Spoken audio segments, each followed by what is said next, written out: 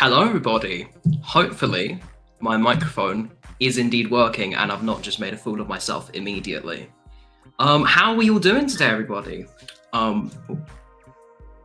Just check a thing. Talking with production. But yeah, hello, everybody. I will just quickly double check that my own end is doing okay on this end. Click on video. Click on this. Yep, it's all doing good. Thank you very much, everybody. So, yes, hi everybody. Welcome to Games Talks Live Glasgow. So this is the third day of our November 2024 tour. We've had already 2 awesome days of speakers in Edinburgh and in Dundee. My name is Harry. I am coming to you live from Dundee. I am unfortunately not in Glasgow today, but over here they are. Over here they are. But we've got the logo currently. Mysterious. So yeah. Quick introduction. Who am I? I am Harry Petch. I'm going to be your online co-host for tonight. Recently graduated at Abertay University just earlier this summer, and I am graduated into being a freelance game designer. So, you know, you can find me around, and you will be finding me around. And yeah, it's just been a really awesome opportunity to volunteer with Games Talks Live, get to, you know, check out the show. It's honestly such a really cool showcase of lots of different, 10-minute talks in the games industry tonight. And yeah, so I will... Ooh, where am I? Hello. Goodbye, stream slides. Here we are. You've just got me now. So yeah, so I'm seeing a few people in the chat. I'm just wondering, where is everyone coming from today? Where's everyone tuning in from? And also, we will be starting at around 5 p.m. GMT. Gosh, yeah, it's Greenwich Mean Time now. But we're starting at 5 p.m. GMT. In the meantime, curious to know, where's everyone tuning in from? I'm glad you could spend your evening, morning, night, everything from here. The USA, awesome. Wow, we've already gone over the coast. That is pretty brilliant.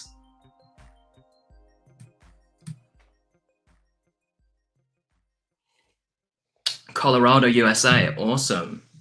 Good to see all the representation there in the chat. Oh, I can even show things. I'm going to keep doing that. Take a shot every time I point in the wrong direction. Oh yeah, speaking of, that's a good thing to sort of note for tonight for people watching the VOD or live. Just let you know, this event, game developers, we're nice, sort of casual, that kind of thing.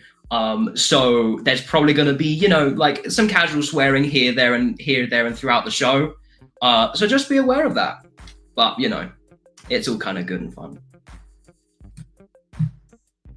But good to see. Let me check a thing. Video file. Now, there is one thing which I want to do, because I have prepared a bunch of previous talks from our past events. Last November, in Edinburgh, Dundee, and Glasgow again, as well as recently in June, there was a showcase in the north of England. So that was across Manchester, Newcastle, and Liverpool, I believe. So I do have a few things that I want to show. I do want to quickly try and run one of these though, just in case it doesn't work. And then, you can watch me figure out in real time how we're going to get this working. But yeah, I'm not the only Harry hosting tonight. I am the online Harry, but there is also doing the in-person hosting, introducing all the different speakers is Harry Mitchell, who is a really awesome PR guy, works in video, and he's also a very recent speaker at Games Talks Live, actually. He came to last year's events in Scotland. So I've got his talk, actually. So if you want to get a bit of intro about your host for tonight, the other host, the other Harry, let's see if this works. Let us see if we can play his video.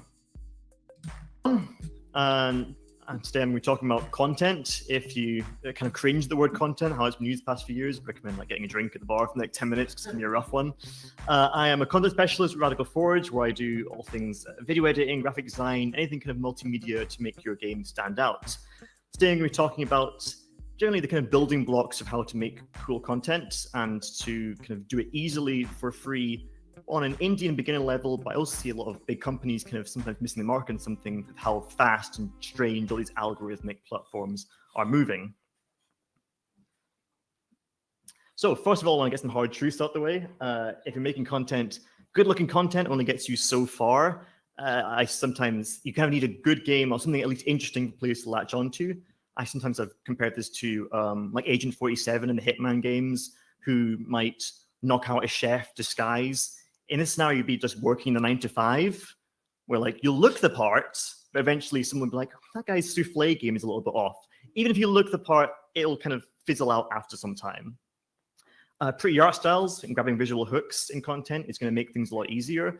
These things are generally, so we saw this with Viewfinder recently with this amazing like grabbing GIFs. Some examples here from Shim, a game called XO1, which the folks at Future Great Friends really capitalized on TikTok. If you don't have those, then it's still possible, but is an uphill battle, but totally fine. Also, games coming soon or freshly kind of out and announced will be doing better than games that have been out for a year or so. Normally, players who have this game that might be their new favorite game of all time is also with development stories ongoing, will often do a little bit better. Now, the more depressing stuff out the way, let's talk about how to do it. So number one, you should be focusing your energy if you're making content. Focus on who are you targeting? Who are the players that are going to be playing your game? And where do they frequent the most? They might be players that are going to be on Reddit more. If it's a very arty game, they might be on Instagram more, where they like more art-based, pretty content.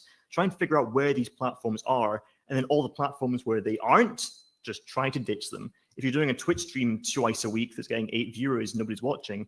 If you're trying to get on Pinterest and no one's getting clicking on that, then cut off those weekends, try and focus on the ones where you can really stick your time and energy, and I guarantee you'll have much better results. Now, the nitty-gritty of graphics and video is most platforms will favor having some image or video or GIF with your text post. And instead of just maybe putting up like the same key art you might put up, having something simple but still original and relevant is really important. But you might not be a graphic designer, or you might not have the ability to do that for every single post. So here's how I think you can do it quite simply and quite easily. Some free options on the right here for how you can maybe do it. There are things like Canva, where you can use like templates or some simple materials to make something and then turn it into your own. There's Photopea, which is like a Photoshop clone that's free and in your browser that I've never really heard about, but I kind of love. Adobe, if you have the money for it, it's pretty industry standard, and they are kind of good programs, though you hate to admit it. And DaVinci Resolve is a great free editing software where if you have some YouTube tutorials and a couple hours of time, you'll be caught up in no time making really cool videos. And Screen to GIF is my personal choice for making GIFs in games. So you might have seen Canva and cringe a little bit because a lot of people say, oh, just use Canva. And you go, oh, but it looks a bit kind of rubbish. It looks a bit too corporate. Like it doesn't look unique enough. And I think there are some ways to fix that and make that easier. Number one, you've got to strip those templates down, make it super simple, get rid of anything you don't need, and then try and add your game into it. Add your screenshots, add your game characters, anything that identifies your thing, and then add a little bit of visual identity. How do you do that? Well, you've got to kind of up your branding game. Treat your game like you would a company brand. And that means having brand colors. That means colors that are specific for your game, relevant. These are hex codes, not just blue and red, but something that is specific. Then you can put those color schemes, all the graphics and videos that you use. If you have a logo, you can use a logo there. On more official things for announcements, you can put a logo in the corner, a watermarker on a video. And all these things will make you look more official, and also will take a boring template. Like, for example, this is something I pulled off Canva that's like, looks all right, but it's for clothes. And you take some colors, take a logo, take a game thing, and then suddenly a heartthrob himself is there. You use some colors from the game, use a logo, and it's not the greatest graphic in the world, no, but it's simple, it's eye-grabbing, and it will look consistent with all your other things. People might go from Steam, you might see it on TikTok, and go, I know that game, I saw that somewhere else. Also, accidentally, if you've done all this, we've also stumbled into being really good at pitching as well. If you use the tools that you use here and use it internally for when you're maybe trying to pitch to a publisher or trying to get funding, or for like a request for a proposal, then using all these tools, like using logos, using a color scheme, with all these kind of graphics and simple methods, you'll make your internal stuff look really sleek and look really real. When I joined and was a kind of a graphic designer and a video editor, I thought all I'd be doing was external stuff. But a lot of the stuff I do is also internal to make all our prototyping stuff look like a real professional, sleek product, which goes a long way at looking really impressive. And if you think about this really early on, about what are my TikTok marketing going to look like? What is my graphics going to look like? What is my game going to be branded as and shown to the public? It makes your pitching easier, makes potential for funding easier. It's easier in the development process to think about when you mid-game development. And also in the lead up to launch, you have a better idea of how things are going to go. So it makes the whole thing a lot easier if you think about it as early as possible. This is the mantra that I kind of tell everyone. Other thing is to show your game more. If you've got like a few pretty screenshots that you have and you're just kind of repeating on loop, try and jump into your game and take as much content as possible, whether that's taking screenshots, whether that's videoing, whether that's maybe getting to grips with whatever engine you're using and try and do some in-engine stuff, like using the camera tool to make something pretty. Once you get more comfortable with that and more comfortable with just jumping in and capturing stuff, the more you have stuff for stuff like explaining your game, whether you want to do something on TikTok to explain a certain thing, it means you have footage to show that instead of just the same kind of thing you might be repeating and people might get bored of. And if you don't have that visual hook that we talked about earlier, then you might want to add some narration and some kind of face camera, something to kind of like add a bit of personality so that people can talk to a person and a person who's explaining it rather than a game that their eyes might not grab to. I really think this is the kind of number one mistake I see going on with content, is that people are trying to do everything else except show their game. They're trying to, like vlog in their bedroom, and they're trying to do these weird tactics. And I rarely see like, what is your game? What am I trying to get here? Especially on short form platforms, which I think I have a theory as to why, which I'm going to share with you. It's like a graph, it's got arrows, so it's like a real talk. So by short form, I mean like your TikTok, your YouTube Shorts, and your Instagram Reels. Now, I think there's a problem that's happening here, is that there's normally three things that people should be posting on TikTok if they're doing TikTok. There's inform, which is showing your game. What is it? What's cool about it? Finding isolated parts and telling some stories with that, and not being afraid to repeat that over and over again. It's educating, showing how that game was made, the people in your team, showing people how to do the calls to action, how to take part, how to be a part of the community. And then finally, entertain, which is to kind of follow the trends, do fun stuff, either making people laugh, making people think, whether there's some on-trend discussion point. You might do a video talking about that. Now, I think most people who are starting a TikTok or YouTube Shorts or Instagram Reels will see the successful channels. They'll see, huge channels, and they'll often doing things like this entertain part on the right here. And so they try and copy that. But the issue with that is that if you are doing that, that means you have an existing audience that understand your game, that know your game. And that means if you're entertaining, following trends, that's fun for them. If you're new to people don't know who you are, they don't care about your video, about the latest trends. So at that point, you should be starting over and prioritizing in the inform, showing your game, showing what they are. At that point, you can tell them more about it. Then you can get into the entertain. And finally, related to what I just said, you got to go over your audience crush. You're kicking your feet, you're twirling your hair. You're going like, oh my God, like, what if they don't like me? Like, what if I repost? And what if they're embarrassing? Like, they do not care about you on short form these days.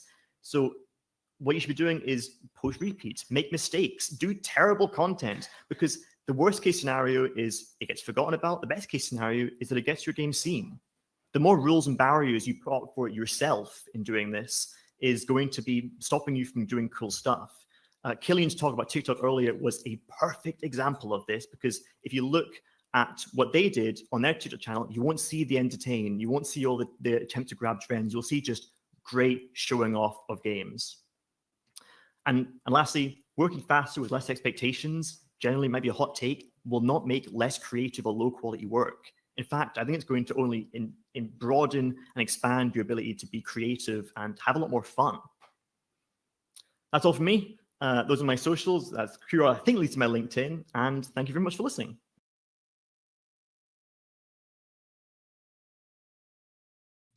There we are. I need to remember to keep unmuting the microphone. Yeah, awesome. So yeah, that was a really awesome talk from Harry about about PR and marketing. I need to take some notes because the recent project that we've been working on, Sight Unseen, was one that we just showed off at a games convention in the UK, and it was a really interesting project. And that was kind of like a very much first time having to come and come up with different types of social media posts and marketing, and we did not get a brand down in quite a lot of time. Yes. It's nice to see in the chat, Alice, that you did take some notes of that talk. Yeah, that's pretty awesome. There's one more thing which I'm curious about everyone here. So you've got quite a few people checking into the show, and it's really cool to see people from like Netherlands, USA. Like, gosh dang, that's pretty cool. Thank you for checking in on this Scotland show.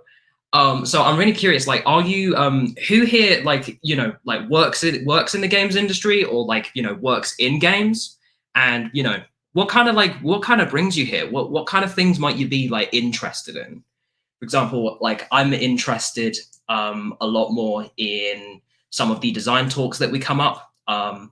There's I'm interested in the design talks, and also some of the production and social aspect of the industry talks. I think some of the ones we have very early on, they kind of scratch a lot of my itch, because we've got some really interesting talks from Declan Cassidy, who's the CEO at Into Games, and Simon Meek, who is creative director, game director of many things at Stacking Chairs.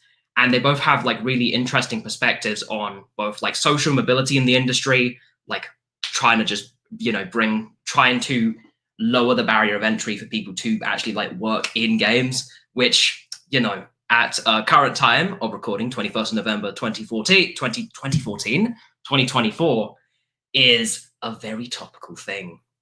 Alice says, I worked in the industry before and I'm currently developing my own stuff. Yes, that sounds like some really cool stuff, Alice. Best of luck with developing your own things. What things are you working on? Out of curiosity. Let's also check in to see how the show's going. Seems people are still piling on in. Yeah, Everyone's right up at the bar. That's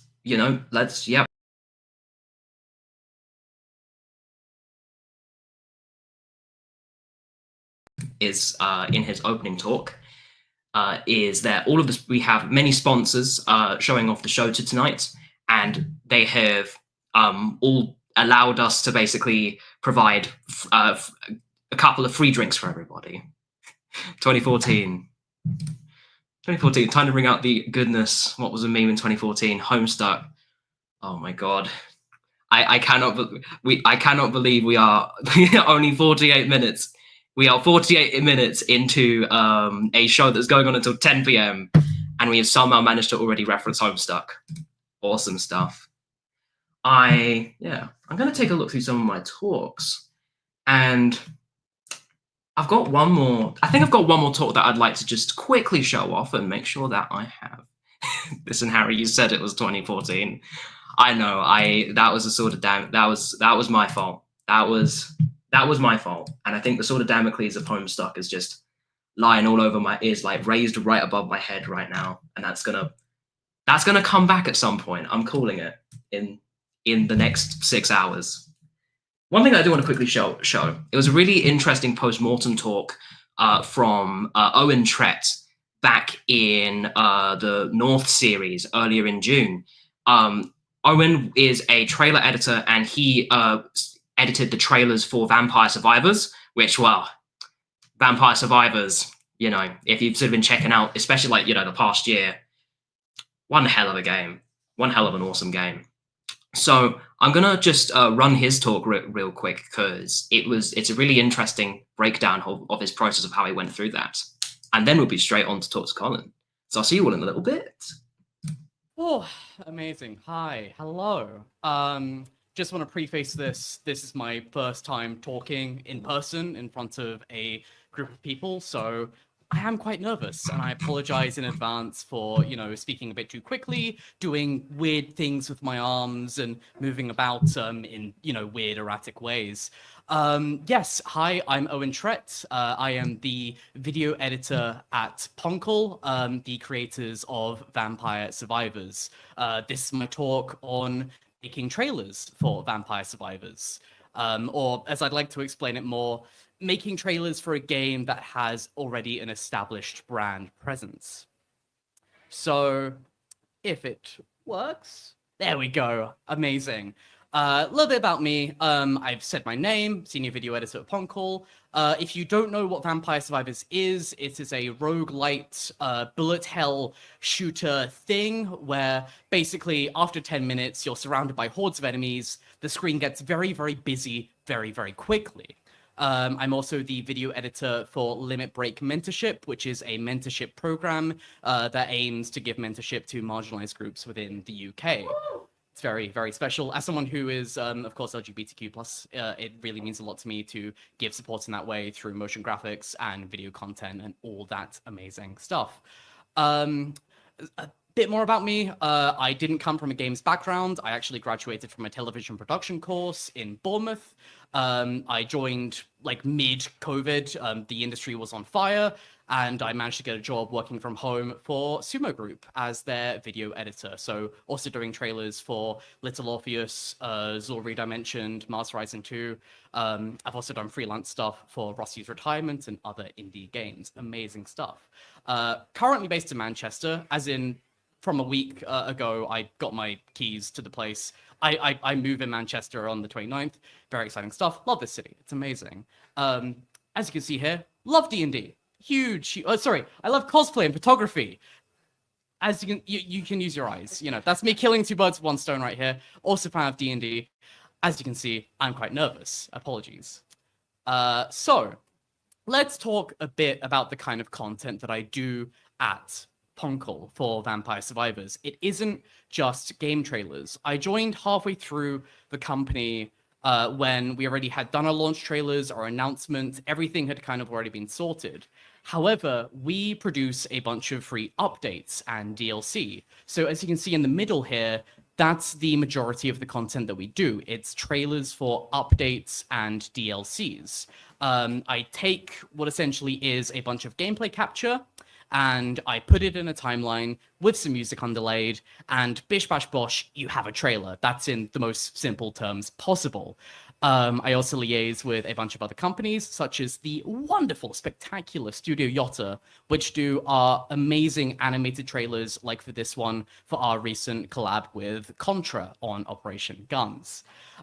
Also, I make memes. I love making memes. I'm a Gen Z individual who is terminally online, and I just love making content that engages in that manner. We made this a Final Fantasy VII remake trailer. Sorry, it's a remake of a trailer that came out in 1997 for no business case. We did this for no business reason. We did it because we just love Final Fantasy, and we did it on the release of the new Final Fantasy VII Rebirth, I think is the right name for it. Remake, I'm not so sure. Yeah, 63 shots, 2 minutes long. We did it for no business case, but it got us 100k views on IGN. So at the end of the day, that's good content. That's what people want to see. And I'll speak later in this talk about how important it is to create content that, at the end of the day, the audience wants to see, that you're on the same level as your audience. So, just a quick aside on tech that I use. I use a Blackmagic Video Assist. It is a amazing bit of hardware. It takes any HDMI connection from any source and records it straight to ProRes. If you're not sure what that means, it means no bit rates, no artifacting. You get what you get, which is usually really, really high file sizes. My storage drives absolutely hate me. Also, we get a bunch of debug tools, cheats. So for a game, if you've played Vampire Survivors, you know that you get to kind of the high-end gameplay at around the 15-20 minute mark. I need to get to that instantly, so I'm able to level up instantly and increase time on the click of a button, move around the map as quickly as possible. Being able to have access to these debug tools is gold dust for me as a game trailer editor. It means that I can get certain shots at a very, very quick rate. So here is, if it does it, there we go. Here is the kind of meat of my talk. Vampire Survivors is a very, very interesting company to, a very interesting game to work for and make content for. At the end of the day, it's an established game with an established brand presence, thanks to the amazing team at Future Friends and Luca Galante, who created the game. It means that I'm able to hit the ground running on pieces of content that already fits a tone that's been established, that being something that's humble and playful. At the end of the day, we want to make content that audiences can relate to. And that means that, you know, we're making memes, we're making content that is somewhat self-deprecating at times, because at the end of the day, we want to have that honesty and transparency with our audience. Also, Vampire Survivors is a game with very, very simple core mechanics. As a game trailer editor, you need to translate and almost showcase a game hook as quickly as possible, because that's what people want to see. Within that 5 seconds of a trailer, you need to know what the game is, how you play it, and anything else is a bonus. Vampire Survivors, you go into the game, you know what it is instantly. You shoot automatically. You hit enemies as they come towards you. This means that there's a lot of room for experimentation. At the end of the day, I'm adding hooks to trailers to build engagement for each update. People know what Vampire Survivors is, but they don't know what we're adding with this update. So at the end of the day, we're making content that really revels in this. It takes, what, I'd say 2 shots to establish what Vampire Survivors is. Anything else within that 60-second timestamp, we can have fun with. I've made trailers that talk about, you know, quadruple A game mechanics and, well, as you can see here, using people's feet as a controller. And as you'll see in a second, how I managed to add the quote, "The garlic looks like balls," onto official PlayStation channels. The main thing I want to, I guess, establish within this talk, and especially for the marketing of the Vampire Survivors, is be on the same level as your audience. At the end of the day, you know, if you're marketing for, let's say, people like myself, Gen Z, if we see something that's anything corporate or has gone through multiple script changes, we're going to turn off. It's something that interests us. And at the end of the day, if I make something that I want to see, I know for a fact that other audiences are going to love that bit of content. And usually that means being open to memes, being open to humor, and just having fun with it. Because at the end of the day, we work in the games industry. Games are supposed to be fun. And, you know, we need to So without further ado, I'm going to show you one of the trailers we make that showcase this information clearly.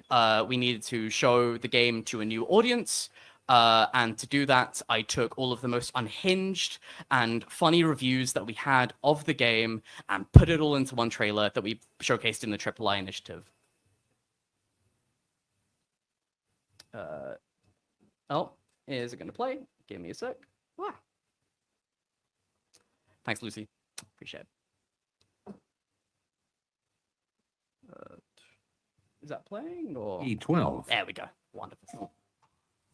Vampire Survivors on PlayStation. Vampire Survivors is coming to PlayStation. The game people have described as the most fun I've ever had with one hand. You can play as a dog. There are no vampires in this game. You get the right build and just delete a whole screen of enemies. The garlic looks like balls.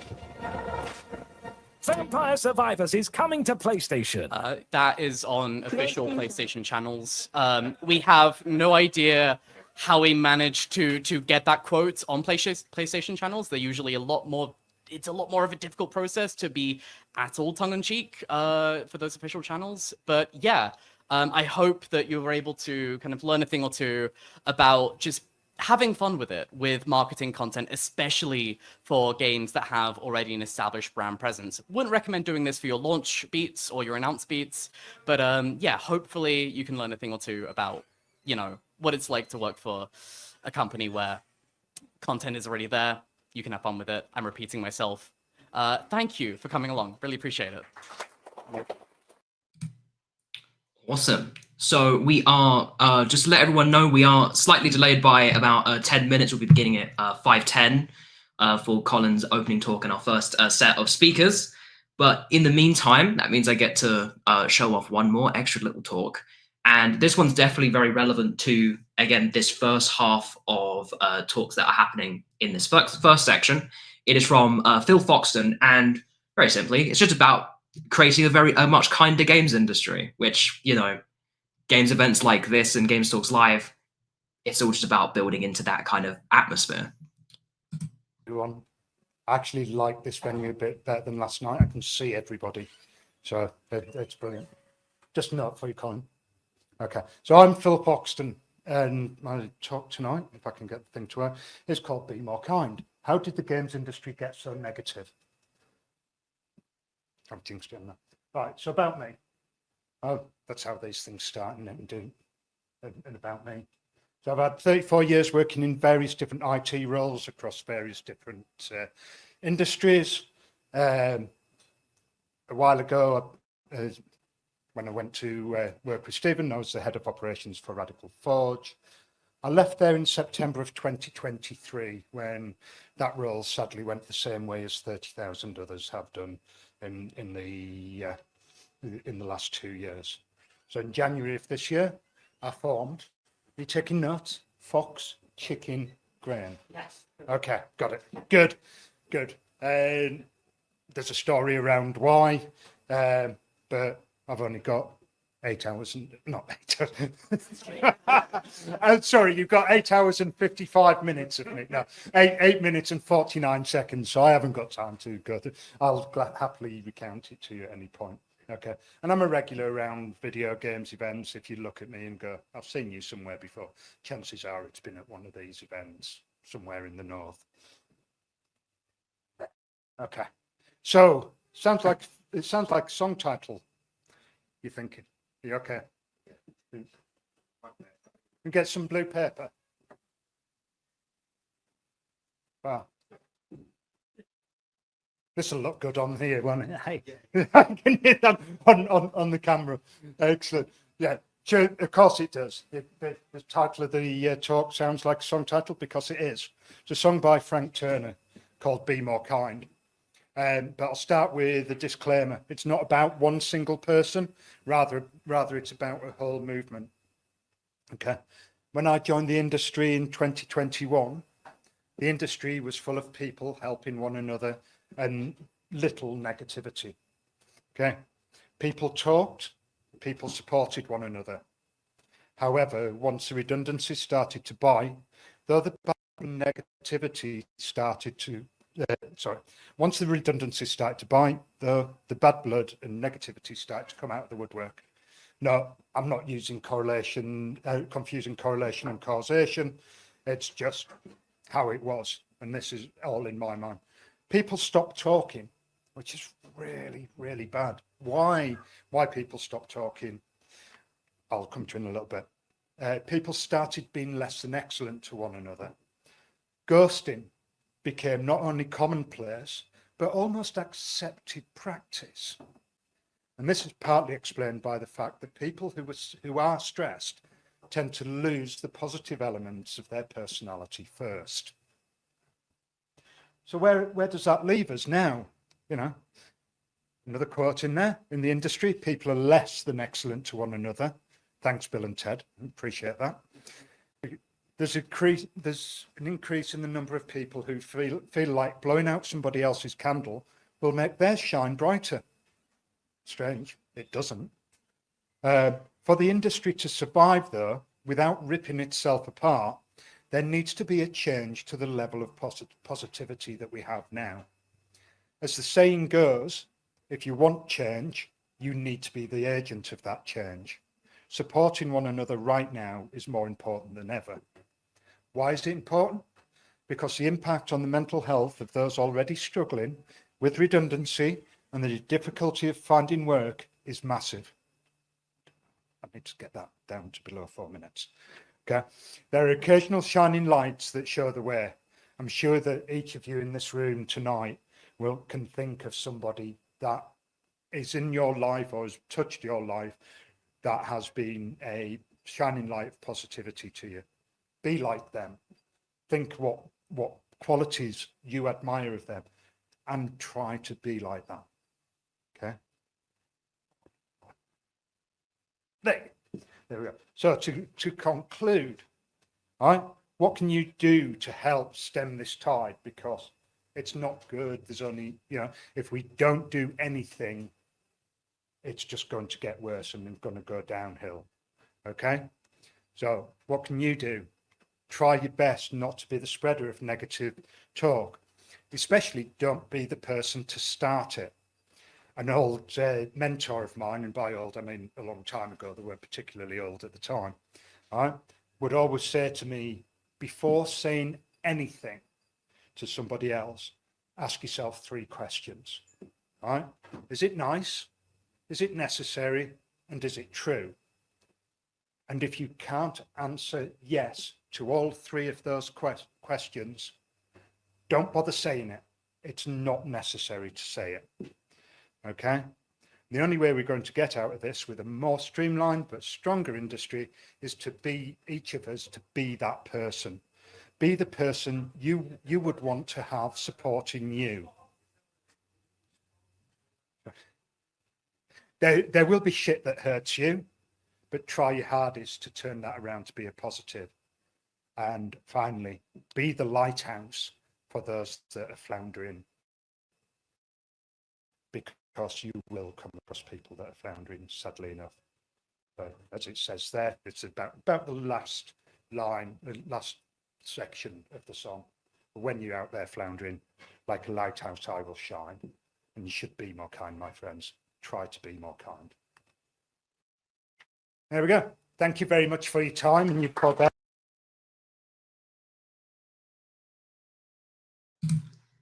And as we can see, we are just about to get started playing, so I will leave you all for the next 5 minutes. I'll be back during the break. But for now, we've got our opening talk coming live with Colin Macdonald, and we will have Declan Cassidy and Simon Meek as our first round of speakers, and then after that, I'll see you after that. So, see you later, everybody.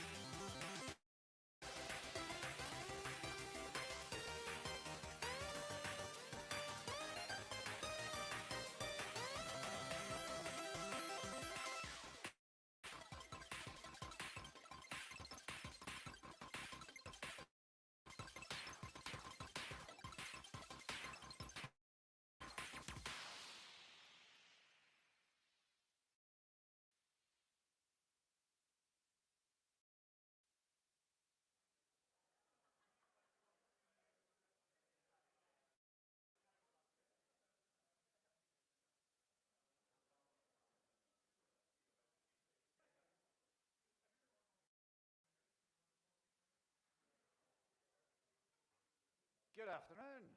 Welcome, everyone. It's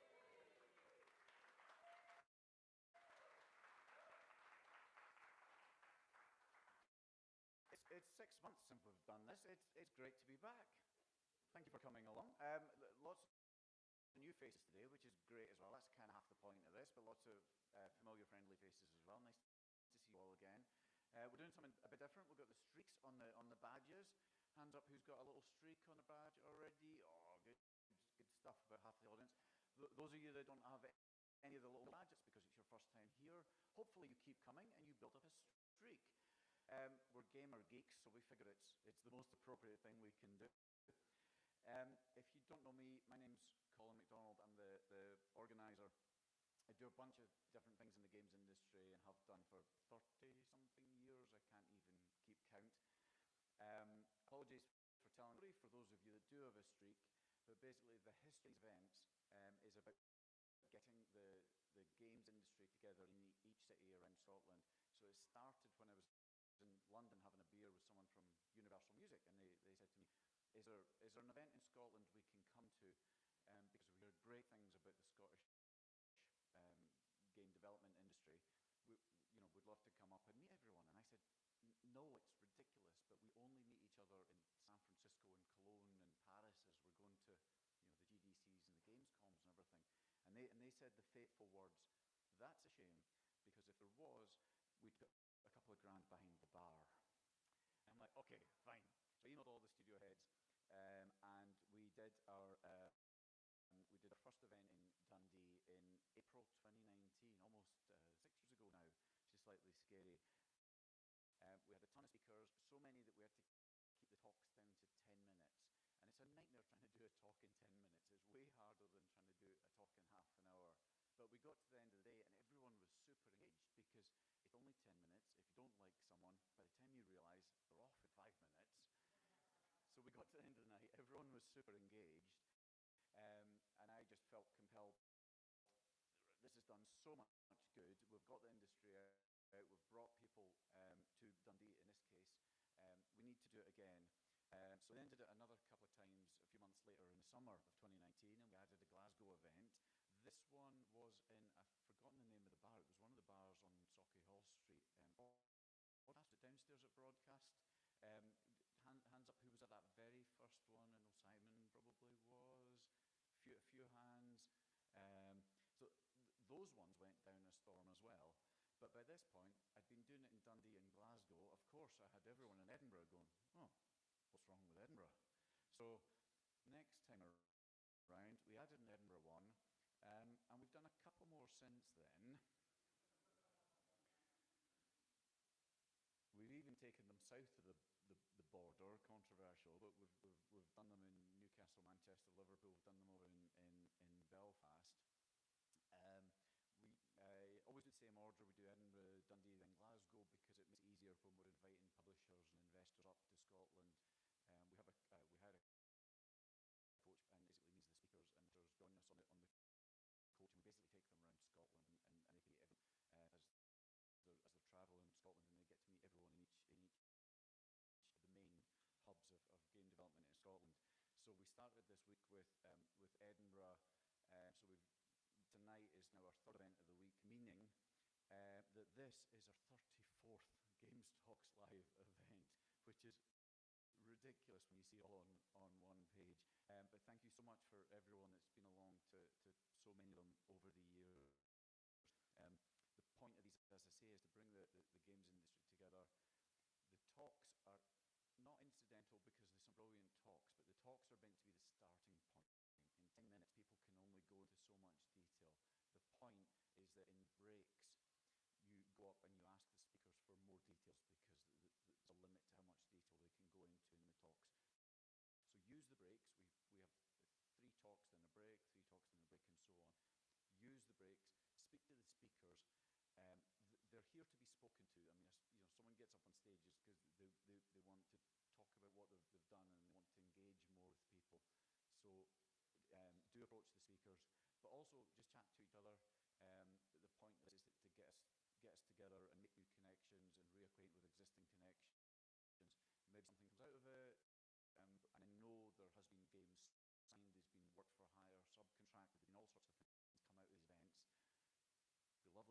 hear some stories that some of that comes out of tonight as well. So just make sure you chat to anyone that you see that's interesting. We're doing it a little bit different this year because our schedule kept changing, because with so many speakers, things overrun, things get cancelled, kind of like game development, and it was a bit of a nightmare keeping our schedule up to date. So what we've done is we've shifted to having our schedule on a little web page. On your name badge, there's a QR code. If you scan that QR code, that will take you to a link tree, and that's got the up-to-date schedule. So it might change over the course of this evening, but we'll update that. So anytime you're not sure what's coming next, scan the code on your badge, and that will give you the up-to-date schedule.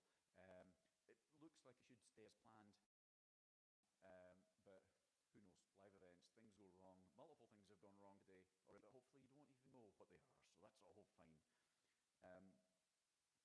The exciting thing about tonight is not just that we're live streaming, because we live stream every event we have done all this week. However, tonight is in terms of the live stream,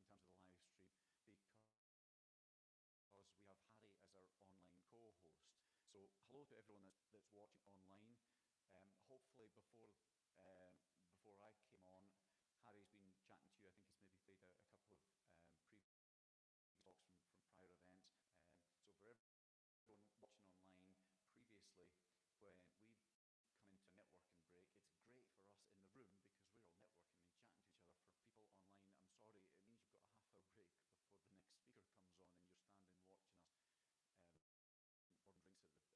Tonight, however, we have Harry, who will be keeping you up to date with what's going on, what the next talks are going to be, who's still to come, and then when we've got the breaks, also playing out some of the older talks. So I'm hoping tonight is a much more enjoyable experience if you're watching online. But do give us feedback. Let us know how you find it. We do have the Discord open for people watching online. For anyone in the room that wants to be on the Discord while we're sitting here, that's fine. Again, the link to the Discord is through the link tree on the badges for those of us in the room. If you're watching online, if you go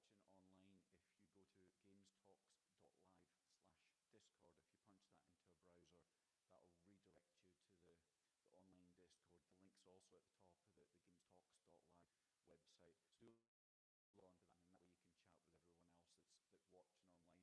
So do log on to that, and that way you can chat with everyone else that's watching online, and Harry will be on there just to chat to everyone that's joining online. These events don't happen without the generous support of the sponsors. We intentionally keep the ticket price modest for the scale of the events when we're bringing on entertainment acts and putting up speakers and laying on coaches and stuff. The ticket price doesn't really touch the sides. The sponsors who make this happen, so I need to give a massive thank you to all the sponsors for tonight. So, Team Terrible, Game Maker, Pocket Size Hands, Kiwi, No Code Studio, Blazing Griffin, Glasgow Council, Johnson Carmichael, Speech Graphics, and Rick Games. Please join in giving them a massive hand.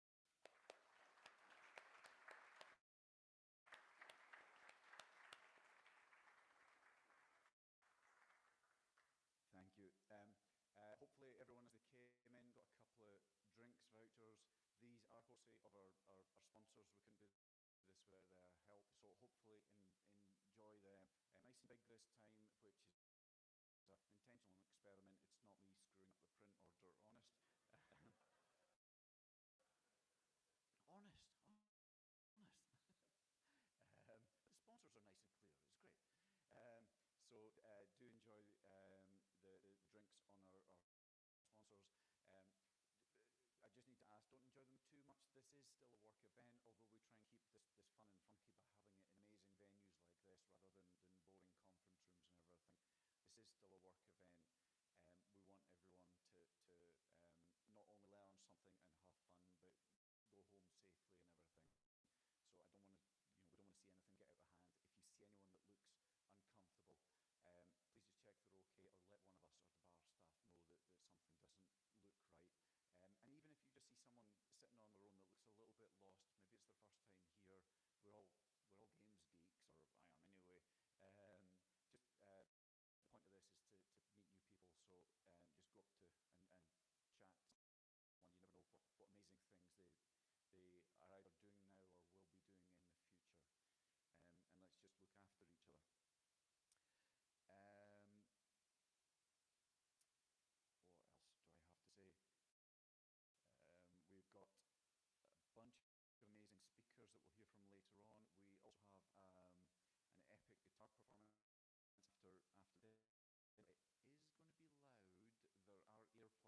reception for anyone that wants them.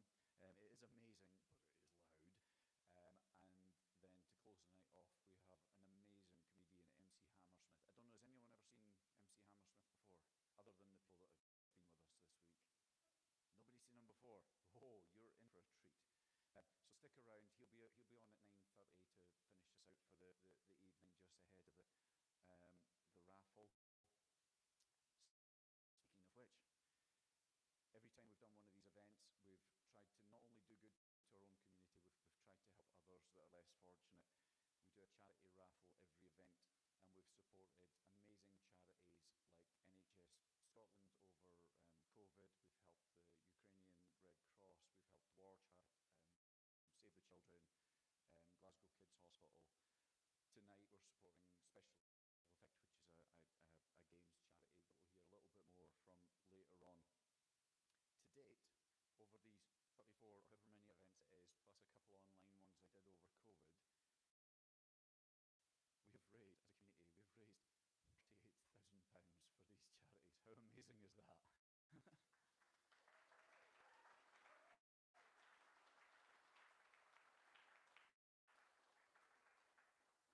In fact, I'm wrong, because thanks to Edinburgh and Dundee last night, there was another £1,000. So it's now £39,000, which is absolutely fantastic.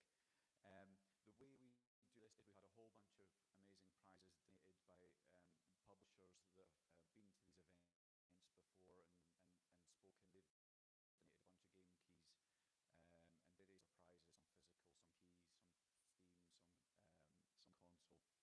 We will raffle these at the end of tonight. The way it works is we have a Just Giving page set up. For every £5 you donate to that Just Giving page, and that money goes straight to Special Effect. Every £5 you donate to that Just Giving page, you'll be assigned one raffle ticket in the draw tonight, and that will go in for every item that's raffled.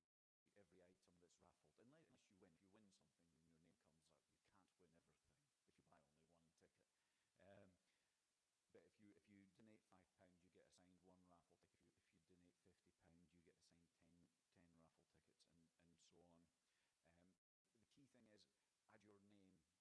Make sure your name is on the donation, because the number of times we've done a raffle and Mr. or Mrs. Anonymous wins this next prize is really depressing. We just have to redraw those prizes. So if you're able to donate anything, that would be amazing to support this fantastic cause. Please put your name on it so that we give you your prize at the end of the evening. The link to donate is through this QR. Again, if you scan the code on your badge, that will take you directly to the link tree that has the Just Giving page. So just scan your badge and you can donate through that. If you're online, the link, I've forgotten, I think it's GamesTalk/raffle. If I'm wrong, then Harry will correct everyone that's watching online that wants to donate. If you're watching online and have been at the Dundee or Edinburgh events before and you've not won a prize, your tickets roll over into tonight as well. So tonight is the big finale. We've got a bunch of one-off prizes that we've not raffled the previous nights. They couldn't be won the previous nights.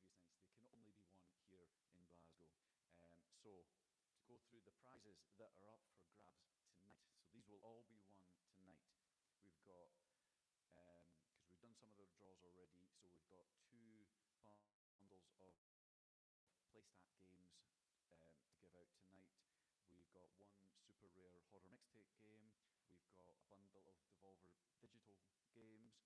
We've got a bundle of Hooded Horse strategy games. Multiple bundles from Microid Smurf games, an arson looping game developed locally. More Smurf games on PS4 and Xbox up for grab thanks to Microids. The P-Cube games we've already raffled. However, we've got multiple bundles of Xbox and PlayStation games thanks to Focus. No More Robots have given us a bundle of their games. Creative Assembly have given us a copy of Total War 3 Warhammer. Wired Productions have given us a one-off, so this will be raffled tonight, Gory Cuddly Damage on P5 and a limited edition skateboard, so you could be skating home tonight. Actually, you can't. I don't have it. We'll post it to you. But in theory, mentally, you'll be skating home tonight if you win this. Hopefully it's not icy. Never mind. Anyway, we've got a one-off Diablo 4 Collector's Edition. Oh, there's a few. Is there a few people in the running for that? So that's going to be raffled tonight as well. We also have, thanks to one of our previous speakers, we've got a signed copy of the Gun Queen comic book that will raffle tonight, as well as an EA special effect sports shirt, game controller, Spider-Man character, Star Wars model, game headset, and we'll do a little auction. So for those of you who were here last time, back in April or May, who was here back in May? There was quite a lot of people here. I think there was more than that, but you might have had a few too many drinks, but you know, you were here. We did a little auction, raffling off the hoodies that our volunteers will be wearing once they arrive from Dundee. Not that we left a box in Dundee by mistake. They will be here, and we've got the hoodies. Hey, thank you, Gary. You're a lifesaver. Gary's brought them up from Dundee for us.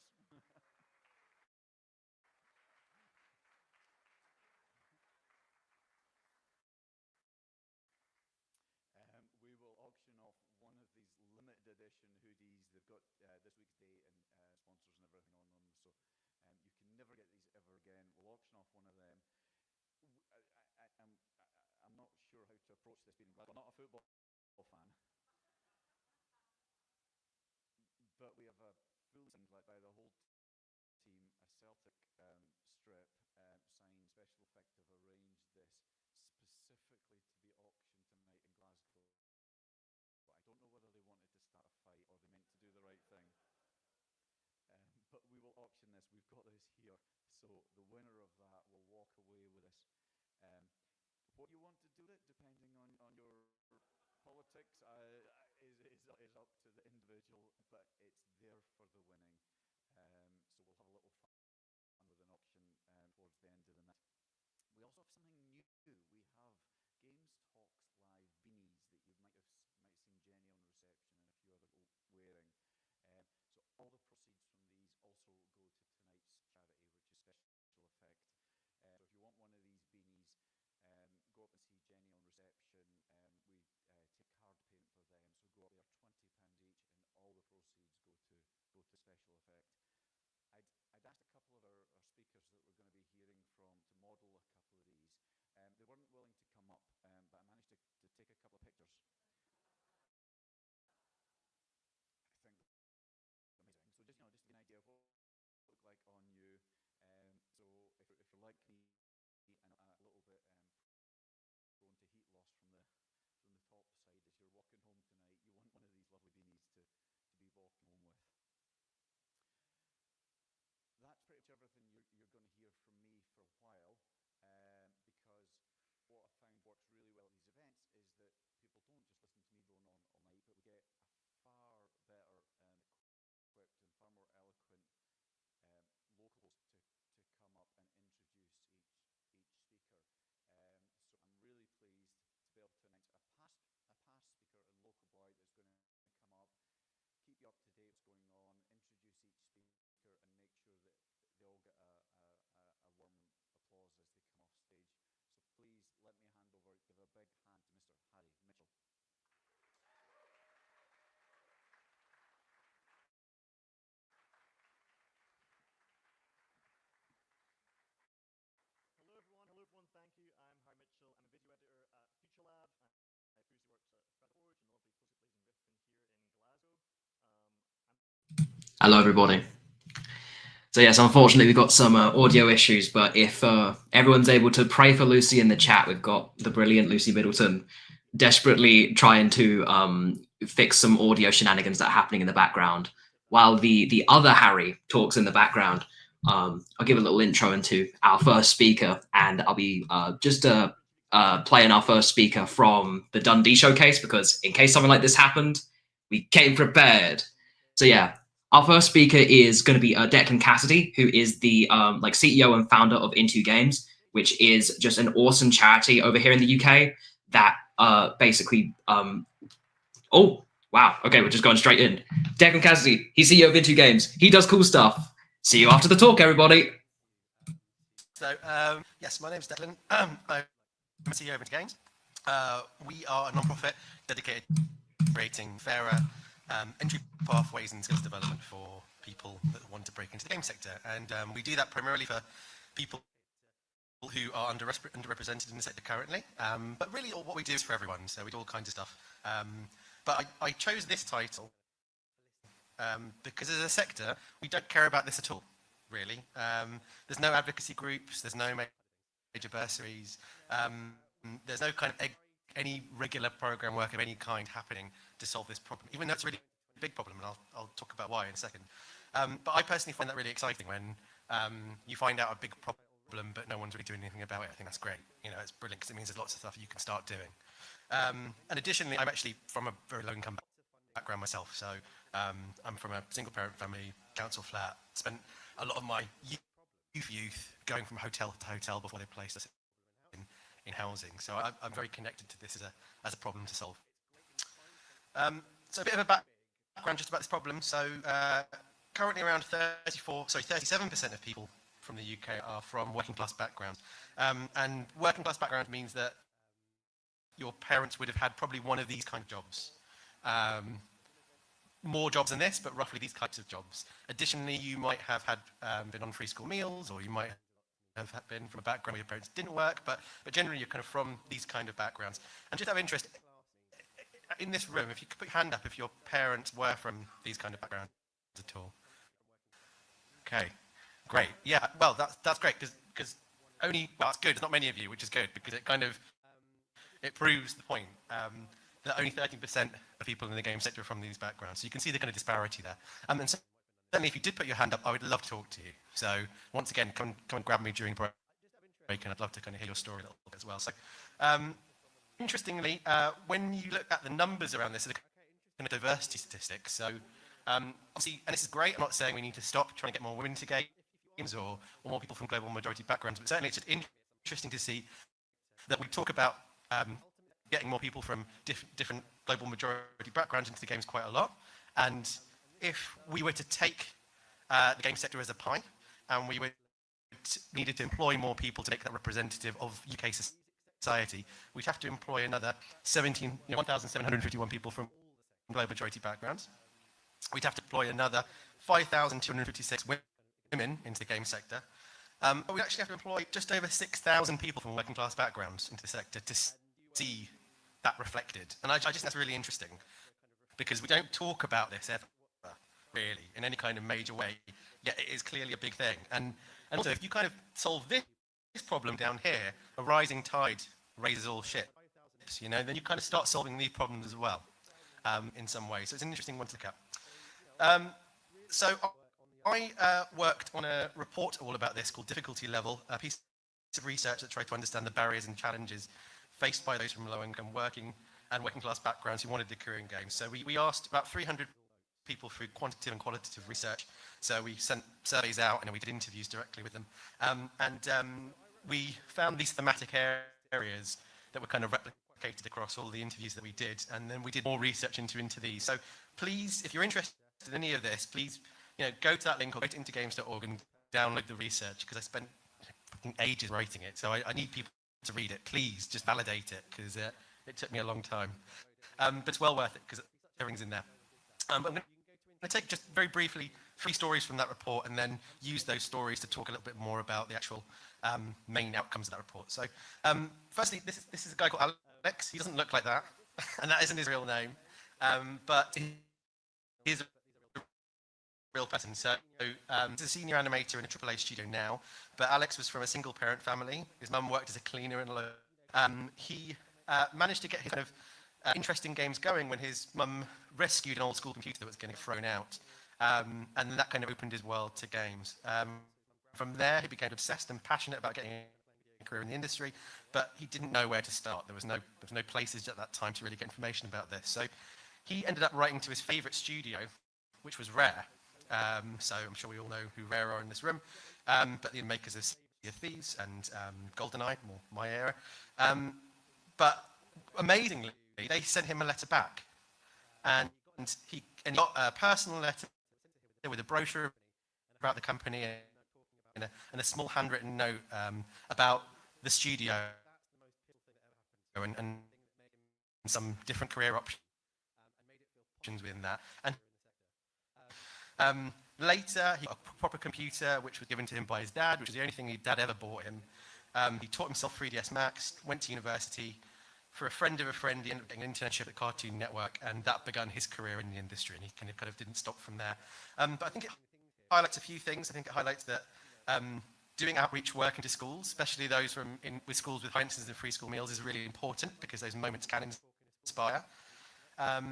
That we need to provide more work experience for under 18-year-olds, once again focused on low-income areas if possible, and paid internships. And we know we need more of all these things, but I think in this context, it's about maybe widening how we find these people, maybe, or intentionally trying to find people from working class backgrounds. And they're there, loads of them. So I'll talk about that in a second. We need to create some kind of bursary program for equipment. You know, Alex was using thrown out machinery from his mum's local school. Like that's not an uncommon story. So we need to be looking at how we can create this kind of pot to help people.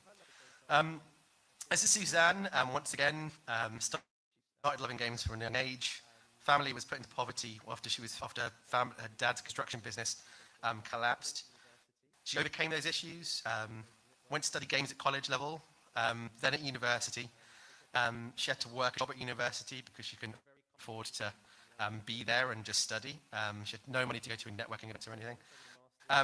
Didn't find work after a degree, so did a master's. That's a common story. I mean, I'm sure a lot of people in this room will understand that as well. She'd done everything that was asked and promised by the education system, and yet still couldn't find work at the end of it. She became really depressed, internalized a lot of that. And after almost a decade of studying and working part-time jobs in the service industry, she finally got hired in a small studio. Now she's not a senior animator, actually. That was the last one. I think she's a 2D artist. But now it looks a bit perilous due to the widespread layoffs at the moment. But I think there's some interesting things here because every year 6,000 people graduate from games courses. 6,000 people, over 6,000 actually. That's a lot, right? And there's less than 500 roles available. I mean, right, it doesn't take a maths genius to work out this isn't sustainable, right? And it's not necessarily this is a major problem, this is just how many roles there are, but you can imagine the hyper competition that happens for that. And because of that hyper competition, it's always going to be the more privileged that will have the advantage, whatever happens. You know, they'll have the equipment, they'll have been going to networking events, they'll have the money for these things. So it creates a massive disadvantage at that point. Interestingly, from our research, up to 60% of talent from these educational pipelines could be coming from working class backgrounds. Games courses are attracting loads of people from working class and low income backgrounds. So they're doing an amazing thing for social mobility generally, which is great because we're getting loads of people coming into higher education and doing university courses from these backgrounds. They don't need to go into games, that's just a great thing to do, but it means that they're there to help. So we should be doing more to help them because they exist. And you know, people from low income backgrounds need to get hired quickly, and our research suggests that 65% of respondents said that it took them longer to find work than their peers, so we need to get them the best talent in there faster. Finally, Hamid, equally had a hard time growing up. Parents divorced when he was young, immediately had financial challenges. He was eligible for free school meals. He used games as a way to escape his home life a little bit, which is equally a story that we hear again and again and again. He was in London, so he was fortunate enough to be there and have a careers advisor that got games, put him in the right direction, went to university, got a first in games design. He was picked actually as one of our Intergames 50, which is an annual award supporting 50 most promising unemployed diverse developers. He received free mentorship through that. We gave him training on our advanced level design courses and bursary payments towards networking events and some equipment. And Hamid got hired 1 year after leaving university as a junior designer for a AAA studio. So, we know this kind of stuff works. The extra support really works. It just needs to be more focused and more widespread. So we need to train and support school careers advisors to talk about the screen sector better as much as possible. And we need to focus kind of social mobility work around games clusters specifically. So places like Dundee is really, really a great place to do this kind of work. So ultimately, you know, it's great to say that you want to do this kind of extra resource work or program work in areas outside of the games clusters, but really when you haven't got it right in places like this, where there is lots of opportunity, there is loads of studios and educators and pathways here, then we need to get it right in places like this first. And our research suggests that the top 6 places to do this kind of extra work to get the most bang for your buck is London, Brighton, Manchester, Middlesbrough, Birmingham, and Dundee. This is one of the places where it could really work and you could really see a big difference.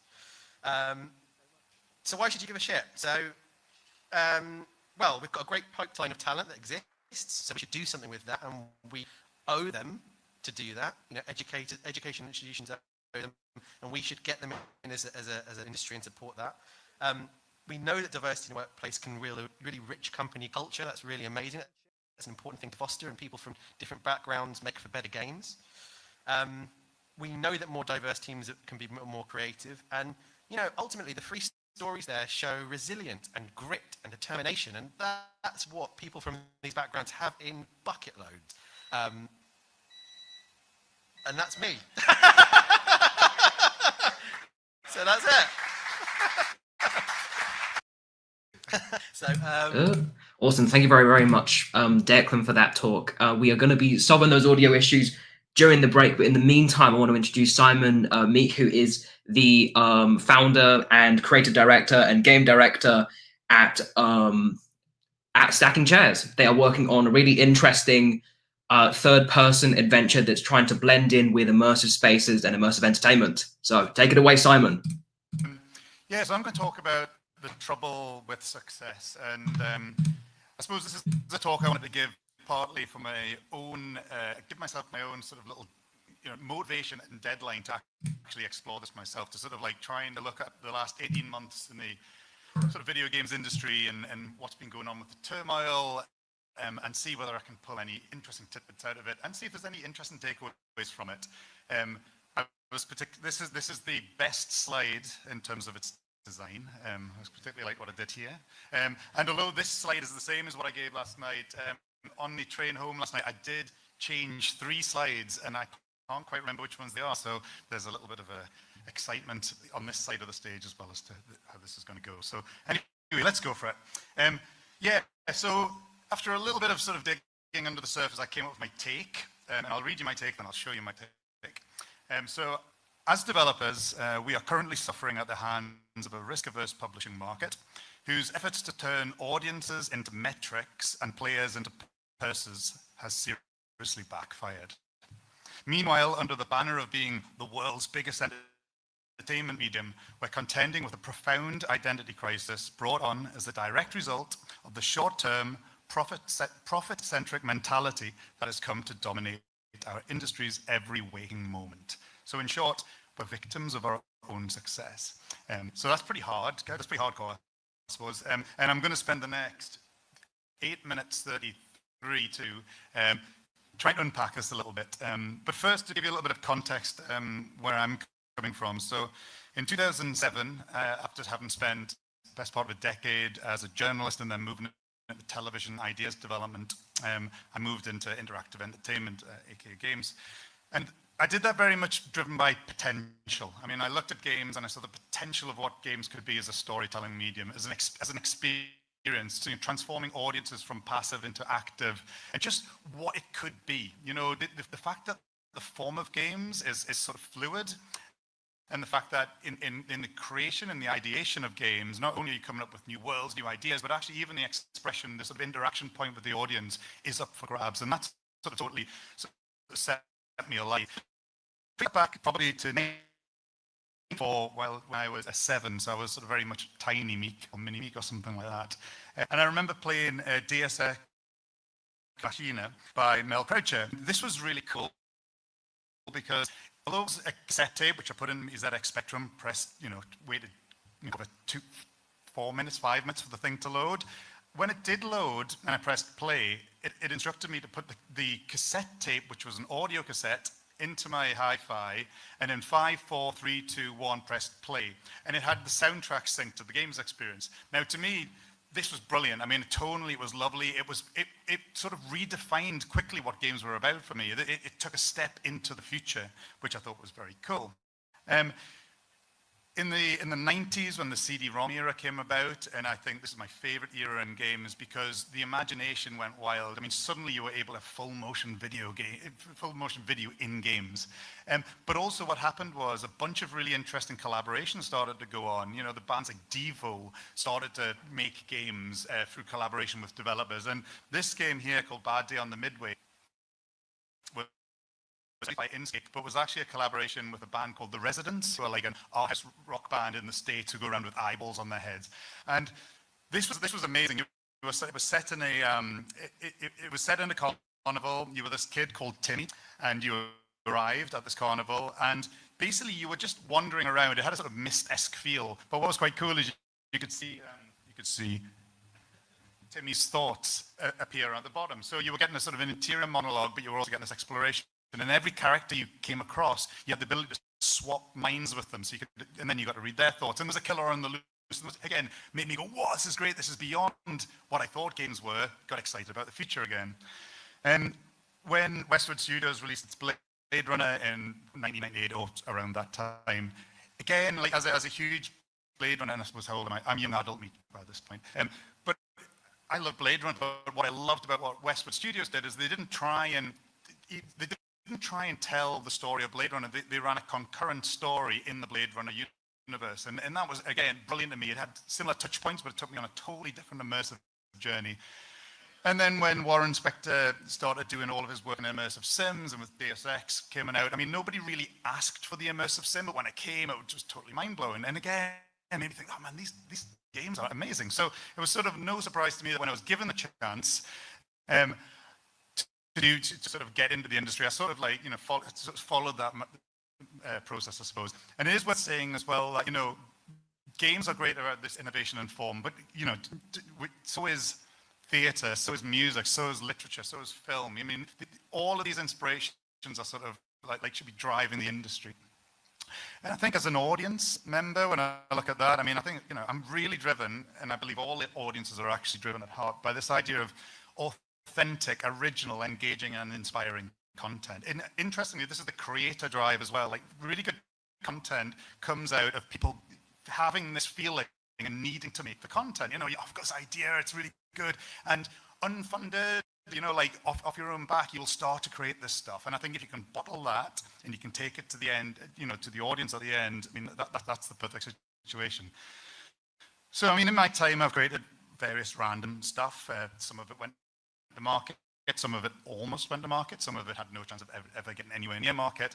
And I continue to do stuff. I also work alongside other companies, creating IPs, helping out with scripts, all manner of bits and bobs, but that's not the point of this talk. The point of this talk really is about, you know, this idea of potential is really interesting. So I was driven by this potential. And then I started, you know, looking at the success we're having. And I started to read a line in the press, which isn't on my notes here, so I'm going to have to freeform it, around Warner Brothers CEO saying that this year, after the likes of Suicide Squad and Harry Petch like massively underperforming, that he was like, we have substantially sort of missed the potential, our potential. And while I talk about creative potential, there's very much he was talking about the potential of money, because the creative enterprise of games has become a business. Now, the business of business is to maximize profits, as Milton Friedman, I think, succinctly put it. And this has become the dominating force of the industry. Now, what's interesting here is, now, don't get me wrong, we're in a business, like, money is the great enabler. We need money to make games, and games need to make money. It is the cycle. The problem is that when this becomes the center of the dartboard, when this becomes the driving force of the industry, strange things start to happen. And what that is sort of tied up in is risk aversion. Because when you're in business and you've got success, the thing about success is what follows success is more success. Success breeds success because anything else is failure. And in the context of business, that means money. So you've made money and you're looking to make more money. Partly, and, you know, in the last 5 years alone, like the amount of investors and whatnot we've got in the industry, never has this been more salient a point. So we look at risk aversion. And when you look at risk aversion, what generally happens is the creative gets pinched. Now, there's an interesting point here. This is one of my new slides, by the way, so I was slightly thrown by this. The interesting thing about creative is there's the creative risk versus the creation risk. So the creation risk is turning the idea into product and delivering on the idea. And the creative risk is the idea of the spark at the beginning. Now, what happens in business is when we're looking to, we're thinking about the audience and we're looking at what has worked, right? We need to keep making money. What has worked? Okay, well, we know audiences like this because you know what? We've turned audiences into data. Data tells us that audiences love this particular type of thing. And what we then start to do is we start to feed them what they want. And we do that by formulaic approaches, because if it's worked once, it'll work again. Why would it not? You know, data's telling us this is what they want, and we've seen that last game does it, you know, such as live service PvP games like Concord and stuff like that, you know, things. But this is what happens. And then what we get is this idea of rebellions against homogeneity. Now, interesting, this is a cyclical thing across the creative industries because this always happens. It happened in Hollywood in the 60s when basically the studio executives knew what the audiences wanted. They just kept giving them what the audiences want, the same stars, the same sort of subject matters, the same budgets. And then along came Cleopatra, was the massive flop, literally caused Hollywood almost to be pulled down overnight. It destroyed Hollywood. But then out of the ashes of Hollywood came new directors, new thoughts, new voices, and Bonnie and Clyde and the likes of Easy Rider and other stuff sort of reignited the industry. And how it did that is it reignited the audience. So there's this idea that we turned audience into metrics. The audience had ultimately become cynical, disillusioned, disheartened, and it took a new form of voice. It took a return to the creative to bring it back. And what's interesting, given I've got 1 second, is is just quickly, just because I think this is an okay time to point. There is an identity crisis at the moment, because whether you like it or not, when we do go around saying we are the biggest entertainment medium, we're worth 190 billion and we're going to be worth more, like this does trickle down, and when you're in the creative mindset, that does start to form it. It starts to shape the sort of creative, start to knock the raw edges off your creative. So I think what we're finding is, whether you like it or not, we're sort of a little bit at odds as to why we're here. Are we here to make money, or are we here to be progressive and shape the industry? And I think what's interesting is, as the examples I gave before, you can very much see what the progression of the industry. Like at one point, we didn't have audio with our games other than bleeps and blops. You know, you can see the graphical potential going on. But right now, we're in the situation where we have 4K graphics, amazing engines, 3D, it's all there. So what we need to do amongst ourselves is think, where are we heading? Because this is what we need to get in our head. Like, what does 2030 look like? What does a game look like in 10 years? Because, I implore you not to be distracted by the red herrings of things like VR and AR, because although they are in the future, I want us to think back about the console game and the PC game. Like, what is the next step? And I guarantee the next step in there is around innovation and design, better storytelling, deeper storytelling, audience connection, and those 4 words I had before, being authentic, original, inspiring, and engaging. So yeah, that's sort of what. Awesome. I'm just going to send in the chat a link to Simon's LinkedIn if you want to connect with him, because I mean, I had a chat with him yesterday. He's such a he's got such a really interesting mind and perspective. Thank you. There we go. Wow, surprised by my own video. So yes, thank you very much, Simon and everyone who's still checking in. We're going to just go to a quick break. I've got one more. I've got some past talks that I want to show you all. The first one is from good friend of mine, Alex Canaris Soterio, on storytelling craft in games, which kind of quite nicely segues from the talk that Simon was talking about. In the meantime, we're going to try and get that audio all fixed. I'm Alex, and just pressed the wrong button.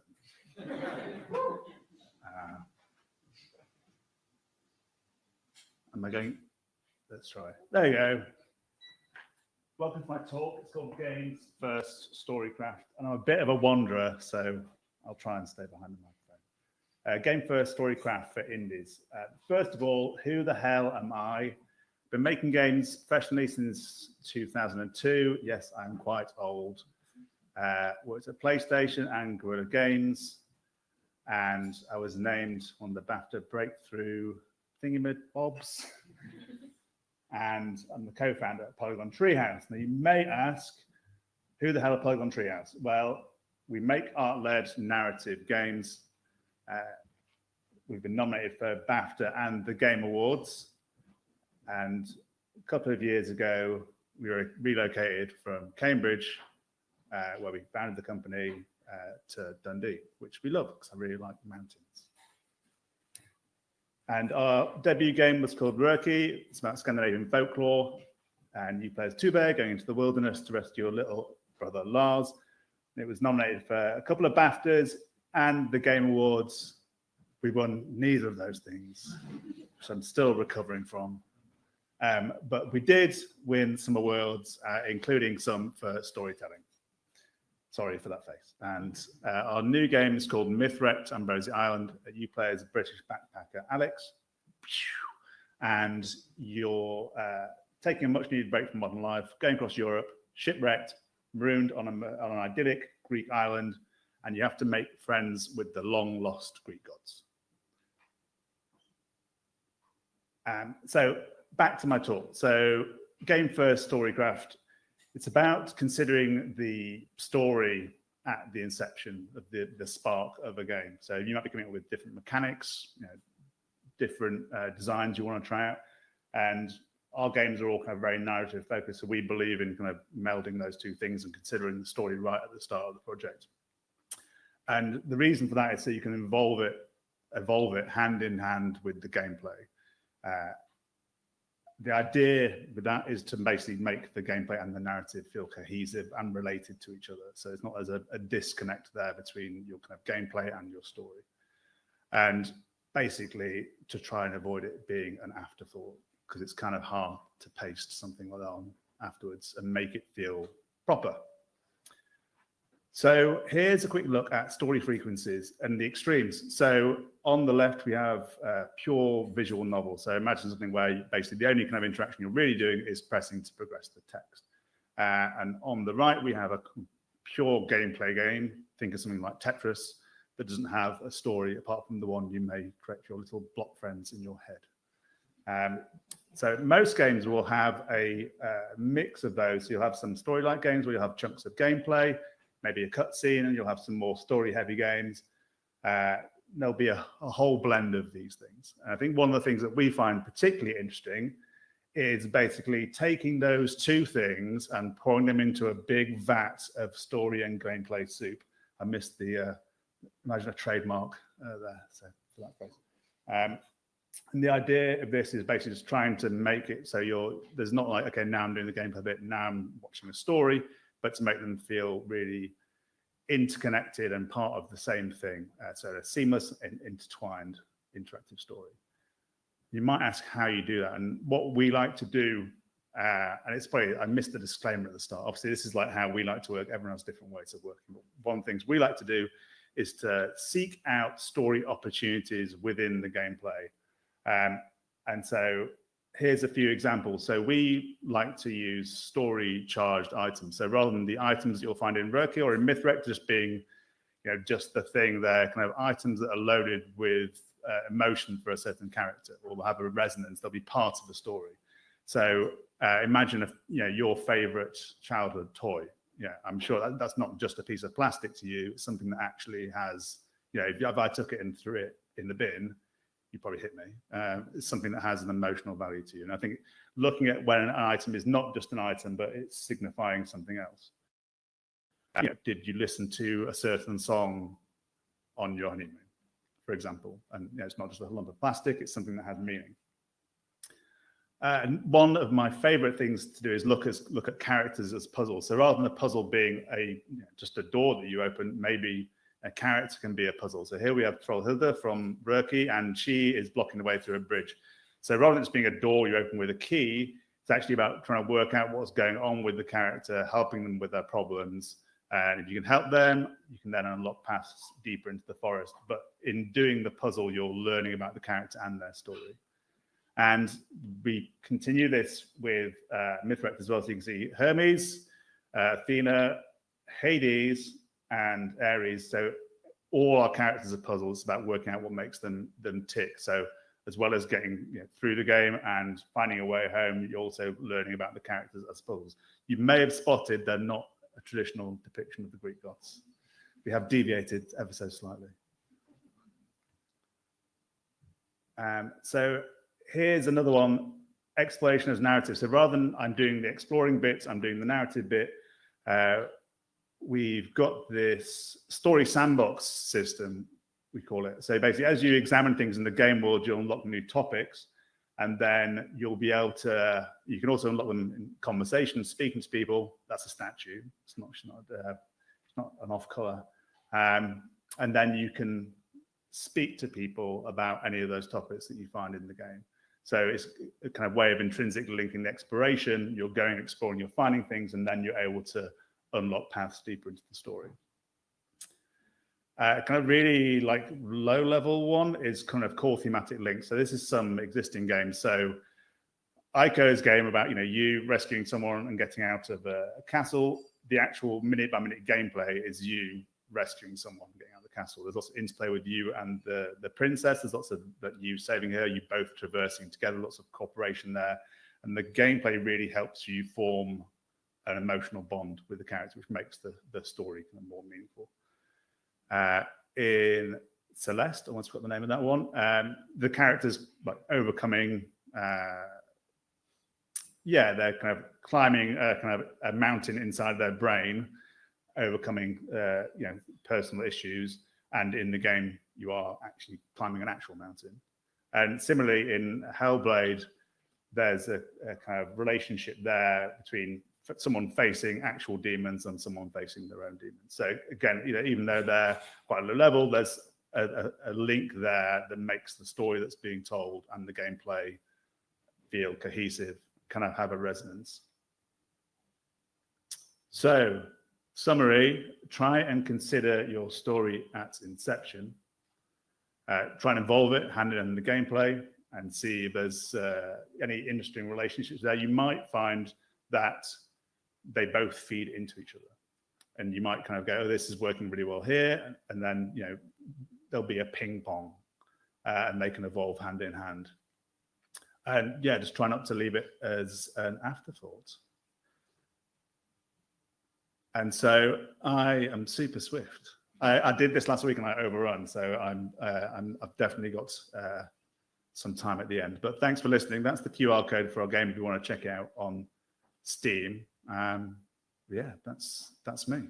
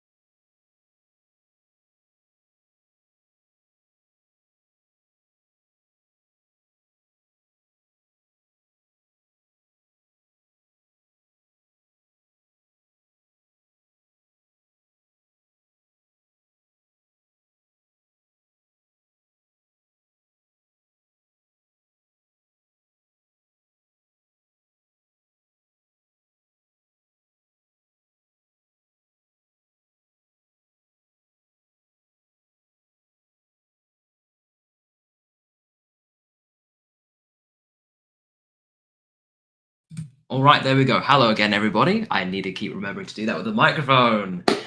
So, yeah, awesome. Thank you so much for that awesome talk, Alex. That was from Scotland this time last year, back in November. One more that I want to show is from Brandon Cole. He's also from Into Games, where Declan's the CEO, and he did this really interesting talk last year, talking about speaking from a different side of Into Games' mission about different funding opportunities. And his talk is about how £1,000 is a lot of money. So see you on the flip side. Ooh, everybody. Just while we're waiting to get started. Hey, suspense is over. I'm going to explain this before I get started. And There's a reason why I picked this title for my presentation. £1,000 is a lot of money for two reasons.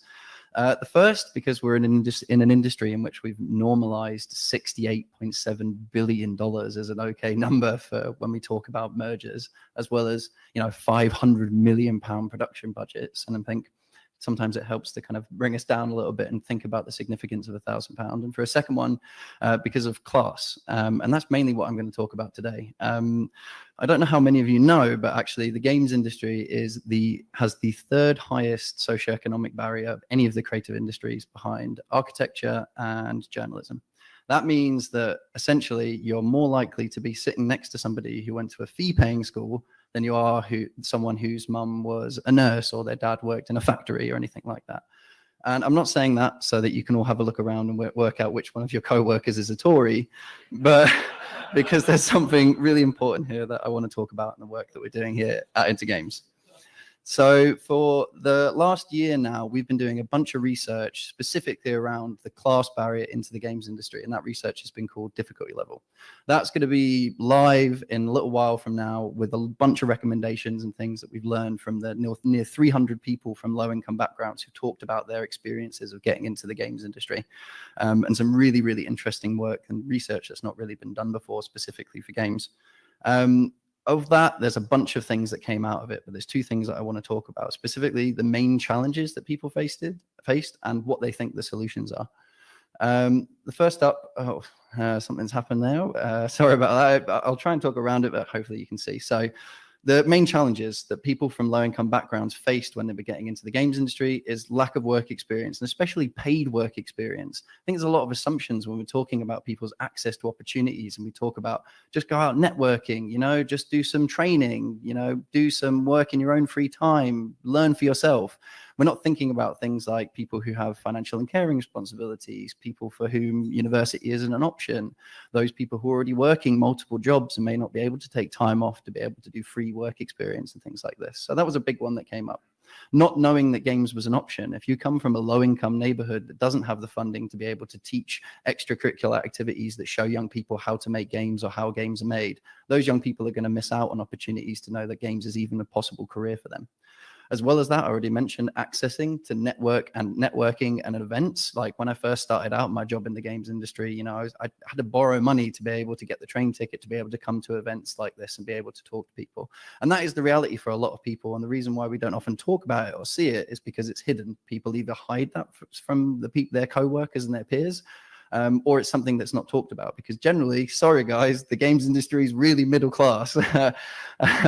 Next up, you know, access to equipment, being able to make games yourself, to have the technology at school or at home to be able to make games, and as well as that, financial security. We're asking people to do unpaid internships, to work for below a national living wage, and we're really making young families and people from low-income backgrounds struggle.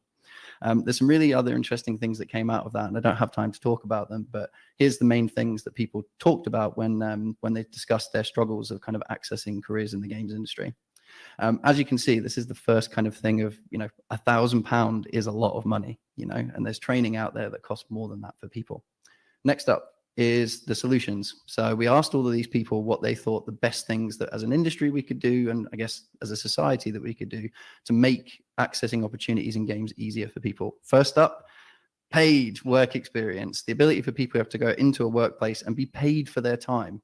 I understand that there's, you know, very differing sizes of organizations here, but ultimately I think we can all agree that people should be paid for their time, and giving the people the ability to do that massively opens up the class barrier for people who may not be able to have that experience otherwise. Naturally, as well as that, early stage career guidance and planning, the ability for people in the industry to go into a classroom and support a young person or a classroom of young people to find out about, you know, what things I should be studying in school, what I can do in my free time, what things I should be exploring to be able to make sure that I'm preparing myself best for a career in the games industry. And that's happening the least in the most poorest parts of the country.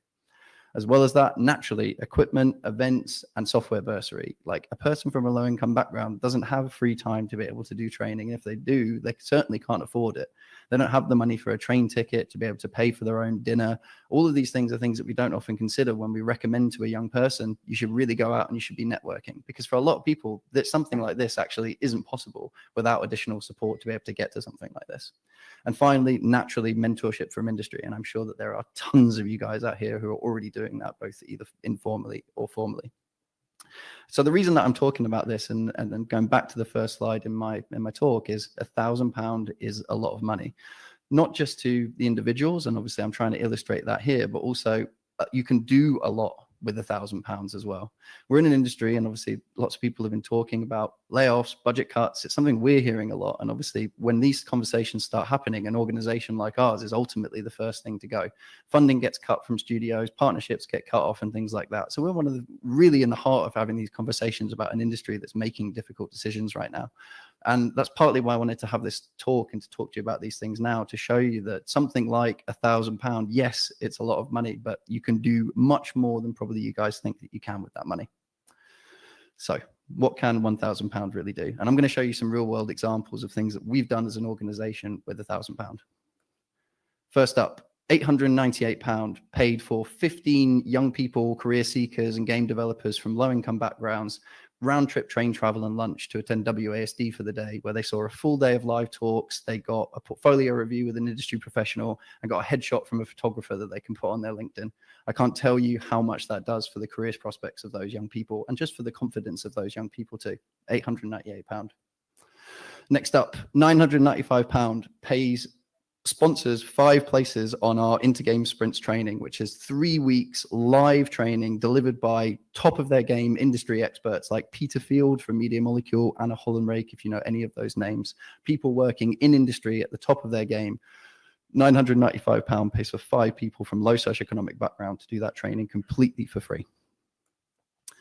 £931. This is the actual bill to a major UK studio that took 3 of their staff down for the day with roller banners, merchandise, a load of stuff for people to attend a major games careers festival that we ran in Downham, which is one of the poorest areas of London, where they got to speak to over 500 young people who otherwise would have not got that opportunity before. £931. £679 paid for a full classroom to get resources that meant whether they had a smartphone, a PlayStation, a computer, or nothing at home, had the ability to learn how to make games at home and to learn the fundamentals of game design. An entire classroom full of people came away with these resources plus more so that they could start the next stage of their game making journey. Just £679. £800. This is a bit of a back of a cigarette packet number, so apologies for this one, pays for really 20 to 30% of one of your staff's time to dedicate to outreach activities, CSR, education, building employee resource groups, any of the impactful activity that you do as an organization. And we often work with organizations and game studios who do have that person in studio who does all of that outreach work, who goes and coordinates educational activity.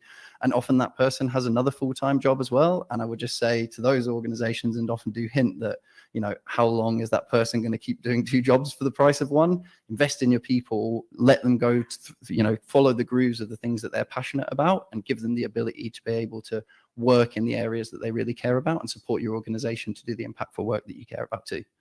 £800, more or less.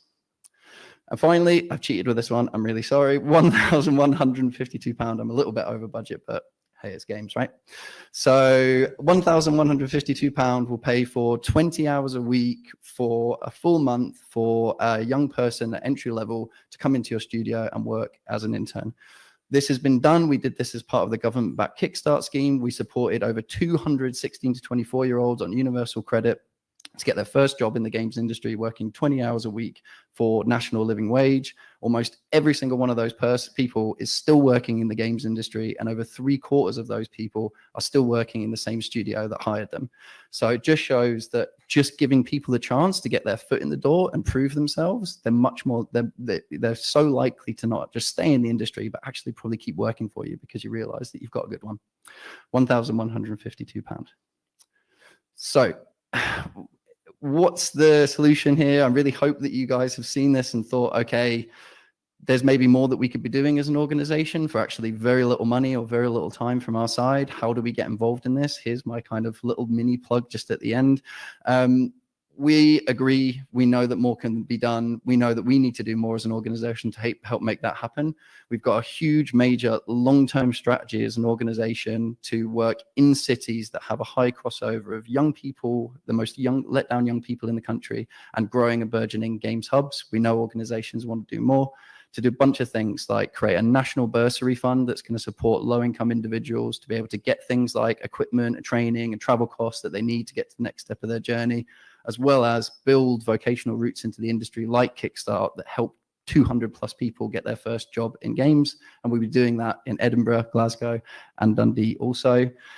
Just a final last thought before we go. It doesn't matter whether you're thinking about the new intern that you've just brought in and whether or not they're going to be able to afford to come to the next networking event that you've planned, or whether you're thinking about whether you could better spend £1,000 on supporting a young person from a low-income background to get their first job in games, or a classroom full of people to make their first game. Just remember, when you think about that, £1,000 is a lot of money. Thank you very much, guys.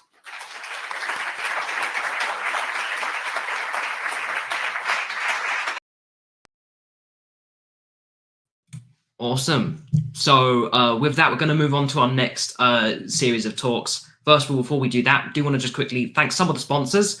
Johnson Carmichael, Ninja Kiwi, thank you very much for being sponsors of the show. For our second block, we're sort of moving into more games industry talks. First one we got up is from Tom Goodchild, who is an independent developer working at Icebeam Games, and he's the creator of MakeWay, a chaotic multiplayer racing game where you build the track as fast as you race.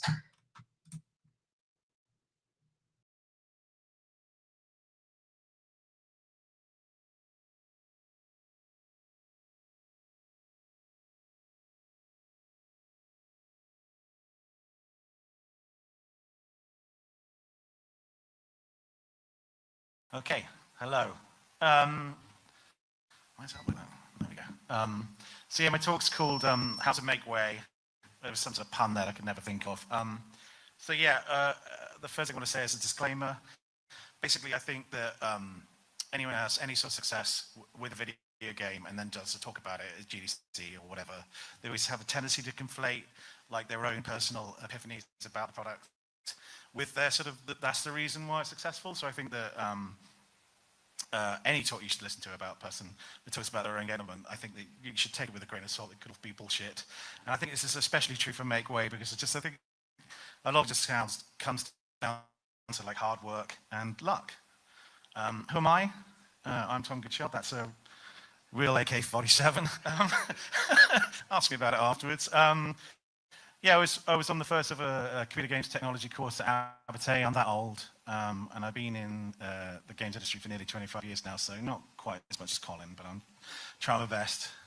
Yeah, and I founded Icebeam in 2016, been kind of like, you know, by hook or by crook, still kind of keeping it going, although it's nearly folded several times. So yeah, I'm here to talk about my game, MakeWay. I thought just to give you a prime, just in case you haven't played it or seen it or anything like that.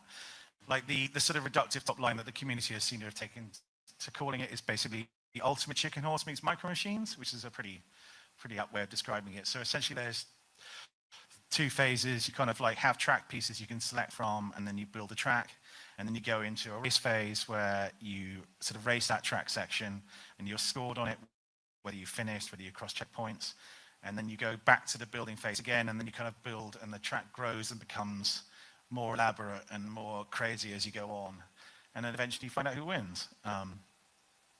Yeah, so why MakeWay?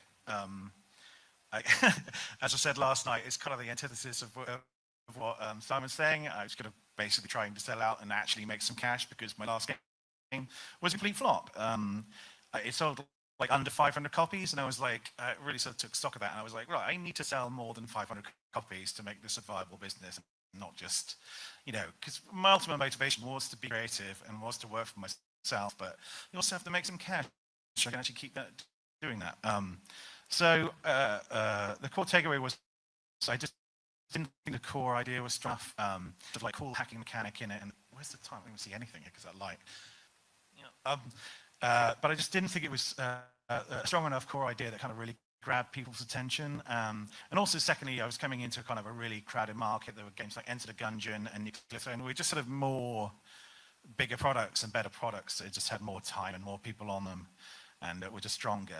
So, you know, the core lesson I took from the failure was to kind of come up with something that had a really, really strong hook. We'll do hooks first.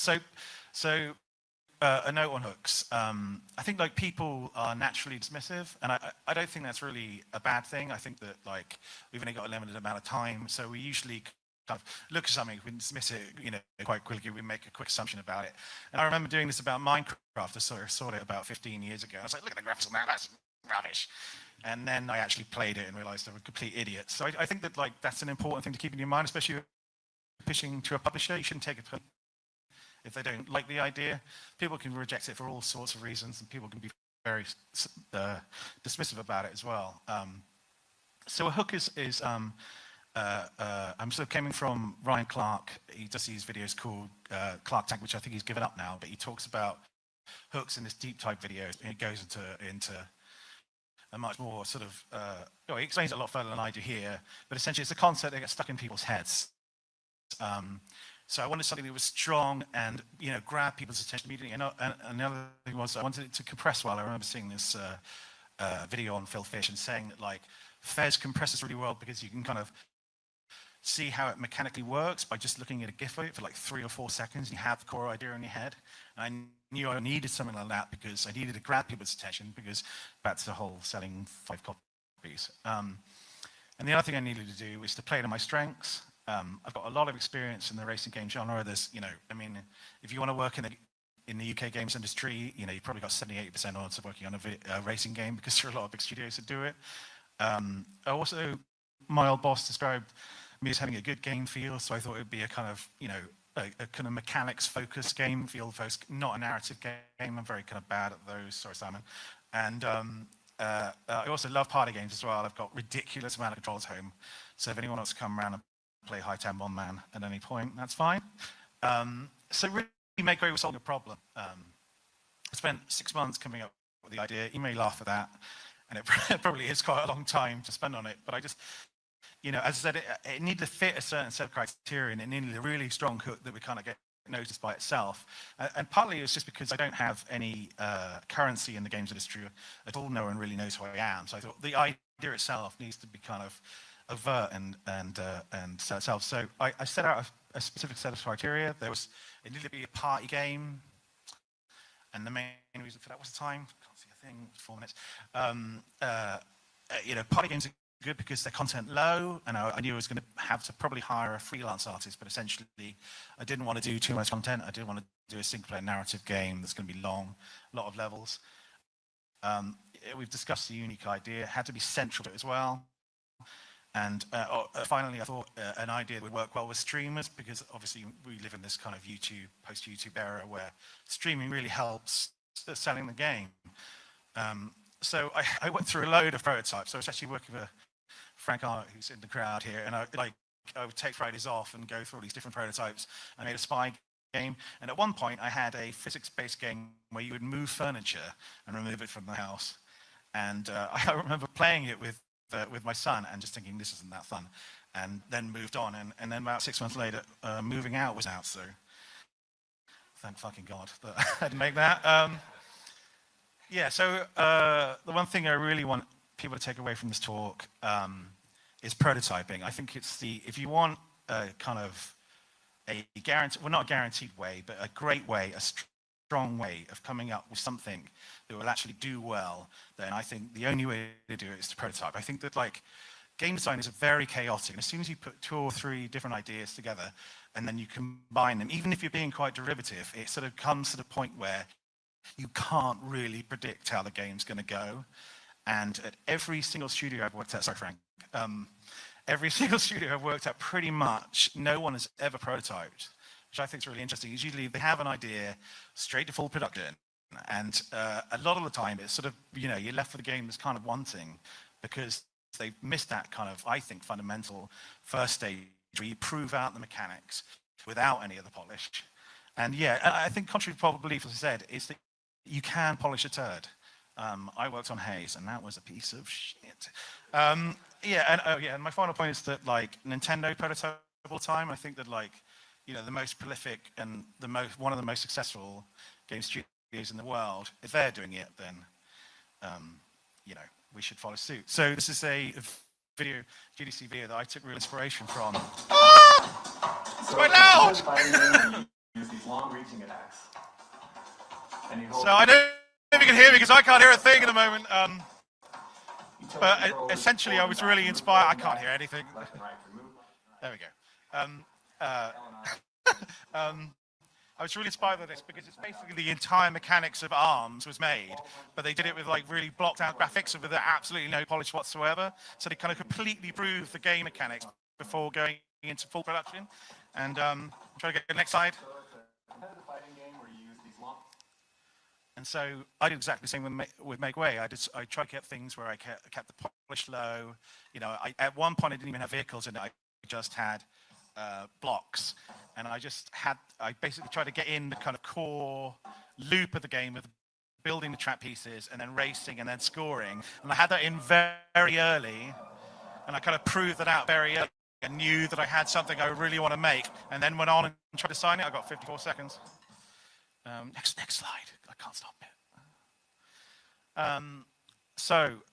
It came out, and it was successful eventually. But you know, it had a bumpy ride, to say the least. One of the things was that while the core idea worked as a hook, the problem was it was very hard to describe the core loop of the game in a video, because it's kind of like a loop thing where you build, race, and then go back to building again after scoring, and the kind of track becomes bigger and more elaborate. Though it's actually quite a hard concept. As soon as people play it, they got it instantly. But actually watching a video, it kind of failed to kind of explain itself. The second was we launched the charity bundle, and that really cannibalized the sales, just because like I think that a lot of people were just buying these charity bundles and then going and selling the keys to resellers. So we had like 50,000 copies, which were just basically, I didn't see a single dollar or pound. And also finally launching on 6 platforms simultaneously was a stupid idea. So what went right? Obviously I've got no seconds left, sorry about that.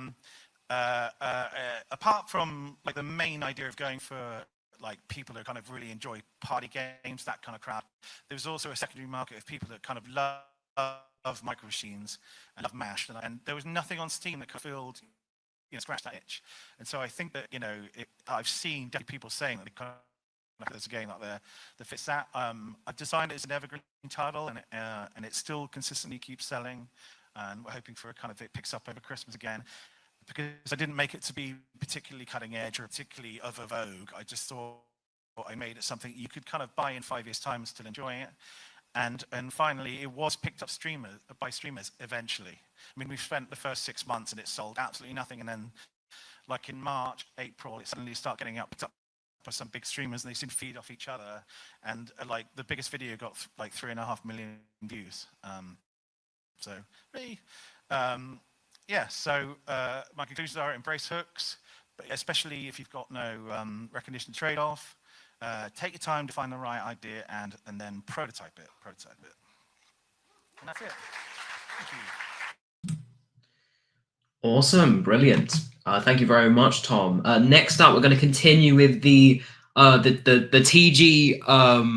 We're going to continue with the TG theme by welcoming Tony Gowland's talk. So Tony Gowland is a managing director and game developer at Ant Workshop, who are makers of their current game Into the Restless Ruins and Dungeon Golf. Let's crack on. I'm Tony from Ant Workshop. We have done some video games like these ones. We've also helped some other people do their video games like these bottom ones. They're more successful. Dungeon Golf that we released last year, that this talk is about. Dungeon Golf is a mini golf in a dungeon.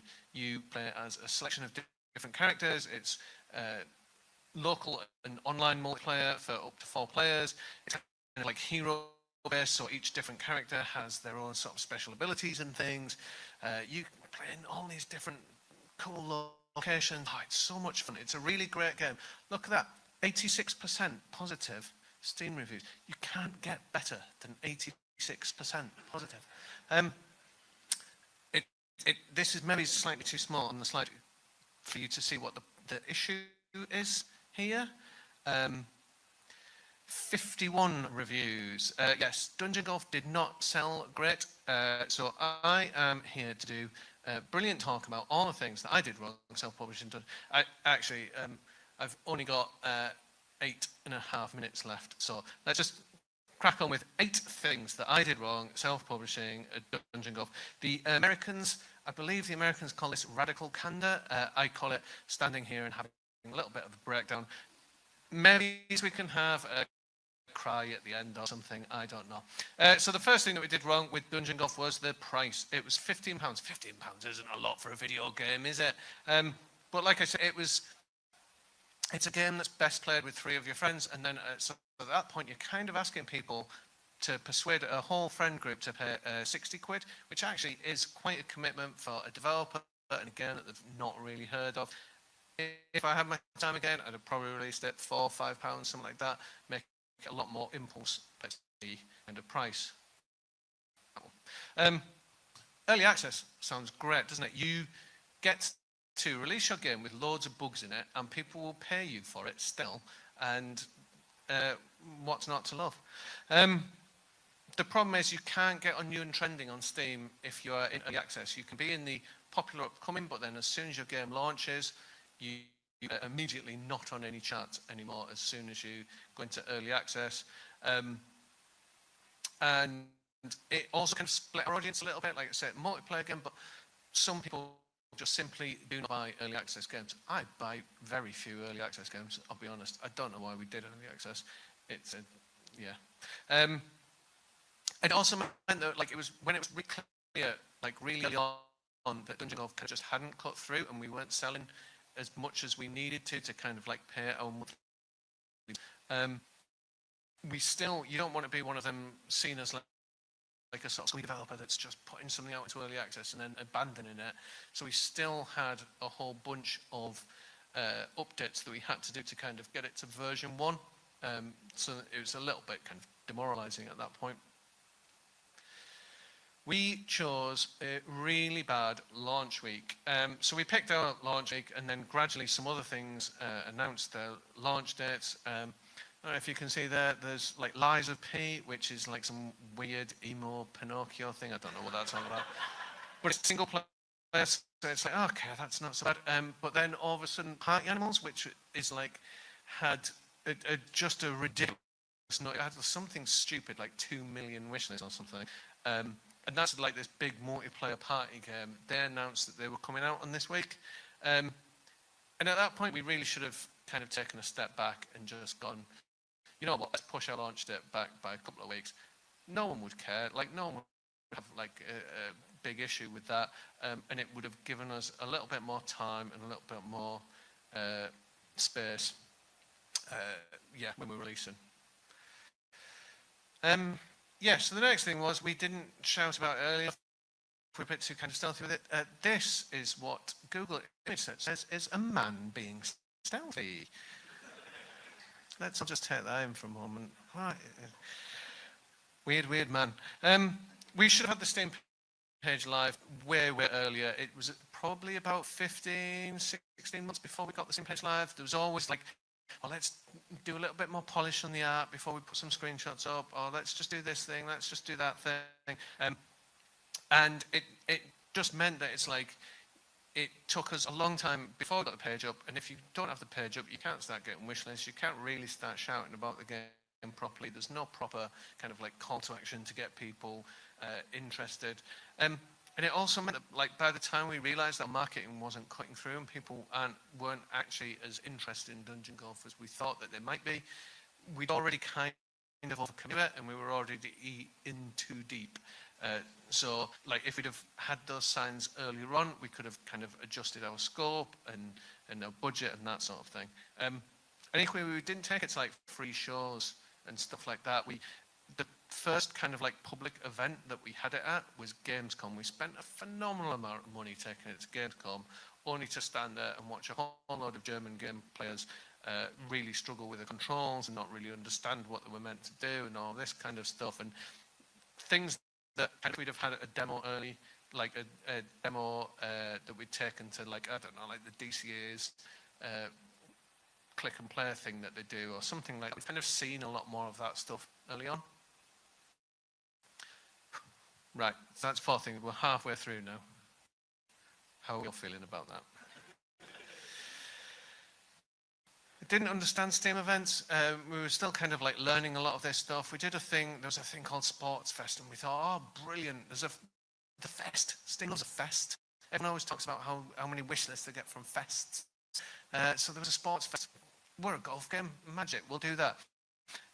We did Sports Fest with a playtest and not a demo, and it turns out that Steam treats playtests and demos in totally different ways, in like some really kind of like bizarre way that the algorithm just like, I still don't really understand it to this day, but don't do fests with playtests, do fests with demos. And also, like, these smaller ones are kind of useless, I think, a little bit, unless you're already bringing like a lot of velocity and a lot of followers to them. We spent a lot of time working on the Sports Fest demo, the Sports Fest playtest, and kind of updating it and doing marketing beats around it and stuff like that. And we got 68 wish lists over the whole week, which is ridiculous. Like, we could get more than that. I mean, in the good old days, you could get more than that with £5 of Twitter adverts. God only knows what Elon's done to it now. But while we're talking about wish lists, yes, wish lists are good. Get as many wish lists as you can. The algorithm on Steam does noise.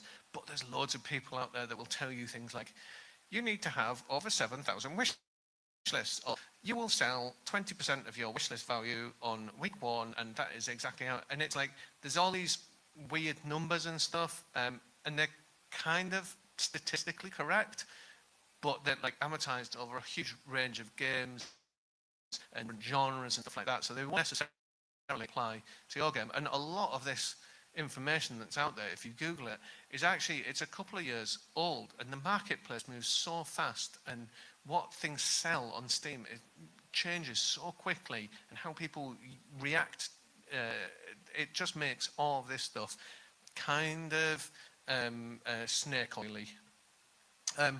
But there is a really good, I recommend hunting out, there's a tweet, and it is also on Blue Sky now, for those trendy kids. Simon Byron, who's the publishing director of Yogscast, did this really cool thing where he compared the pre-launch number of wish lists of all of their games with the kind of like week 1 sales and stuff like that. And like I say, he's been updating it for all of their new games. And it kind of shows that actually there's very little correlation in the number of wish lists that you have to the number of sales that you have.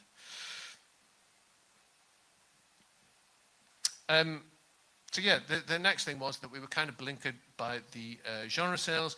There's a whole bunch of mini golf games that have sold really well, but actually a lot of the ones that have done well are kind of more about the social side of things. Like, so for example, Walkabout Mini Golf was a VR mini golf game that came out in the middle of the pandemic. So I don't know why that sold well. Why did people want to hang out in a completely virtual world with their pals rather than in their sad little houses? Yeah, the ones that are actually based on the mini golf don't really sell very well. And just again, we should have really spotted that a lot sooner. And the final thing was, do you know the expression, put all of your eggs in one basket, because that is the safest place for all of your eggs to be? That's what we did. We switched off doing all of our work for hire and all of that kind of stuff. So it meant that after Dungeon Golf, when we were available for work for hire again, and we are available for work for hire, we had to kind of build up all those relationships again. So that's the 8 things that I did wrong with Dungeon Golf. You have to kind of take these things a little bit philosophically, and so I always kind of look to one of the greatest philosophers of our time, which is of course Bluey's mum. You've got to kind of have a little cry, pick yourself up, try again. we learned some stuff from launching Dungeon Golf. That'll make our next game better into the Restless Ruins. Hopefully now it will make your next games better as well. Thank you. Wow, we started with Homestuck. We've continued on to Bluey. We are hitting every generation right now. So as we can see, everyone's having a lovely little platter of food over in Glasgow, and I'm gonna go and do the same. Yeah, now's a good time to take some dinner if you would like to. We're going to be returning at 7:15 p.m. For more talks. We'll move into Ethan Robson, who's a brilliant audio designer, and even more talks going in afterwards. So without further ado, I will enjoy my meal. While I'm enjoying my meal, one thing which I do want to know is what if you're going to be having tea or dinner or something at some point, what are you going to be having? I'm going to be having a pizza. But for now, what I'll be doing is I'll be playing our keynote speaker from Games Talks Live North 2024, which was a fantastic talk from Dan Pinchbeck, who is the founder and former creative director at the Chinese Room, who are currently working on Vampire the Masquerade's Bloodlines 2. And, they're very much well known for Dear Esther and Everybody's Gone to the Rapture. That would have been embarrassing. So yes, his talk was really just fantastic. It's, taking his 20 plus years of game development and breaking down a lot of learnings that he's had for them. So I'll see you all later while I have a pizza. Talking, I just wanted to say a huge thank you to everyone that's been involved in putting this together, particularly to Lucy and to Jenny and to Colin, who are not only organising this here, but then in between these events are taking all this stuff down, putting it in a minibus, and then driving me and a bunch of other people from city to city. And then while we're all asleep, they're unpacking it and setting this all up again. So they've done an outstanding job. And I just wanted to say a huge thank you from all of us speakers. Okay, I've got 29 and a half minutes. So it's a bit daunting doing these talks because I've been in the games industry for 15 years. And there are a lot of people who have been in it for at least twice that amount of time.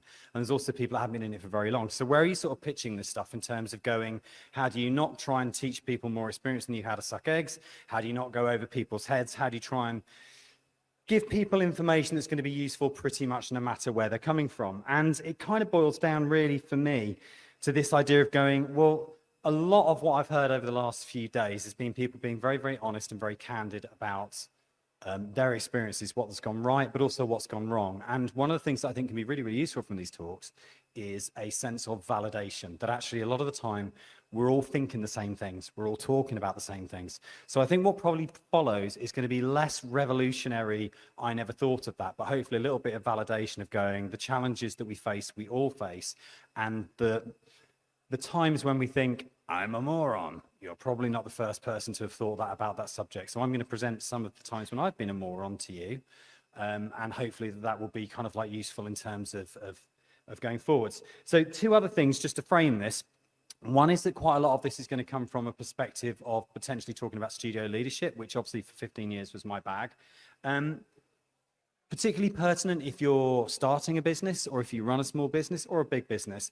Those of you who don't, I would say that a lot of what follows is what I think you should be expecting from your leadership as well, because I think it's what good leadership should do. And from my experience, it's the sort of stuff that good leadership should be doing. And the second way I want to frame this stuff is, for a long time I've thought this, and really again the last few days have really sort of hammered it home, is that the games industry is an industry with a bit of an identity crisis, and it's never quite been able to make up its mind whether it's a tech industry or a media industry. And at its best, it combines features of both. But those two industries aren't always compatible. Sometimes they're very, very uncompatible in terms of the mindset, the way they work, and what they're looking for things. And a lot of what I'm talking about here can trace down to that tension between those two things and how we try and reconcile the differences between those. And I just realized I don't have a clicker here to change the slides. Oh, it's down here. It's good, it's going well. So I'm going to kick straight off and let's see how we get on. Okay, so 10 things that 15 years in the games industry taught me. The first one is this: why is as important as how, both are more important than what. Now, To be fair, what isn't often a thing that we talk about as much, but we spend a huge amount of time trying to figure out how in the games industry. How do we make that work? How do we get that in? How do we bring this in on time? How does that feature work? How does that relate to the code base? What's much more important than that is the question of why we're doing it in the first place. And this both relates to specifically to game design, but it also relates to how we run our businesses. So I want to give 2 examples of this. And the first one of these is in about 2014, 2015, someone ported BioShock to iOS. And anyone that knows me or knows of me knows that I'm a massive first-person shooter freak, to the point that I actually got a PhD in first-person shooters, which is, if nothing else, shows that you can get a PhD in anything these days. And I kind of live my life waiting for the point when someone says, is there a doctor in the house? And I can say, yes. Do you want some hints about Halo? And if not, you're out of luck. But anyway, the BioShock port to iOS, I was playing it, and it's fantastic. It's really, really faithful. It's small screen, but great recreation of one of the greatest shooters ever made. I've been playing it for a few hours before I realized that they'd removed the jump function, which was quite an extraordinary moment, because it then led me backwards to go, if I've been playing this shooter for like 3-4 hours and I haven't noticed I've not been able to jump, why did I need to jump in the original BioShock? Was the original BioShock a better game because that feature existed? Jump functions, incredibly complicated, very difficult to do, hugely difficult to QA from a level design point of view. I'm not advocating that shooters shouldn't have jumps, but there is a very, very interesting mirror that's held up at that point about asking why. Why such an established mechanic? Is it absolutely fundamental and crucial to this genre to put in your game? And we don't ask ourselves enough of these questions. We tend to build games in a very additive kind of way. We're going to put this mechanic on this mechanic on this mechanic on this mechanic. And as we do that, we quite often are treading a groove that's been set within those genres anyway. Well, we put that in this game because these types of games have that sort of thing. That's not good enough. In terms of designers, but particularly from a leadership point of view, where every time you do that, you are massively increasing the cost and the workload on your developers. You have to be asking things in a little bit more detail. That question needs to be drilled into with a bit more care. On the flip side of that, the other side is from a business point of view. Now, we started off as a fully remote. We started off as a mod team, and then we were a fully remote team. And then at one point, we signed to Sony, and we got an office. And we were part remote, part office. And I loved working in an office, and it was great. But we had these remote workers kicking around. And I sort of made the decision of going, well, now we're a proper grown-up studio. We should get rid of our remote workers, and we should just bring everyone in-house. So I went to lunch with my lead designer and said, I'm really sorry, you're going to have to move to Brighton, or if you don't, we're going to get rid of you because that's best for the studio. And he looked at me very, very kindly, having had a lot more experience than me, and just said, that's really stupid. Why have you made that decision? And I sat there and thought, do you know what? I haven't even asked myself. I just did it because that's what you do. You get an office. And if any of you are in a startup and someone says you get an office, don't get an office. Don't get an office. They're really expensive. You need public liability insurance, and you narrow the amount of people you can work with and all sorts of stuff. Why do you do it? Because that's what you're supposed to do. Why do you grow? Because that's what you're supposed to do. Why are you doing it? I've talked a lot about why. You may notice that this is something that I'm quite passionate about. That question is fundamental to good leadership, to good studio running. This one is also follows on from that, and it's quite a kind of a tricky one, but I think we don't really talk about it enough. Games fail all the time. Games are late, games are compromised, games fail. They fail because the publisher's a pain in the backside. They fail because the engine update just nuked you. They fail because of everything else. What we don't like to say is that a lot of games fail because the teams that were trying to make the game were not good enough to make the game they set out to make. And to be really, really clear, that is not a responsibility that I lay at the feet of the developers. Those games fail because studio leadership were not honest in their expectations of what their team could achieve. And for me, as a prior business owner and as someone who's employed people, your fundamental responsibility is to your team and to their welfare. And if you set a team on a course and you haven't been honest about what that team's capabilities are, you are setting people up to fail. And that's not just about the game you're making, that is about your ethical, moral responsibility as an employer to look after your people. It's not just good enough to pay them, you have a responsibility to them. And one of those things is making sure that it is actually possible for them to do what you promised they're going to do. Particularly if you've hired people to work in one engine, and then you're told that they're going to work in another engine to deliver the game, but there's not going to be any addition to the amount of time they're going to spend making that game, which is the situation I've been in. and probably not the only person in this room if you've been in the industry for a while that you've been in. Those kind of decisions and things you must really, you have to absolutely think about those. You can't hire a load of Unreal people and then say, hey, can you make the game in Unity? You're not going to get any time to learn Unity. We just expect you to make the game in the same time. That's your responsibility as an employer and as a studio leader to make sure that doesn't happen. So being really, really honest about what can actually be done in the time that it is. We are an industry that consistently promises what we know we can't deliver. Not stuff that we're not sure we can deliver, not stuff that we find out we can't deliver. We're an industry that consistently promises publishers and investors we can deliver things we absolutely fundamentally know for a fact we cannot deliver, and then we make it our team's problem. And that's not right. So if you're running a studio, never do that. If you work for a studio, it is entirely fair to expect that your studio leadership will not do that to you. Okay, don't let the tail wag the dog. So this is a true story. I was in we were in production, quite early on in production. We were still like road testing a load of features, and we were about halfway through a sprint, and the feature that we were working on, it was obvious it wasn't going to fly. It just didn't work, didn't fit the game, was a non-starter. It was a mistake. We gave it a try, didn't work, it's fine. So I went to the person who was ostensibly running production for the studio at that point and said, we just need to stop working on this because it doesn't work. And they said, yeah, that's not the way Agile works. Which is one of the most insane things when you unpick it, really, that you can say about stuff. I'm really skeptical about Agile. I think it's a buzzword. I don't think it actually necessarily I don't think it is very agile. I think people are obsessed with Agile say you must be agile, you must do Agile like this, and you don't. It literally, the definition of the word is that you don't be rigid and flex. But it's really, really important that we don't do that. We do allow people to change. We rely on the expertise of the people building the game, and we're not constraining those with systems. Systems are really, really important. Project management, tracking, hugely important. It's not the thing that's going to make the game, and it's not the thing that's going to make the game good. It should be there to serve the developers, not the other way around. The other thing is that, have we got any programmers in the room? Woo, yeah. Have we got any producers in the room? Okay. It's always less producers than programmers. You're always a little, but it's only 2 against 1. You'll be all right. Right. A good producer will never, ever do this, right? But we have all been, anyone who's been in the industry for more than 3 weeks has been in this situation, particularly relative to programming, where artists, you say to an artist, how long is it going to take you to do that? And they look at it and they do some maths and they figure out, they quantify it and they go, oh, it'll take me 7.2 games. And everyone goes, great. And they fill in a spreadsheet and put a big green tick next to it. And then they go to the code and they say, how long is it going to take you to make this feature? And they go, if you give me a week, I might be able to figure out how long it's going to take. Oh, a week. I can put a week in the spreadsheet. No, a week to figure it out.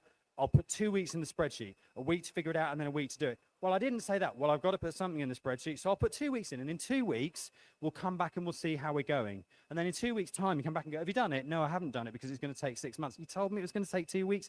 Fail. And it happens over and over and over again.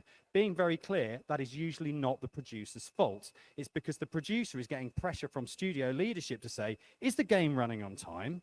And they're not looking at the game, they're looking at a spreadsheet and going, you have 75% greens, 3 oranges, and 1 red, and actually the red is what we care about.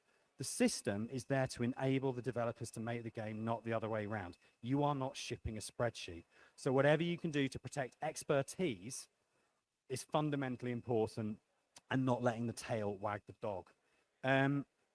Understand that everything happens in translation. Yeah. The game you are shipping is only as good as the experience that the player has when they're playing it. So going back to obsession with first-person shooters, my favorite game ever that I'm completely obsessed with is GSC Game World Stalker that came out in 2004. In terms of quality of build, it makes Bethesda look like absolutely perfect in terms of no bugs in it whatsoever. It's flaky, it's shoddy, it falls over all the time, the animation's rotten, the AI systems falls down. It's a wonderful game. It's a cult classic that people absolutely love. Before I left TCR, we were working on Bloodlines 2. Bloodlines 1 is another game like this. Bloodlines 1 is just it's so many problems in the game, but people love it because the dream of the game, the experience of the game, the buy-in from players, the emotional connection to the game is wonderful. So that is what really matters. Obviously, you want to ship a game that's not full of bugs and is wonderful and has beautiful animation, blah, blah, blah, blah, blah. But fundamentally, the games that really, really fly are the ones that capture something that players respond to on an emotional level and love on an emotional level. That's not about a spreadsheet and that's not about a GDD. That can come down to things as simple as the run cycle on the character animation just feels really, really nice. And it brings you into the world. One of my favorite things in games ever is in Doom 2. And in Doom 2, they introduced the world's first-person shooter double-barreled shotgun. And it reloads like a Winchester rifle. So every time you fire both barrels at once, because you can't fire one barrel, you just fire two barrels, your character does this animation where they whip the shotgun around in their arm with this massive meaty ka-chunk. They reload it again. And every single time you do that, you feel amazing. Not the shooting, not the action of shooting, the reload animation makes you feel great. Games happen in translation. What comes out at the other end of it? What's the dream that the player buys into? What's the action that they say, I want to do this. I love these characters. I want to spend time with them. I love this world. I want to be in this world. Those things are enabled by those technical systems, but they are not the same thing as those technical systems. Get the people that are going to be providing that dream involved from the word go if you can. We all talk about multidisciplinary strike teams. Those strike teams should exist from prototype onwards if you can possibly manage it. In the same way that I say this as a designer and a writer, unless you are a designer and a writer, nobody is going to read what you write on Confluence. It's not going to happen. Get over it. Getting an animator and an audio designer to help you sell that dream to the rest of the team is a big, big win, and people can see it and read it a lot more. So make sure you're always focusing on what happens at the far end of this. What happens when someone sits down in front of a screen with a controller in their hand? What's the emotional response they're going to have to this? How are they going to buy into the dream you're trying to sell them? Because that is fundamentally what you're in the business of doing. Okay, I'm going a little slowly here. Never forget the law of escalating consequence. Everybody forgets the law of escalating consequence. That is the biggest truth. There's a guy called Douglas Hofstadter, who's a wonderful kind of cognitive scientist and psychologist, who had this Hofstadter's law. Hofstadter's law is everything takes longer than you expect it to, even when you take into account Hofstadter's law, which is one of those brilliant philosophical recursive kind of ideas. Whenever you add something to a game, you're not adding it, you're adding a multiplier. If you put a feature in a game, you're not adding +1 feature, you're timesing the amount of work that is required to finish that game by a multiplier. And that multiplier increases the further through the development arc you are. So if you add a feature in like 1 week after pre-production, your multiplier may be ×2, ×3 amount of work by the time it goes in. If you add that new feature right on top of alpha, your multiplier might be ×10, ×12. The amount of work is exponentially greater because every single thing you add has to work with every single thing in combination with every other possible thing in that network that already exists in the game. It sounds simplistic, but it's extraordinary how many times this gets overlooked when people come in and say, we're just going to drop another feature in here. And again, particularly, you can see code teams at this point start weeping as they realize that actually it's not just that. It means we now have to go and not only test every single metric in the game with every single character, with every single mechanic, every single gun, every single possible bullet trajectory, all of the physics, everything else, all of that stuff's got to be tested for every single thing that already exists in there. And it is phenomenally common how much this gets forgotten. And it probably screws more games in late production than anything else. And it cannot be said enough. A slightly more personal one, don't underestimate attachment. We talk a lot about killing your darlings. And we tend to talk a lot about killing your darlings in terms of you have to learn how to do that for yourself. You have to be able to kill your darlings. What we don't say as much is that unless you're a junior, a chunk of your job is going to be killing other people's darlings. And that's a whole other ball game, because that's when we're getting into really understanding why people make games and the fact that we've got human beings making these games at the end of it. And this is one of those places where that clash between the sort of tech industry models and the media industry models really start to come unraveled. It's really hard. I think one of the things which I've really, really learned is that if you don't appreciate that some people's sense of attachment is greater than other people's sense of attachment, and if you're not able to mediate the ways in which you kill their darlings, you're not only going to cause problems and ripples within your design team, you're also committing quite a grave moral, ethical kind of like sin of starting to tear people's self-esteem down, tear their sense of dignity down. You might get very used to the idea that you can kill your darlings. It doesn't mean to say that everyone you work with finds it as easy.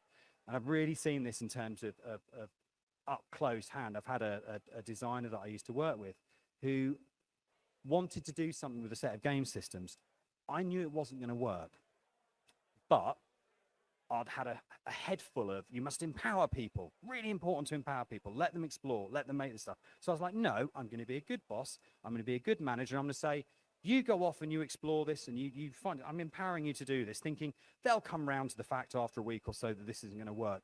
They didn't come round to it. What they did is get more and more and more and more invested in it. So it was more and more and more painful for me later down the line to say, I know you think it's going to work. I'm pulling rank. We're taking this out of the game. And I felt like a total heel. And it was really, really bad for their self-esteem. And I was a really, really bad boss when I did it. So balance the talk of things like empowerment, of creativity, of everyone's got a voice, with the fact that there is also a level of expertise in there. And you may be asking someone, through basically giving them that sort of space of going, you will discover yourself, you may also possibly giving them the rope to hang themselves as well. And you have a responsibility for that as much as you have for empowering their creativity, which may sound like a very sort of like, I don't know, not a very popular thing to say in terms of sort of current wins, but I really, really believe it's where we have to really sort of engage with this tough stuff of going. It's not as simple as just giving people the space to run and run and run. If you are their manager or you're their boss, you have a responsibility to make sure they're not heading for a cliff edge at the same time, and to learn ways of gently guiding them away from that if they are. Gates. Who has put a game through alpha that didn't deserve to go through alpha, going, it'll be all right, we'll figure it out before beta? No one's done that. Wow, you're good in Liverpool. I've never worked with a studio or people that haven't done that. Gates are really, really important and very, very unpopular. So for me, alpha, for example, means there is no significant question left to be asked of this game. From this point onwards, we're just ticking boxes until we ship it. And if that's not true, the game has not passed alpha. Because what you don't want to be doing between alpha and beta is having anything unknown coming in. Because fundamentally, alpha is the point where you're supposed to go, we are confident that at point X, this game can ship. And we should be able to clear that out. It's amazing how often this gets basically overdone. It's a similar thing with prototyping. Do you really, really know what prototyping means? Do you know when you're ready to cross to production? The reason why I'm bringing this up is because what I've really, really found over the years is that I thought everyone agreed what alpha was and what prototyping was and what beta was, and then discovered that actually that's not true at all. And there's quite a diversity of opinion of what these things do. Subtly, but it's still there. And then it can cause you all sorts of problems. If part of the team or people think they've gone through these gates, other people don't. If you're not going to be absolutely transparent up front about exactly what these gates mean, and you're not going to hold the team and yourselves to them, just don't bother. It's a waste of time. Alpha's really, really stressful getting ready for alpha. Beta's really stressful getting used to it. If they're not honest, you're creating all that stress, and basically you're doing it for nothing, because actually you're not properly assessing where the game is, and you're building up problems for later on down the line. So yeah, it feels like it's not something that needs to be said, but again, I might just be a really bad studio head, but it's something which I've kind of like come across quite a lot. Okay, right, into the final straight. Don't make someone else's game. They've already done that, unless your business model is making someone else's game, because actually your business model is to make money by basically making other people's games. That is completely all right. I'm not making a value judgment on that. If that's what you set out to do, go for it. If that's not what you set out to do, don't do it. The real underlying point here is about being honest with yourselves and your teams of what your business aspirations are in terms of making games. Particularly if you're working with younger staff or staff that are newer to the industry, there's a whole lot of this passion coming in, we're going to do this sort of stuff, and game companies go, come in, it'll be brilliant, you'll get to make all the decisions, you'll be super, super creative, all this sort of stuff. And actually, they're not going to be doing those things. They're going to be kind of correcting stuff or doing stuff, and they're going to fundamentally be sort of making the same game as someone else has made with a little bit to it. That is all absolutely fine, but it can be very, very, very demoralizing for people that come into it, because they're coming in thinking, I'm going to make this, and actually they're making that. And I used to find a lot with sort of, again, early career staff that came through us, like the graduates, and you'd have them for a year and they'd move on somewhere else, and they'd say things like, I'm going to go and work for Studio X because I love game Y.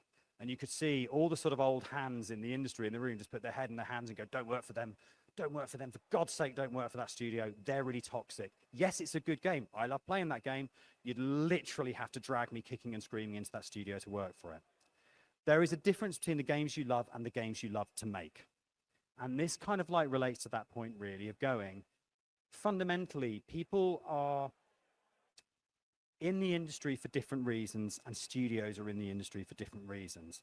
If there is a discrepancy between doing and how they think they're doing it and what they're actually doing and how they're actually being asked to do it, you're creating attention, you're creating stress, you're creating all those things that lead to stuff like problems with self-esteem and sort of like mental health issues and all that sort of stuff with the team. And it's just not fair. But that starts with you kind of knowing fundamentally what it is you're doing and being honest about that. And like I said, there's no sort of value judgment about whichever direction you go in as a studio. I don't care. I don't really have any skin in that particular game. But I think what it is really important is to be really, really honest about that. And I suppose the other thing I wanted to sort of say about this it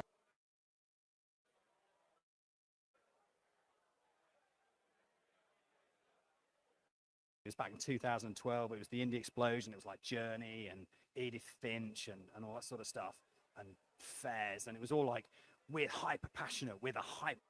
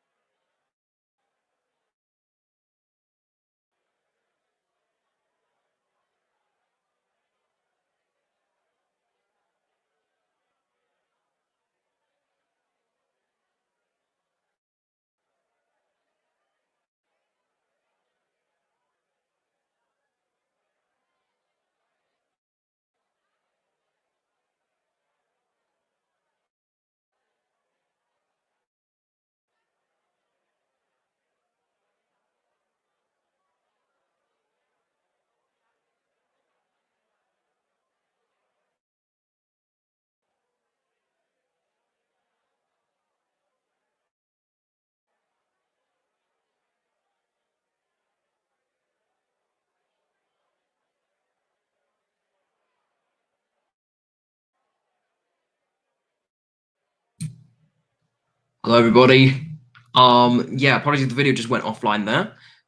We will finish off that video later, but what we will do now is we'll be showing off Ethan's talk. So one thing just to note, because we've got audio issues today, unfortunately, down in Glasgow, we only have like the video footage from there. So what we're doing is we're playing the same talks that are being done in Glasgow, but from the Dundee talk that was yesterday. So what we're going to show up next is we're going to show Ethan Robson's talk. Ethan Robson is an audio researcher and consultant who's researching adaptive sound design for video games using selective attention, and his talk was pretty fantastic. So without further ado, let's welcome him to the virtual stage. Where is he? There he is. Come on, don't be shy. Okay. Right. Hi, everyone. Yeah. Hi, everyone. My name is Ethan. I'm an audio researcher and consultant, and I have a really big title. I'm here today to talk to you about forward-thinking audio for video games. So, there we go. These are the topics I'm going to cover today. I'm going to give you a little bit of info about me, not too much, don't worry. I'm going to tell you about what forward-thinking audio for games is. I'm going to tell you about why audio is important. Then I'm going to give you some conceptual and practical considerations that you can take away, hopefully. And then finally, I'll go over a little bit about how I can help you with this. So, here's my big smiley face. Why are you laughing? Don't laugh. Okay. So I've worked in audio for about 15 years. I started off super young, if you can tell. Started off working in live sound. I did sound for bands and live events for about 10 years, and then had a little bit of a career change and went into sound design for video games. So I did that for a little while, did an honours degree, that was super cool, and now I'm doing a PhD in psychoacoustics for video games. I'm not going to go into too much detail about psychoacoustics because it's a huge topic, but that's my main interest. So, what is forward-thinking audio for games? Well, first we need to think about where we currently are. So I'm thinking about things like implementation methods. Some of you probably use Wise, Fmod, things like that, middleware, and then we take a lot of techniques and things from linear media. For example, if it's there, then there's a sound. This we get from cinema, where if you see something on screen, there's almost always to be a sound for it. This obviously doesn't work for video games because, you know, we have, say, player control. Players can turn the camera around. Players can run into a wall for 50 minutes. And if that's what they want to do, then that's great. We need to think about what's important to the player. This is a perspective-based thing. As developers, we have pillars, we have ideas and concepts that we deem to be important to the player. Most of the time, these translate over pretty well. Sometimes they don't. There are certain aspects of game design and audio that players deem more important or less important than we do. So that's where we currently are. So I want to think about next steps. For that, I'm thinking about audio as perception. So some of you may be aware that the way that we actually hear and understand the world through sound is not actually how sound is in the real world. Your brain does a lot of really interesting filtering and mixing itself, and that's the psychoacoustics thing. Real-time audio changes. So this concept I'm thinking of things like adaptive audio and procedural audio. These are things that are really common at the moment. A lot of people are using these things. I hope some of you are using them, but we're looking to really push this forward. What I'm trying to say is we have all the tools that we currently need to do really cool, amazing, interesting things if we put our minds to it. So finally on this side, more player control. So players actively want more control in games. I have two ideas on how this can be done, active or passive. So active, we can give players more sliders. We can let them control what they hear and how they hear it. A lot of people will think that objectively makes it a bad mix. Some people don't. That's up to you.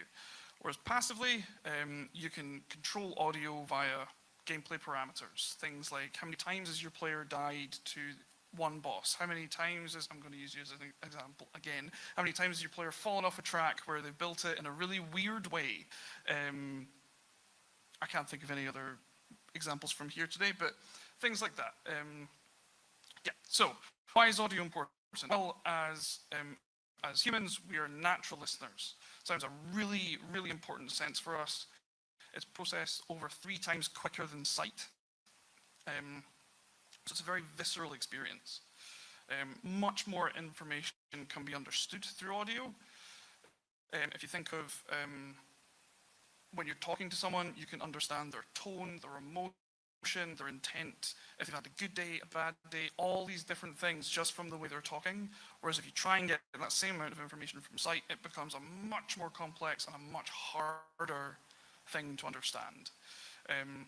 So we're really good at listening, and we're really good at hearing things, and this is something that's really important and that everyone should hopefully think is quite important in games. So gamers are actively engaged with game audio. I did a survey late last year to early this year where I asked gamers about a bunch of different things, but the most important aspects of that came out of it were that they're actively listening to games. Gamers really, really like auditory feedback. They really like being immersed through audio, and they really like, sound as a thing. After that, I forgot that little pointer thing. Whoa! Audio was one of the leading factors in cognitive load, efficiency, and player immersion. What does that mean? Well, cognitive load. Well, if you implement your audio in a really bad way, and if you design it in a really bad way, then your player's going to have a much harder time understanding what's going on in your game. They're going to get a lot less from that auditory feedback, and they're going to find it much harder to be immersed in your game. But luckily, vice versa, if you do it well, then it's really effective and it's really good. So, conceptual considerations. So these are a few things that I think you can take away to think about and to, implement as part of your process. So psychoacoustics, this is the way that we perceive audio, the way that our brain filters things and does things differently from the way audio actually is. Selective attention, that's about how your brain can filter information that's not just audio. For example, the doors just opened at the back. Hopefully none of you actively heard that, but all of that auditory information was going into your brain. But your selective attention was, again, hopefully, filtering that out so that you were just hearing me. These two things come together in mixing, where you get some really interesting mixing frameworks and audio things that you can put together in your games and get really interesting and exciting audio things. What I'm trying to say is you need to consider audio throughout. It often gets left to last. The little graphics ugly sister is something that I keep hearing people say, which is a horrible thing to hear.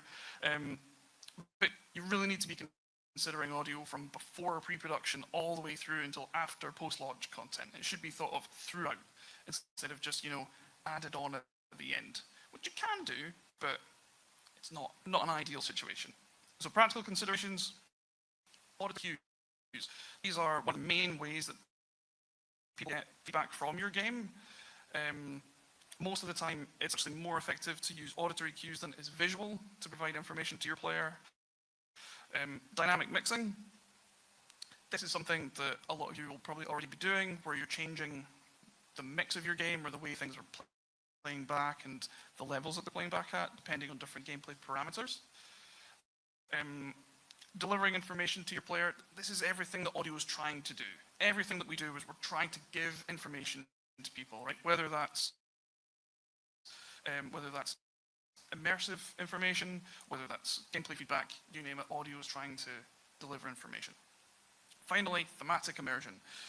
So as I said, audio is processed over 3 times quicker than sight. So the quickest and most effective way for you to immerse your player is to give them a really good thematic auditory environment for them to listen to. There is literature on this. I have data on this. Happy to chat. How can I help? I won't go into this too much, but I have experience with all of these things with studios from indie size all the way up to AAA. I can come and do consultation. I can help you, your boss, your team, whatever, with audio. I can come and do presentations. I can tell you much more in-depth stuff about psychoacoustics selective attention, all these kind of things. I can come and do triage. If you already have audio and you're not sure why things aren't working, I can come and help you with that. We can sort things out, separate it out, and get it working. Or I can come and do training and mentorship if you already have some people that just need a bit more info on audio, why it's important. Or if you have juniors that need some mentorship in auditory techniques, that's the word I'm looking for, then I can do that kind of stuff. So please come and speak to me. I've got business cards. There's my LinkedIn, and there's my smiley face again. Thank you very much.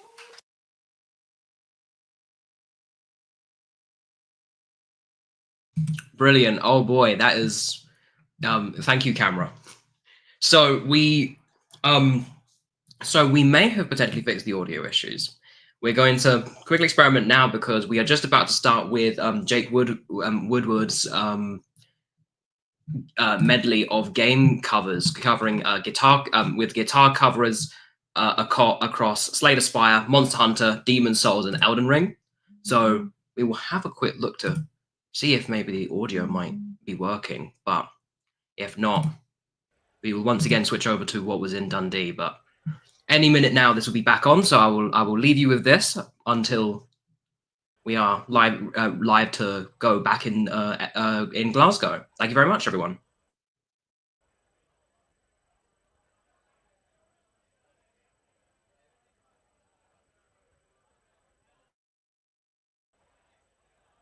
One-minute warning. Try and take your seats, people. Filter it. Don't be shy.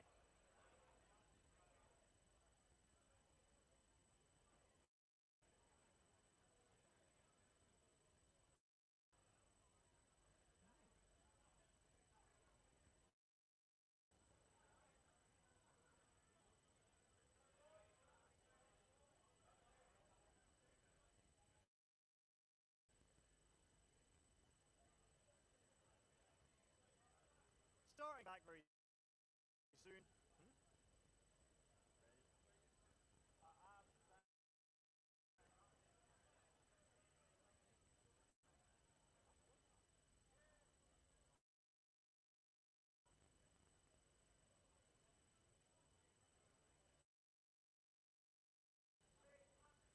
Let's move forward, people.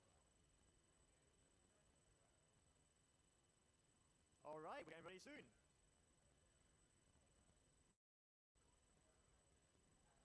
Thank you, everyone. Thank you, thank you, thank you. So, welcome back. Yeah, unfortunately we can't hear Harry on stage, but as previously said, we've got Jake. Jake is a composer, guitarist, and also a big fan of games.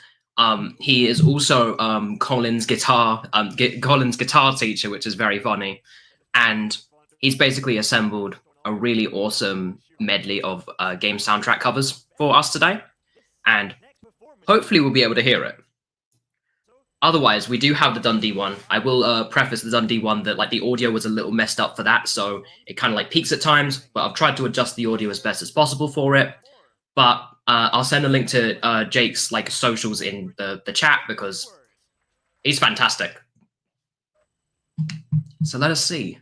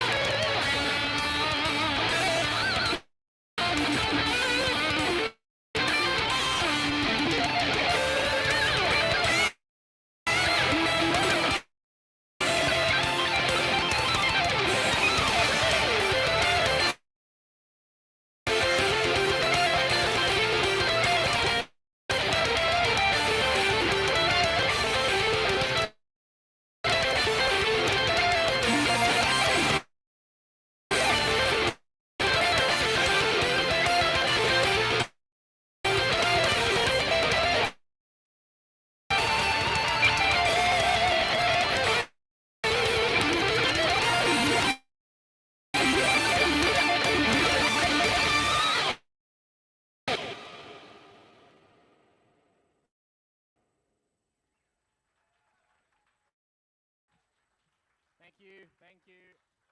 My name's Jake. I'm a guitar player, composer from Edinburgh. I'm also Colin's guitar student, teacher, sorry. Colin is my guitar student. And you just heard a medley of monster themes from 100 Generations. I'm going to be playing a few other video game soundtracks for you tonight. All the music you'll be hearing, including the backing tracks, was made by scratch, recreated by me. So you guys could imagine like a whole other load of mini-me's behind me playing all the other instruments. I won't feel quite as alone and conspicuous up here by myself. So the next one tonight is from Demon's Soul from Software. This is Made in Australia's theme written by Shinsuke Kida.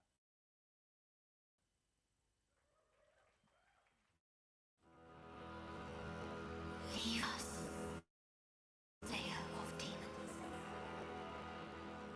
This is a sanctuary for the lost and wretched.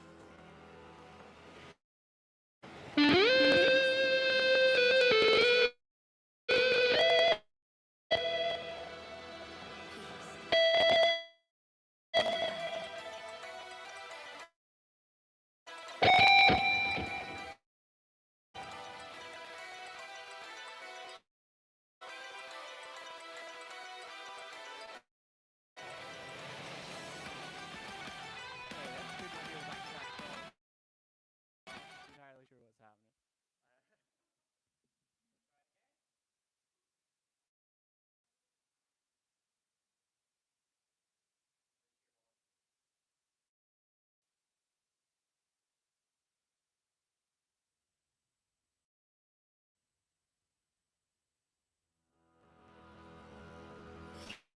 Leave us, slayer of demons. This is a sanctuary for the lost and wretched.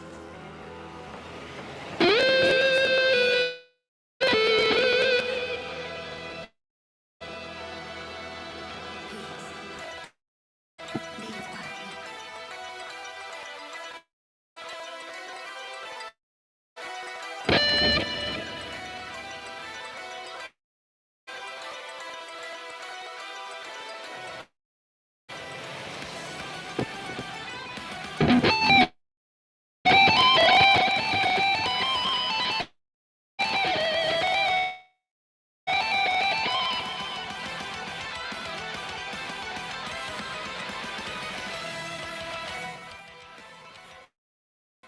Who's on hit the guitar? So, okay, nice.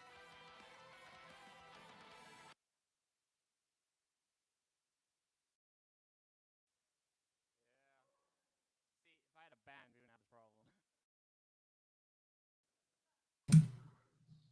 I think there was a mythical thing which we were worried might happen when I was talking with Jake yesterday. He was saying like he was surprised that one of his strings hadn't actually broken, and I'm worried that maybe one of his strings may have broken, or it could be another technical thing.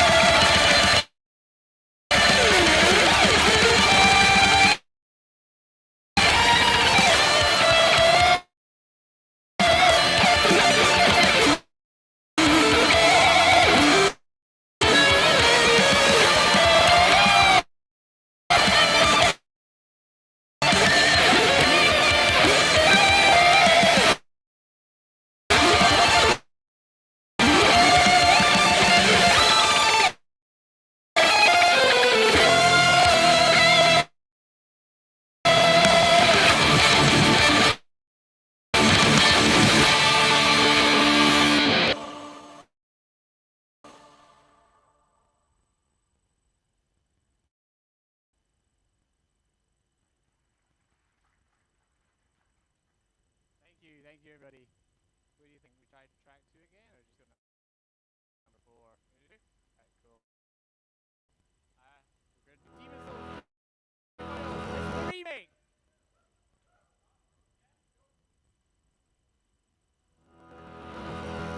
Leave us, Slayer of Demons. This is a sanctuary for the lost and wretched.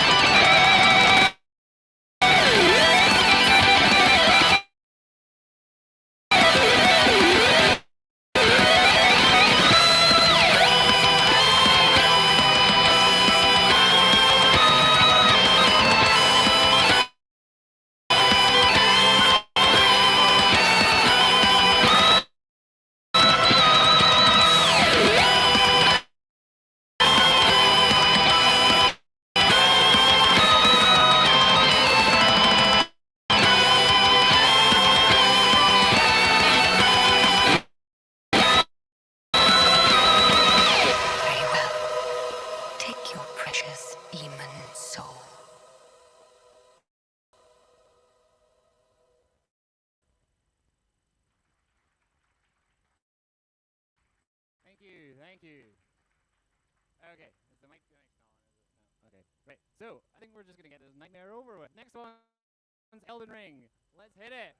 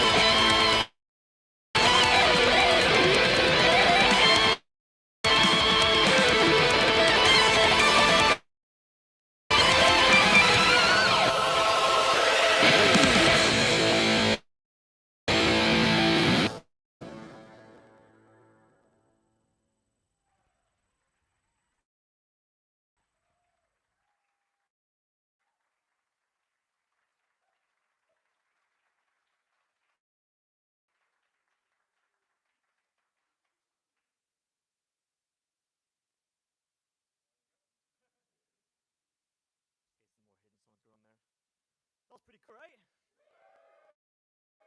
Thank you very much to Jake. Jake Woodward, everybody. One more round of applause. Actually, just go on. That was brilliant. And now everyone take a deep breath and reset, because now we will be getting back to game development talks. There might be a bit of a small whiplash from getting your ears shredded off by sick music. But let's crack on. Our next speaker is a program manager at the Tinderbox project, an Edinburgh-based composer, sound designer, conductor, oboist, vocalist, voice actor, and arts producer who composes for film, games, and for concerts. It's a one-man band. This next speaker is a one-woman orchestra. Please welcome to the stage, Luci Holland.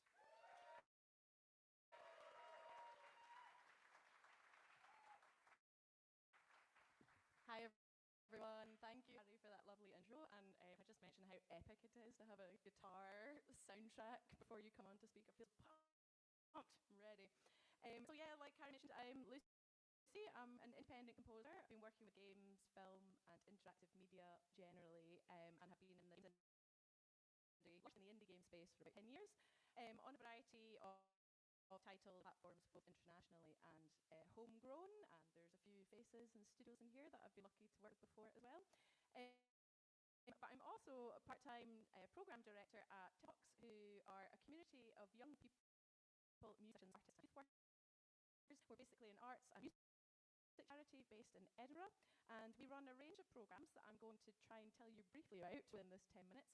But then in particular, I'll be telling you more about how we use games design to inspire creativity, collaboration, and confidence in the people we work with. I'm looking for the clicker. Thank you so much. Okay, so I'm going to introduce Tinderbox a bit first before going into more detail about our digital youth work specifically. To give you more of a flavour or ethos, I'll tell you about our vision, which is here. Our vision is to have a creative, ambitious, and youth and cultural sector, one that cuts across social and economic divide, brings together diverse influences, and is listened to and valued by society. And we're so busy at Tinderbox, and we do quite a lot of different projects. It's quite hard to get your head around at first if you've not seen us before. So sometimes it helps to paint a bit of a picture of who we work with.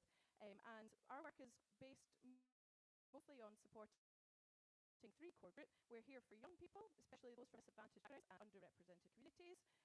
We work with artists and audiences, specifically supporting and collaborating with a diverse creative community. And we're here for the sector, specifically for audiences and promoting music and arts education and the community music arts sectors particularly. And our approach is to do this through core programs, alternative orchestras, arts and music youth work, and creative technology and game design workshops. And we build on these through a range of partnerships that broaden our impact and bring new ideas and learning constantly into our work, and through public-facing productions and events that reach and engage with audiences. So just to help paint a bit of a picture of the number of projects we do, this is a snapshot of the number of people we worked with here. So 2,500 children and young people across our project. But that's also done through a collective of around 53 artists, and specifically we worked with about 1,000 young people from disadvantaged or underrepresented backgrounds in just the last year. And I mentioned our core programs. We have a number of these that we call both within our programs. It crosses over into our partnership projects and public-facing productions as well. And they range from weekly youth clubs to big ensembles and alternative unusual orchestras to songwriting workshops, game design, festivals, young band nights, partnership with libraries, hospitals, in-care settings, other arts organisations and community groups, and lots of other projects. And I'd like to quickly highlight a few standout projects across the work we do, again, just to try and show the diversity of work that we're involved with. This is just a wee picture from a recent project over at the Fringe in Edinburgh in August this year. This was our production. It was Tinderbox Orchestra and Loud Poets. They're a local amazing poetry collective that we collaborated with, and the course was called Outwards. So it was an orchestral course where people in the band are learning and creating new music in collaboration with vocalists and poets. And then we did this over, I think, 9 shows in last year at Fringe. So there's another project. This is Tinderbox Sparks. We're an original band and orchestra for younger players aged who are in S1 to S6, roughly grade 1 to grade 5. and it brings together different styles from songwriting and rap to jazz to rock and classical. This is the resident youth orchestra at Dynamic Earth, where we write new music inspired by original scientific video footage and exhibitions. The Tuesday Hub is our weekly music social space for young people aged 10 to 18, from complete beginners to experienced young musicians, and probably one of our longest projects, I think, which has been going for, at guess, 10 plus years. And we're also involved in lots of wider projects nationally and internationally. For example, working with partners and city councils around Scotland and now further afield into England and Ireland to set up Northern Ireland, sorry, to set up music libraries across the UK, and we campaign for donations so that members of the public can take out a musical instrument just like you would a book. This is a project that we're working in partnership with lots of other music and arts organisations and, like I said, councils as well, and libraries. There's now 30 across Scotland, with more hopefully coming down south as well. But perhaps more specifically and relevant to the games industry and why I'm here is I'd like to spend a little bit of time, just under 5 minutes, telling you about the youth work we do in game and STEM. So part of our programmes are that we run weekly term time club workshops where we play, research and make games collaboratively, and that includes designing our own artwork, audio and code with children and young people that are involved. And as part of this, we use different forms of technology to make the games, but we also use traditional methods such as hand-drawn art, board game making, clay sculpting, crafting with recycled objects, and much more. So in the same way that we like to use music to bring together children, young people, and older artists and older musicians, we are experimenting and have been experimenting over the last couple of years with doing the same through games design. So this is just a quick collection of some of the games we've made. I think we're now sitting at about 70 plus over the last few years that we've made across these projects with children and young people.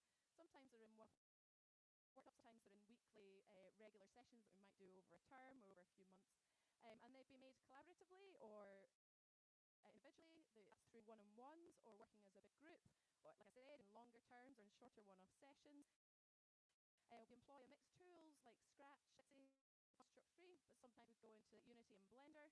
We also use creative technology in our sessions, so there's a crossover with hardware, microcontrollers, real-world installation stuff, like using microbits, smart robots, makey, Arduinos, and little bits modular synths. So, oh, okay, this is the first of this. I might need help from Lucy to hit play somewhere. This is just an audio, no audio on this video. Hopefully. Right, what I'm trying to say is to give you a picture of some of the games we've made, but I have to apologise for the quality of the video because I did a screen capture earlier and it came out looking like ass. So I'm really sorry if it's hard to watch, but hopefully it gives you a little picture of the things we've done. And I'll let you know that it definitely plays a lot better as a game. Lucy for getting that working.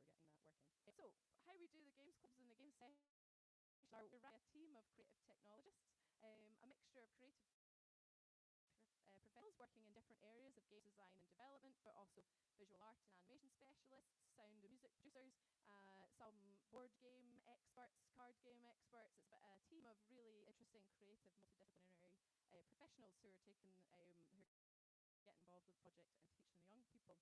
And it's taken time to develop the format for how we do this and how to be creative in a collaborative, flexible way that includes everyone and meets the various skill levels appropriately as well.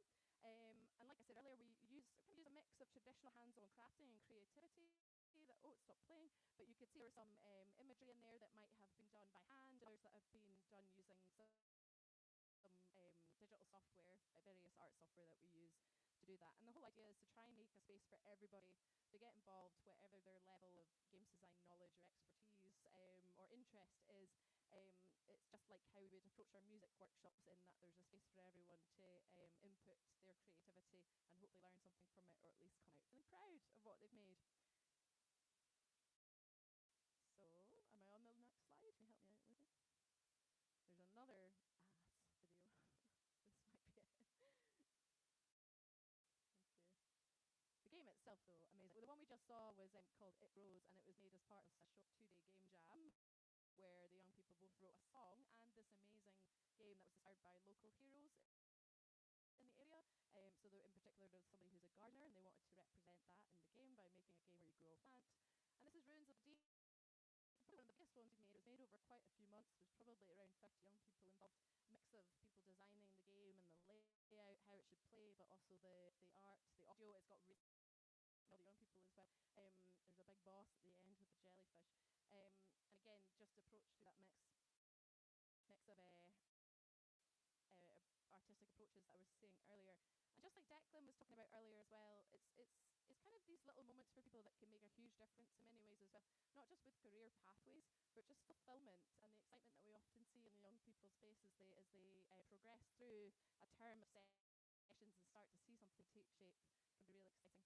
And I think in particular, working with people at an earlier age, before college or uni starts coming up, can be really valuable as well, and helps give people the opportunity to learn new skills in a creative, collaborative space, and build their confidence by seeing a bit behind the process.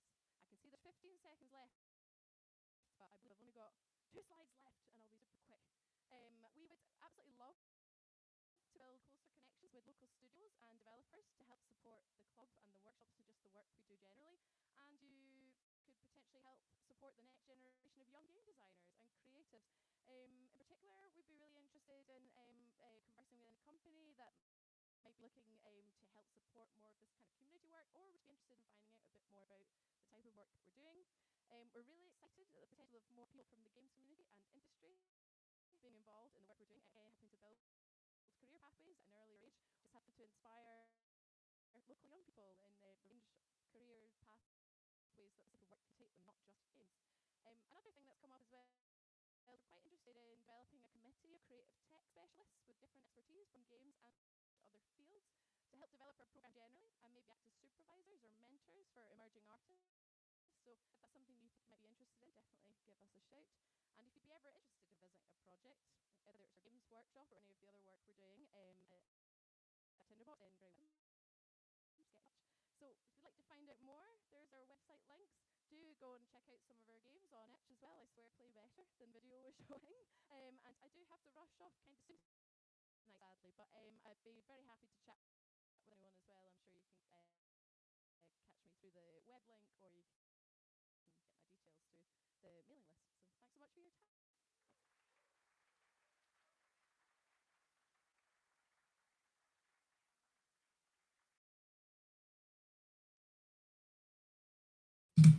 Okay, I'm gonna let everyone readjust their audio for a moment.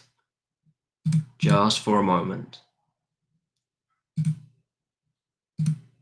Okay, hopefully if we've all got our audio readjusted now. Yes, thank you for bearing with all of the audio issues today, everyone. Deeply sorry for the issues, but you know, the talk's content is going to be fantastic. We're going to try and also put these tutorials up afterwards as well. What we're going to do next, because some of these things with the stream's been a little bit out of order, so what we're going to show as our next talk is the talk that happened yesterday with Gabriel Stott. He is a producer at Circleback Games, working on curation, an award-winning sandbox-style museum building and management simulator. And this was a talk that was shown yesterday. Unfortunately, he's not able to be here today, but we have some time to squeeze him in. So everyone, welcome Gabe to the virtual stage. Oh, right, let's do this. Yeah, so I am Gabe, and this is Producing Indie, which aims to be a fairly candid, fairly honest account of my experience working in the indie games industry so far. So yeah, that's me, same hoodie, you know it's me. I'm a Portsmouth University graduate. I'm a producer, and I'm a founder, or co-founder, I should say, of 2 indie studios, neither of which make any money yet. I will just put that out if we're being honest, which is what this aims to be. So very quickly, we could argue over what indie is all day, and we don't have time for that. So for the sake of this slide, we are self-owned, we are self-funded, probably going to be self-published at this rate, and we're a very small team, both companies. With that said, bear with me on this slide. All right, it's a little bit deceptive. Starting a company is technically very easy. All right, you get yourself a team of people. I'm sure you know enough people to put an indie team together. You register with the company's house. Maybe you make yourself a website, maybe some social media, and then you're going to go make loads of money. Except probably not, because funding a company and running a company is notoriously difficult. In order to make any money, you need to sell stuff, probably video games. if you're making video games, you probably need money. So we end up in a little bit of a tricky spot here. I don't know how to make that happen. So that's not what this talk is going to be about. But you probably know what to do. You know, reach out to investors and publishers and that kind of stuff. Maybe you're lucky enough to self-fund and you just have a few £100,000 lying around. If so, come and speak to me afterwards. I'd like some of that. But yeah, let's get into it. So it sounds like rain. This was a project we worked on at Creek Interactive. This was the first company that I helped form. And it is not a live project anymore. It is shelved, which is a big shame because as you can tell, it looks fantastic. I think the art team did an incredible job on this. And we're going to talk about some of the successes of this project before we really rip it apart and get into the nitty-gritty of where we failed. Okay, so yeah, it looks great. We made a pretty good demo for it as well, which for an indie team like us, we're really proud of, right? You could play it from start to finish and it wouldn't crash. It didn't have any major bugs. This, for us, was a great success. First made project and it worked. And it worked so well that when we sent off to events teams, they actually let us take it to events. We went to Barclays Eagle. Games Frenzy, that was great. We did Game Dev London. We did WASD, RIP, will be missed dearly, right? And then because we took it to these events, we actually managed to start speaking to publishers, which again, massive step in the right direction for us. Spoiler, we didn't get the money. You already know that. But yeah, let's talk about where it went wrong, okay? This project's just far too ambitious. We don't have time for a full kind of autopsy of this project, but I will start by saying that it was originally planned to be a kind of open world project. Already for the team that we had, for the skill set that we had, that was way too big of a goal, let alone all of the XR, VR stuff that we were kind of hoping to do with it. Yeah, definitely a little bit too ambitious. So as a result, we had to start adjusting the scope. We were adjusting the scope like there was no tomorrow. And as a result, the core concept just got completely lost. So if you need to rescope, maybe just try and stick to the core principle of the game, if you can remember what that is, which I don't think we could by that point. So yeah, that's definitely partly my fault. This is where I'm going to take some accountability and say that I was still learning. I was 2 years into my academic course at Portsmouth University when I undertook this project. And, I barely knew what the games industry was 2 years prior to that. When I started, I had no idea. And I'm still learning today. We're all still learning, but I was really learning at that point. So I'll take a bit of accountability for that. Also, the design decisions, it was my brainchild, and I didn't put my foot down enough with some of the design decisions. That was also my fault. We live and learn. And the next thing that I'm going to talk about definitely kind of shines better and shows that we did learn from this. The last thing is bad timing. Like I said, we did this during a sort of self-employed placement year during that course. And as a result, we all had to then go into our final year at university. And nobody wanted to work on this project while also having to try and finish their final year of university, including myself. So let's put it, the band split up, as it were. Lastly, we did learn from these mistakes. I learned from these mistakes, and that for me is a major success. And I will celebrate that. And that's why I don't see this project as a failure, even though it isn't the project that started making money in the games industry. This is curation. This is by Circleback Games. If it looks familiar or sounds familiar, great. It's because we won Student Game of the Year award from Tiger. We're very pleased about that. Like I say, for small indie teams like we are, that is a massive achievement for us, and we're so proud of that. Let's start digging into this one. So the team dynamic was much simpler. I kind of breezed over it on the last one, but the team dynamic for this game was much simpler. Everyone just kind of got along very easily. People kind of knew their roles on the project much easier. That helped massively. On the previous project, we kind of tried to smash two different groups of people that knew each other beforehand together and just expected it to work. And it didn't. It just fundamentally didn't work very well to start off with. If you know anything about the Tuckman model of sort of team formation, then you'll be able to kind of understand why that didn't really work. Go and look into that if you don't know about it. It's very interesting. So let's have a look. The demo for this project is so much closer to what we set out to make it conceptually. It's not 100% what we set out to make it, and we will come back to that in a moment. but it's so much closer than Sounds Like Rain was. So yeah, we'll take that. We took the event, we took this game, to events. We took it to the Games Frenzy, and then our university actually on our behalf took it to EGX Comic Con, which was fantastic. That will come back into play in a moment. The game has a Steam page. Again, for a team size of our size, in our position, massive achievement. Our first game on Steam. This means so much to us. Publishing, we are now also starting to talk to publishers with this game. This is, again, a massive step in the right direction for us. Whether it will go anywhere, who knows? Too early to say. Let's talk about some of the failures of this. So the game is on, well, it's almost on Steam. We've got a Steam page for it. There's no demo available yet, and we tried to put it on Steam for one of the events that we went to, and we did not have enough time to do that. It did not go up there in time for the event. Obviously, we were really hoping that we would get loads of wish lists by having it on Steam and taking it to the event. While, as we now know, that doesn't necessarily translate to sales, seeing number go up, make happy. So that would have been great.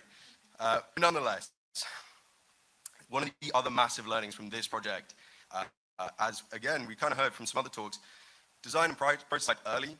That's something that we kind of didn't do with this one. I and my co-producer on this project were waiting for a really comprehensive design document that just didn't come, and the team weren't willing to wait for that, as they probably shouldn't have done. And they just got on with prototyping the game without us, fundamentally. So this was ridiculous. Don't let your team just leave you in the dirt and start doing stuff. Work with them, support them. We'll come back to that in a second. So, scope, like I said, it's so much closer conceptually. It's still missing a couple of major features that I think are going to make the gameplay just so much better than it already is. Unfortunately, while it's not in there right now, which is a bit of a failing, it's still a live project, and we can still add that. So we'll live with that. That's not so bad, okay? And then lastly, the last thing I'll talk about with this one, marketing-wise, we've been really slow on this one, and that's, again, talking about accountability, probably my fault, really. I should have been more on it from the start. But again, not too late. We're now working on that, so social media will be going up soon, website will be going up soon, so keep an eye out for that stuff. But in the meantime, maybe just go and wish list on Steam, because you can do that now. Right, we've got to kind of start closing up, because there's not a great deal of time left. So some final thoughts here. Yes, serve your team. Please work with your team. This is one of my massive learnings so far. Just go and support your team. If you know anything about servant leadership, fantastic. If you don't, and you're interested in leadership or production or just bettering yourself as a person in general or whatever, go and have a look at that. It's great. It's kind of a philosophy that I'm trying to adhere to as much as possible. So look into that. Finding the time. Like I said, I'm not making any money off these games yet. So I work full time in a bar. That's how I pay. You will probably find yourself in a similar position until you're making money. And it can be really tricky to find the time to work on your projects. But if you are a producer, if you know anything about project management, then apply some of those skills and just find the time. Be efficient with your time and your assets, your money, all of that, okay? You don't have the resources that becoming as we don't. We've got to be efficient. And then lastly, the last thing I'll say is you need to be really persistent, and you have to have patience. And you need to be able to look back at the things you've achieved and count those successes and let that motivate you to keep going. Because if you don't, and you're in my position and you're 4 years into trying to make indie games your profession and you're still not doing it, that can be really sad until you look back and see how far you've come. So that's my talk. Thank you so much.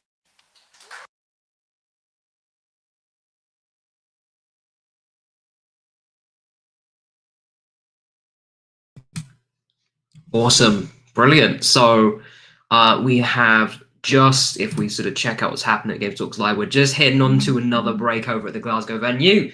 So next up, what we're going to do is I'm going to play a talk from Scotland 2024 May from Tanya Kay. It's a business talk. It's a sort of businessy sort of talk relating to Gabe's talk about building teams. So we'll see. So I'm Tanya, and I am the CEO of the Hub 175.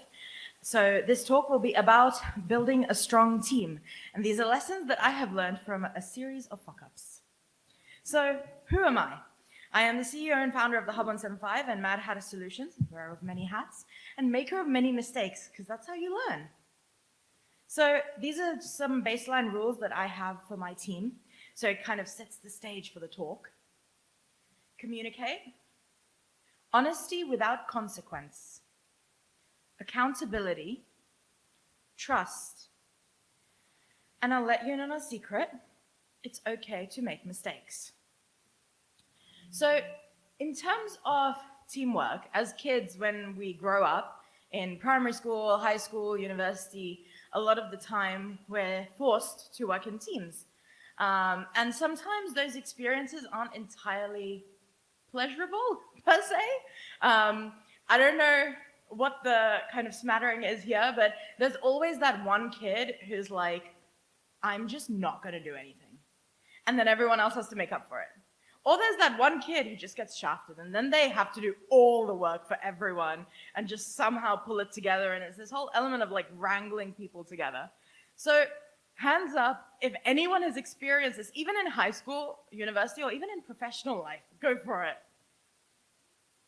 So most people, right? That means that as we grow up, we kind of have a negative image in our heads of the word teamwork. It's like, ooh. So university students, I did a guest lecture at university, and I asked them, hey, what's your attitude? Like, if you had the choice, would you rather do a solo project or teamwork? Unanimously, they said solo project. And I was like, well, that's not how life works, but okay. So, funnily enough, I'm about to address, more so this talk will be about talking about individuality within teams and the psychology of it all.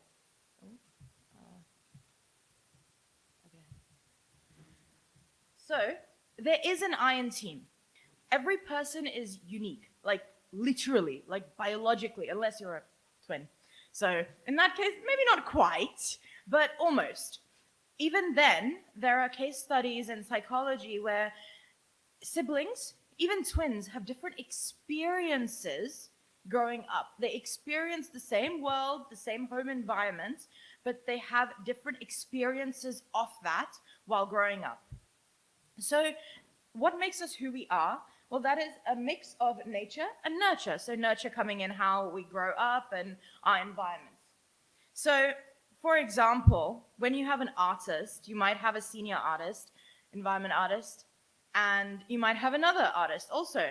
They have the same roles, they have the same tasks, but do they necessarily think the same? This is a quick experiment. I'm gonna say a word and I just want you to have a picture in your mind. Giraffe.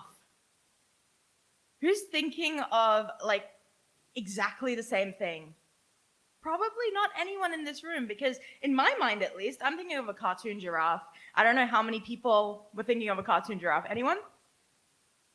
2 people. Okay, so everyone else was thinking of a different giraffe, which just proves that we all think of things in different ways. Even a word has different meanings to different people.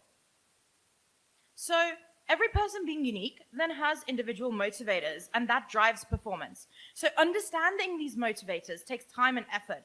So the important part is getting to know your team, because then you understand how they work, why they work. And that's what the people first approach is about. It doesn't mean not caring about the outcomes. It doesn't mean putting the team above everything else in business. I mean, we don't like that, you know, just a bit of money and a bit of fun, and we enjoy our jobs, but outcomes and goals and timelines, they are necessary at the same time. So it's about finding that balance. So in terms of that balance, it's business versus people, right? The big corporates against the little people. Or is it? Because when you think about that, a lot of the time we see companies as entities, these big things, Goliath. However, at the same time, companies are made up of people. And that's what the people first approach is about. It's about being able to bring together a team and being able to streamline things so that people are able to work together, because a company is nothing without the people inside it. So in that sense, it's about how can those two things mesh together and work together? Because different situations will have different priorities. So who here has ever been through a crunch? About half the room. So in terms of going through a crunch, that's a moment where at times sometimes that outcome, something will have happened, something will maybe go wrong. Maybe there's not enough slack. Maybe someone made a mistake, or maybe they didn't make a mistake, but something just didn't quite line up. And it's about bringing a team together to be able to achieve that outcome. Is it hard? Yes. Is it nice for the team? No. Has my team been through a crunch? Yes. Have I definitely been through a crunch? Hell yes. Is it fun? No. But at the same time, after that, I let my team relax. They can have like weeks off, they can chill out, they can do whatever they want, and I take them out. I let them have that moment to just have fun. We play games together, we chill out together. So it's about being able to balance and find that balance. And sometimes some teams actually work better in a crunch. I know I work better with urgency and importance as a motivator. So it's about figuring out who works and how they work. And the culture and values of a company and of individuals and leaders play a really large part here. So my biggest rules, at least, are communicate and honesty. And those are also my biggest values. So values are important, not just in terms of having company values, the thing that you put on the wall, but also in terms of leadership, in terms of teams, and letting those values be known, because your values dictate your priorities. And within that, if different people have different priorities, different values, different motivators, and those things aren't aligned, then are people going to work together cohesively towards the same goal?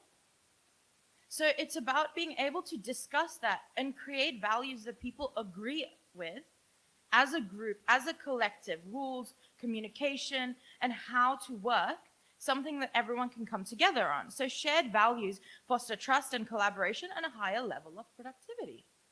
And therein, business and people meet.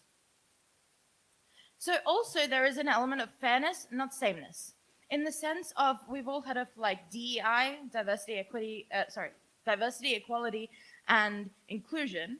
Now, highlighting the equality moment for a second, it's about more so equity, in that, yes, like I said earlier, might have same artists, or sorry, not the same artist, but different artists, same tasks.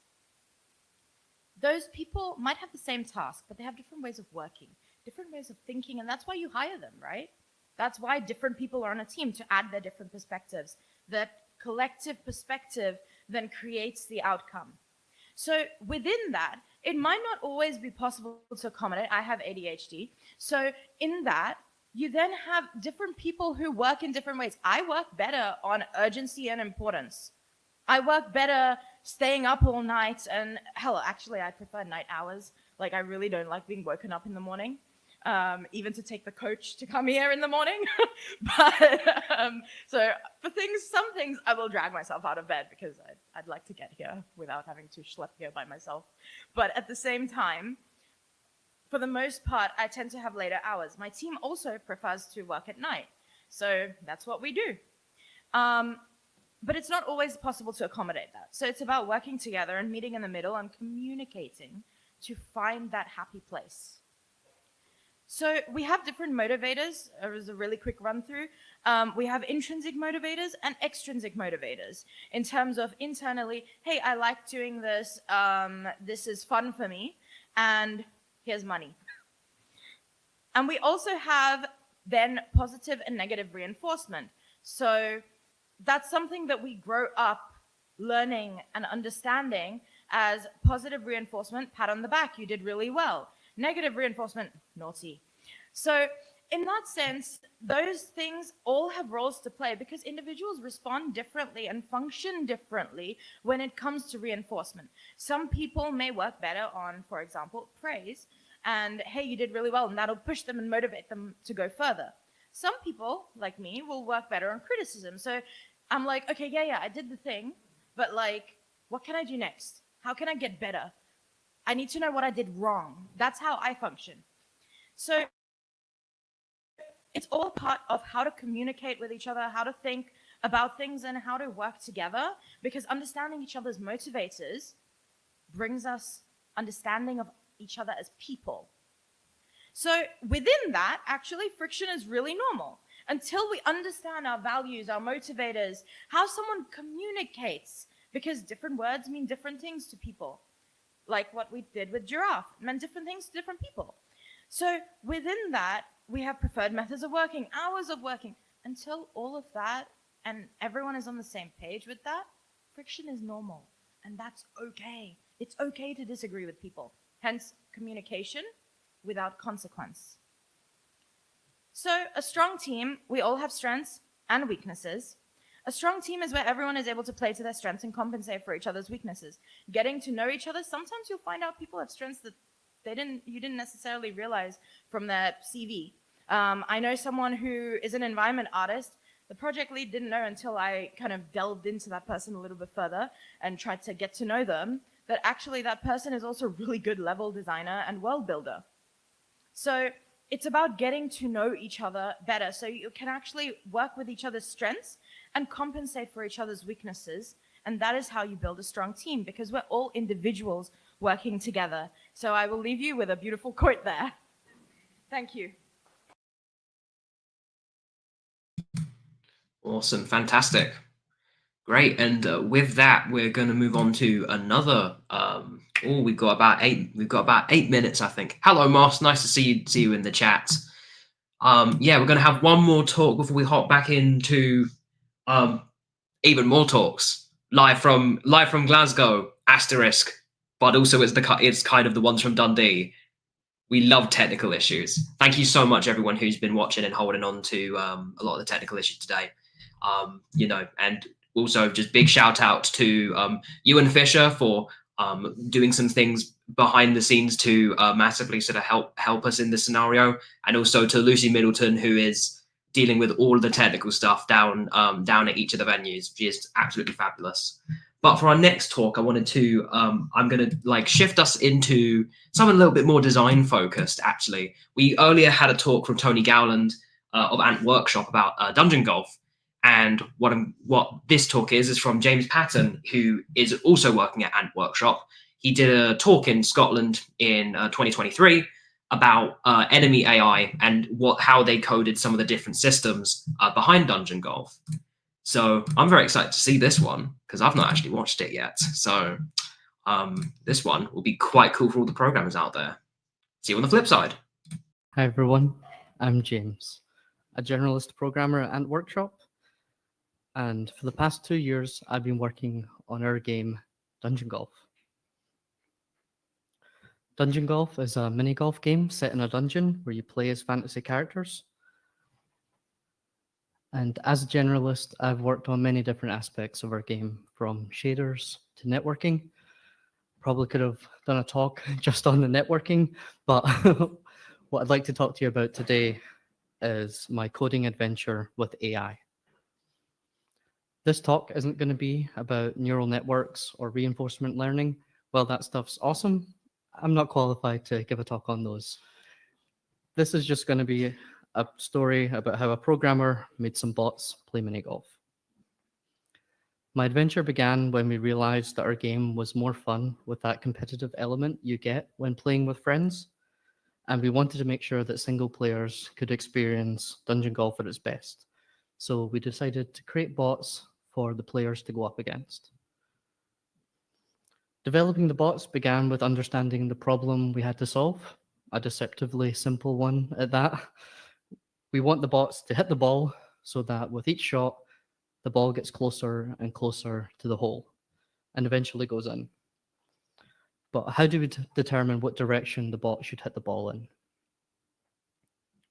Unity's nav mesh can be used to generate a path from anywhere in the level, around corners, and to the hole.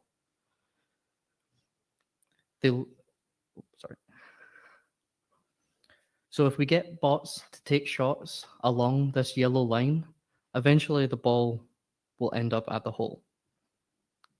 Using the nav mesh as a reference point, we have the bots look along the line for the tightest angle that they can take without intersecting with anything.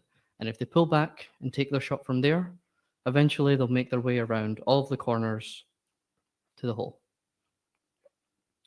This method got the bots through most of the holes, And as we encountered situations where the bots were struggling, we added extra conditions. For example, when the bot was in sand, we get them to hit the ball a little bit harder because sand slows the balls down. And when there's a slope in front of them, we get them to adjust the angle because the slope will affect the angle of the ball, and also it slows it down, so we add more power there as well. This simple method worked well early in development, but as the layout of the game got more complicated, with more obstacles, the bots really started to struggle. With obstacles creating trickier angles and situations, the bot scores were getting worse, and I was playing catch up with the level design. The levels were becoming more interesting for players, but harder for the bots to navigate. There came a point when, no matter how many special conditions I added, the bots were never going to be able to keep up with the human players. So we needed a new strategy. Enter phase space. Phase space is a way of representing a problem in terms of the variables you control. In the complex problem of how do you teach a bot to play golf, we only really have control over two things: the angle of the shot and the power of the shot. We can forget everything else about golf because we can't control it. All we can control is the angle and power that the bot will take a shot at. So we can take shot angle and shot power and plot them on a graph. This space represents every possible shot the bot could take. For any given power and angle, we can plot the result of what that shot would be. So if the bot takes a shot with medium power and a straight line, maybe that's an all right shot, and we'll plot it. We'll color it orange. Maybe a little bit more power and to the right is a worse shot. We can plot that in red. And maybe a little bit less power and to the left it's a better shot, and we can color that green. Filling in a little bit more of the graph, maybe it looks something like this, with this region over on the left probably being where you'd want the bot to take a shot. But how do you generate such a graph? How do we know that that point is a bad shot and not some other shot? We run a simulation. Before we get into the details, I'm going to show you some videos of the simulation running so you have some context. Here you can see the bot simulates what would happen to a whole bunch of balls. And at the top you can see a portion of that phase space graph being filled in. Once the balls are complete, the bot selects a shot that it wants to take and then replicates it in the game for real. You'll also notice the ball curving. That's because our game has aftertouch and the bots simulate that as well. To show you that again from another angle, you can see here the bot simulates what would happen to a whole bunch of shots, filling in that phase space graph, and then selects one of the shots and colors it in cyan and replicates that in the real world. And if the simulation is accurate, the ball ends up where it's supposed to. So how does the simulation work? First, we make a separate copy of the game world that only contains the colliders we care about. Then we add a ball and hit it with a given power and angle. Because this world is separate from the real world, the simulated balls only interact with what we want them to. And we can choose not to include any colliders in the simulation, such as those used for the breakable pots that the ball goes straight through. This separation allows us to speed up the simulation, again and without affecting the real world. Each frame we dynamically assign how much time can be spent on the simulation so that the game targets 30 FPS and doesn't feel laggy while the simulation is running. But we can still get through the simulation as quickly as possible so that players aren't waiting for the bots to think. In addition to all of the colliders, there are some things that needed to be simulated in order for the bots to be able to predict the world accurately, including enemy slowdown. When you hit an enemy, the ball slows down. The surface types like sand slowing you down and slime speeding you up. Portals that teleport you, as well as a bunch of other fun game design things that made my job a lot trickier. Once the simulation was accurate to the real world, the next step was developing a scoring system so that each shot, so that the bots could select from the range of shots for a good one. Some of the things that the shots are scored positively on are getting closer to the hole and defeating enemies and opening chests. They're also scored negatively for going out of bounds, as well as being hit by enemies. As you've seen, we don't just simulate one ball, we simulate many. This is how the bot searches for a good shot. If we had to simulate just one shot after another, it would take far too long. But luckily, physics engines are usually pretty well optimized, so it doesn't take twice as long to simulate 2 balls as it does for 1. In fact, it only takes a fraction more. So by turning off the collision between the balls, we can launch many of them simultaneously, and the performance cost we pay per ball is significantly reduced. Being able to reduce the overall cost of running the simulation is what makes this whole thing possible. We may be able to simulate many shots at once, but we're nowhere near being able to simulate every possible shot. Thankfully, we only need to simulate a small subset in order to get good results. We can be smart about what shots we choose to simulate. We can take an educated guess about the best direction for a shot, in the same way that the old bots did by using the nav mesh. From this direction, the bot samples many shots of different powers and angles in that general area. We sample the angle based on a Gaussian distribution, favoring our best guess in the center, but also searching either side so that the bots can check if there are better options nearby. We then use a triangular distribution to favor more powerful shots. These generally have the more varied outcomes, but we also reduce the mode of that distribution as the bot gets closer to the hole so that they putt more instead of just eating the ball, which was a problem for a long time. Performance was always a concern. Running a physics simulation is never cheap, but in this video, this is a video of a release build running on my PC. Without having to render all of the balls and fill in the graph, the moment that the bot takes to think and run the simulation is barely noticeable. On my PC, it's a fraction of a second, and on our target low-end hardware, the Steam Deck, it was only a few seconds. I'm running out of time, so we're just gonna speed through this. The results of all of this were that the bots were a great improvement over the old ones. The new bots were able to complete the same 6-hole course in an average of 25 shots fewer, which is a huge improvement. And just very quickly, they were able to handle some novel situations like this. I added shields to the simulation, a game design element that came out later, and the bot did this on its first try. It steered around, killed the enemy, and I couldn't have been more proud. I never taught them how to best deal with shield. I just added it to the simulation, and they figured out the rest, which was fun. And they also do impressive trick shots occasionally, finding just an absurd angle off of this curb to hit the ball into the air and into the hole. That was fun as well. Thanks so much for letting me tell you about my adventure. Thanks for listening. Awesome. Brilliant. Hello, Luis. Nice to see you here. So if we just check what's happening over on the stream, on the stream, currently seeing, I think we are just about to sort of get back into it. So I'm going to give myself a few minutes. I think we're going to play a nice little bit of music.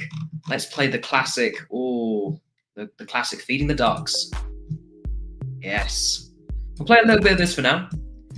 Wait for the speakers to come back on, and then we will hop into our next one. I believe our next speaker should be Ryan Caulfield, who is a awesome guy. He is a junior software developer at Incentive Games. He's a very experienced composer, audio designer, and his talk is about his work as an organizer at the Glasgow Independent Games Festival. So we're going to wait for this to kind of start back up, and then I'll load up the talk from Dundee for that, because unfortunately, we do not have sound from Glasgow. Very sad. But luckily, we have the recordings from yesterday's event down in Dundee, and they've turned out quite fine. You're not missing anything. They're the same talks that have been shown on here. It's just, it'll have the audio.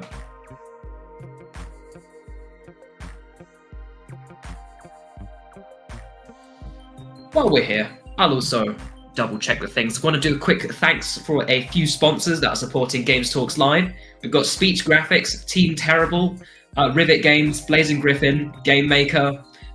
Yeah, thank you all so much for all of the support. And there is still a charity raffle that is going on. While we may not be able to properly listen to or see the raffle once it happens at the end of the show, if you do enter it, you can still enter it online. Just put in your email somewhere, and if you win something, then Colin will be able to get back in contact with you with your codes. There's a lot of good stuff on offer, so I'll post the Just Giving in the chat. Oh yes. So this video which is playing is for Special Effect, the charity who we are supporting. Special Effect do just brilliant work. What I'm going to try and do is find just a link to Special Effects so you can take a look at it at home. They're a fantastic charity. They're a fantastic charity, doing just amazing work, providing equipment so that, anyone with, physical disabilities, any kind of disability, can have access to and play games. While I'm at it, I will actually shout out some of my friends currently in their 4th year at Aberdeen University, Charlie Wake and the people at Sloth Doctor Games. Their game Heldritch Rush, which they've recently released out on Twitch.io, was a really interesting game that essentially used accessibility controllers like a one-stick controller system to still be a really sort of mechanically deep and interesting game. It's a very fun shooter. You should check it out at home.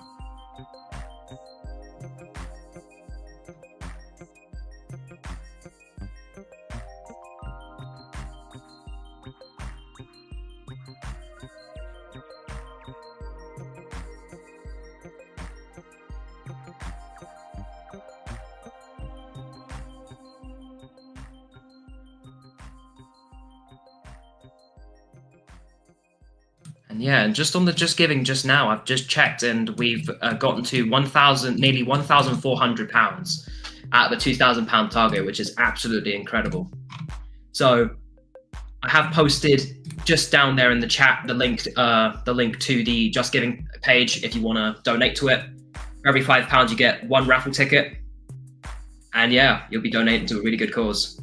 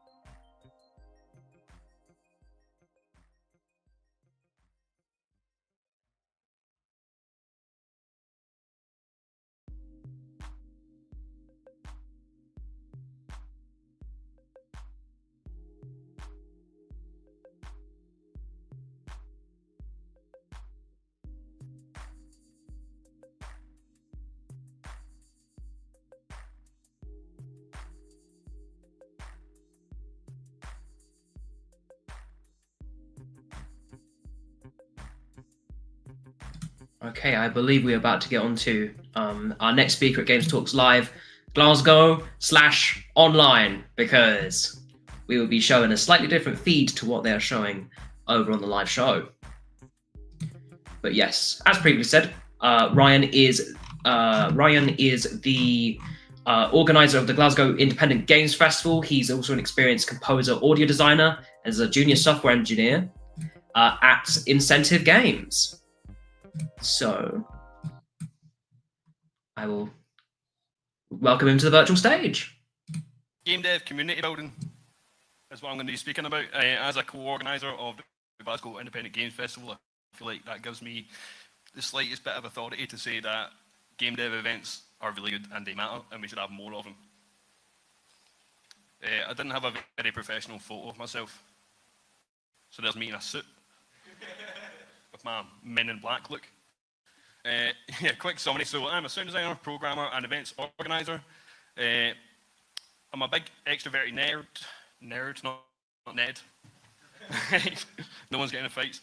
Big nerd, career changer. Used to work in Scotland for 6 years, and that sucked.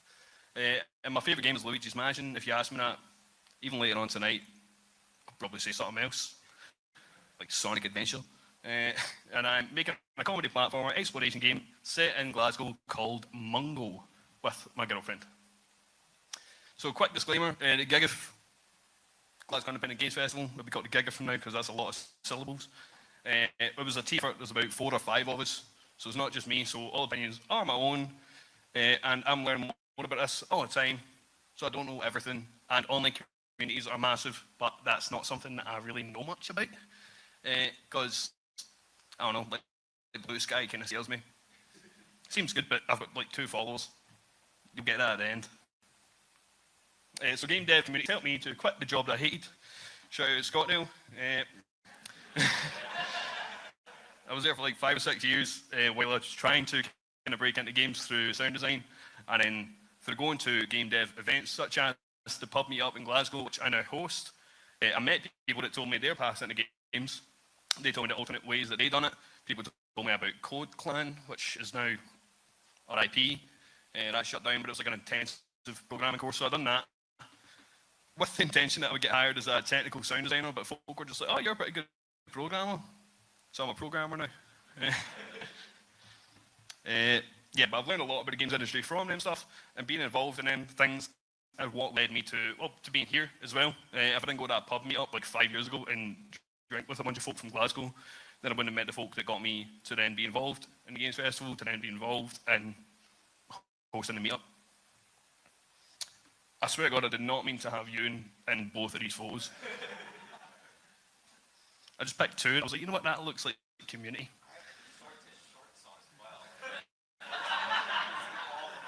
You just wanted to show off them like squats you've been doing, man. 7 minutes. So yeah, importance of communities. They give you a trusted point of advice/info most of the time. Anyways, you can speak to people that have different takes on things and learn from them what they've done, what mistakes they've done, as well as what you should be doing. You get inspiration from those around you. You can get different game ideas. You can get different job ideas. You can get all sorts of different things from that. And game dev can feel super isolating, even if you work in a studio. Not everyone's the most social butterflies. So if you want to be, hanging out with people that are interested in the same things, it's not always your work that are the best people to speak to for that. Sometimes you just want to go out and meet people that are involved in similar things, do similar things, and have similar interests. Build it and they will come, famous quote by me. It's funny that he quotes Field of Dreams and not whoever actually said it. But yeah, nothing creates nothing, so you may as well do something. It's my kind of outlook on that. You can be the catalyst within your circles. If you're thinking there's not enough game events like this, Colin's full speech at the start, Shadow's mass speech, his was better, right? But you can be the first person in your group to do these things, and you can do it on smaller scales. You don't even necessarily need funding. Good example being the Glasgow Game Dev Meetup. We go to a bar once a month and we have like anywhere from 10 to 30 people turn up, and we all just chat about games. It's lovely, it's wholesome, and it motivates you to do more things. It's kind of like you ever go to a gig and then you come home and you think, I'm going to make a band. It's like that, but once a month and on a much larger scale, because how long do you really have to sit and make a game? And if you're going to do this, you can also, for bigger events, approach companies for sponsors. People actually really do want to sponsor you, even if they seem a little bit cold at first.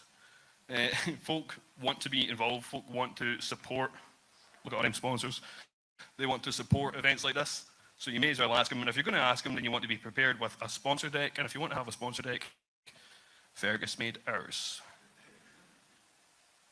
Just some indie game / dev events, shout out Games Talks Live, and these will allow people to meet indie devs and support their work. It gives you unbiased feedback and testing because some random has no moral obligation to make you feel nice about your games. They could tell you if it's crap, which is, you know, a positive, apparently. And then exposure to and inspiration from others in the community. For the industry, it helps people to meet potential employers / employees. Not a lot of people do great in interview scenarios, and I'm willing to bet that's like at least half the room would say that, maybe more. So I think that meeting people in a scenario where they're calm, they're relaxed, they're just in a kind of social situation is a good way to gauge if you want to work with these people or if you want that person to work for you, if you meet them when they're in a much more relaxed, genuine atmosphere, you know. You hear about opportunities before they arise. I've had it before where you hear about jobs that are coming up in studios, so you can be prepared, you can kind of work your portfolio around it, you can get your show deal sorted to it. Gives you a big kind of heads up. And the ideal situation being that we can then foster our own homegrown talent to then create a super healthy, super thriving game dev scene in the country, ideally.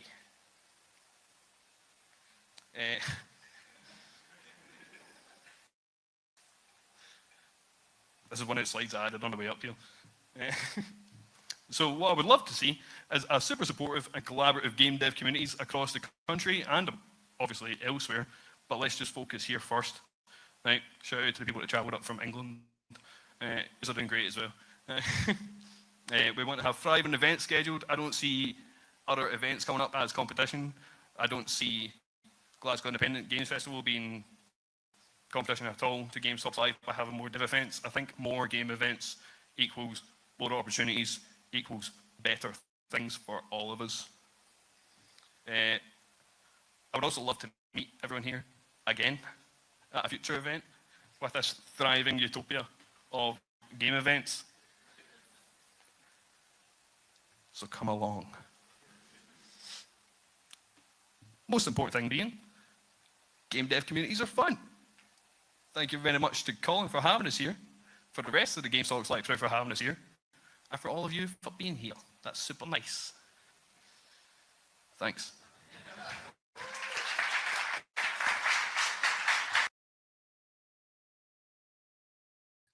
Awesome, brilliant. So what we're going to next move on to is our next talk, who is going to be from Amy Elliott. Amy Elliott, she is a junior programmer at Sumo Digital, Sumo Leamington, and also she is a Tiger Education Award winner in 2024. So massive congratulations to her, and without further ado, onwards to her talk. My name is Amy, and I'm a Unity and C# programmer. I've worked in the games industry for 3 years so far. I've worked on some super cool games and with some cool companies like Sumo Digital and Jagex. And I recently wrote a paper on communication and tooling within the games industry. So I wanted to share some of that with you guys today. This talk is more of an introduction to tools programming, so it's great for any of you guys who are making your own game projects and want to speed up development a bit. So by the end of this session, I hope some of you would have learned what and why are tools important, because they're very important. And then we'll move on to how to do some tool dev in Unity, just a very basic example of things to get started looking into. And I'll show you some real world examples. And then I'll move on to how you might get started with making your own tool. And we'll wrap up by learning about how to integrate your own tool teams into your projects and a tool request process. So, what and why are tools important? So you all probably know what a tool is, but if you don't, they're anything that speeds up the workflow and helps developers create games efficiently. There are many challenges in game development, and these can be fixed by making a tool. These challenges are miscommunication between developers or disciplines, and this miscommunication can cause iteration until the thing is right, and that causes lots of delays. And there's lots of repetitive manual processes within a game development workflow.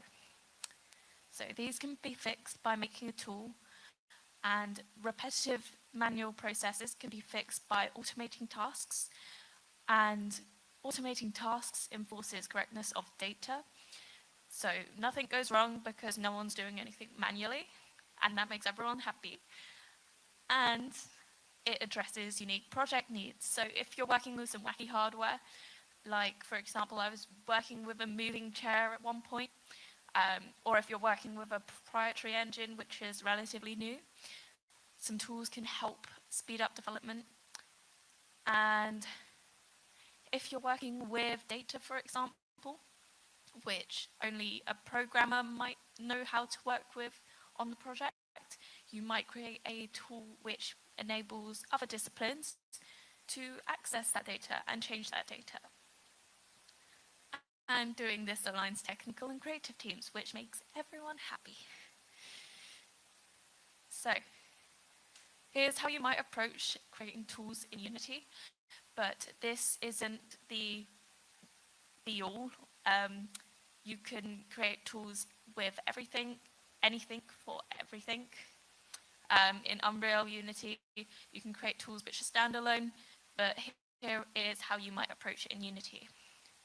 So there's a custom editor and the editor window. These are both deprecated approaches to customizing the inspector or making a fancy, pretty floating window to make things a bit easier. But the best approach, I think personally, is the UI toolkit, which is a new toolkit implemented into the Unity engine, which enables you to create cool UI within games and also for the Unity engine. It's very responsive as well. Here are some real-world examples from a super cool game called Stampede Racing Royale on Steam right now, of some tools. So this is the Photoshoot tool, and as you can see, it's very visual. So this tool is used by our marketing team to create pretty images for social media, and it's very visual, as I just said, just so it's easily adoptable for the marketing team, because the marketing team most likely don't have Unity experience. So making it as easily adoptable as possible was key with this tool. The next tool I want to talk about is the metaconfig tool. So this goes back to the example that I gave before about data and making it to access for all disciplines. And this tool basically deals with track configurations for the game and makes it easy to change these configurations without opening a text file and then editing things and then making one mistake which breaks everything. You don't want that. So both of these tools automate tasks, enforce correctness of data, address unique project needs, align technical and creative teams, and many more things. So basically, it's really good to make tools. Here's how you might get started with some tips. So you want to identify the need for a tool. Look for any repetitive or time-consuming tasks within your day-to-day workflow, and look over the past week and look for any miscommunication you had with your team members or any frequent errors. And finally, talk with your team members, because they'll have different workflows and use different tools than you, and they might have a need for a tool which you don't even initially realize because you don't work with their workflows. Designing is also very important, because you would like a good tool so it's as easily adoptable as possible, and part of that is making it as pretty as possible or usable. So look into user-friendly design. So UI and UX, or maybe steal a UI programmer and get them to make things look pretty for you. And iterative testing. So by this, I kind of mean test it as you make it, but also drag the intended audience for that tool to play around with it and use it as they would use it to do the job. So they might try something that you might not try during your workflows. You also want to make sure you're doing regular updates, because as a game progresses, your tool might not work over time, and you want it to work.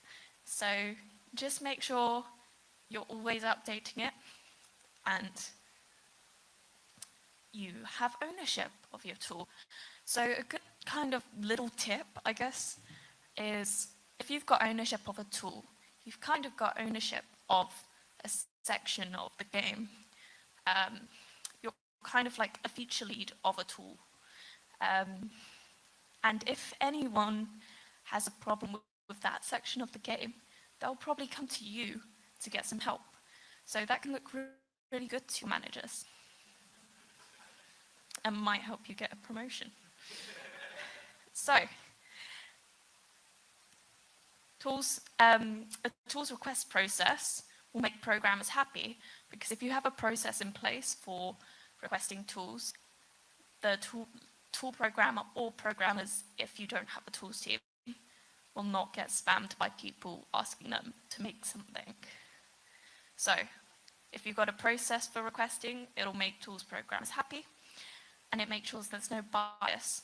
Because if you have a request process in place, if you don't have a request process in place, it'll only be like the programmer's friends who are asking for tools. And you want to make it as open as possible to everyone, so everyone can request what they need. But it also encourages collaboration between disciplines. Sorry, let's go back to that because I didn't really expand on that. By that I mean, if you've got a request process and you make it very clear to everyone, it allows people to kind of think of what tools they need as they're developing, and it allows the programmers to work closely with other disciplines. So it's very important to ask your team what they use most and get to know your team, because if you're a tools programmer, if you're with a small team of tools programmers, you'll need to know how everyone works, because you might be making tools for the game, but you might also be making tools for everything else. So getting to know your team is very important. And in this survey, you can see, let's see if I can use the pointer thingy. There we go. Microsoft Teams is the most used within this team. But in this other team, communication tools, basically the same thing, are the most used thing as well. But these things are different. So I guess what I'm getting to is every team is different. And you need to know them to make a tool that works for them. I think that's everything. You can scan my LinkedIn here. I've got business cards as well. But if you've got any questions about tools, just ask. I'm happy to chat about tools, because I really like tools, if you hadn't guessed. But yeah, thank you, everyone.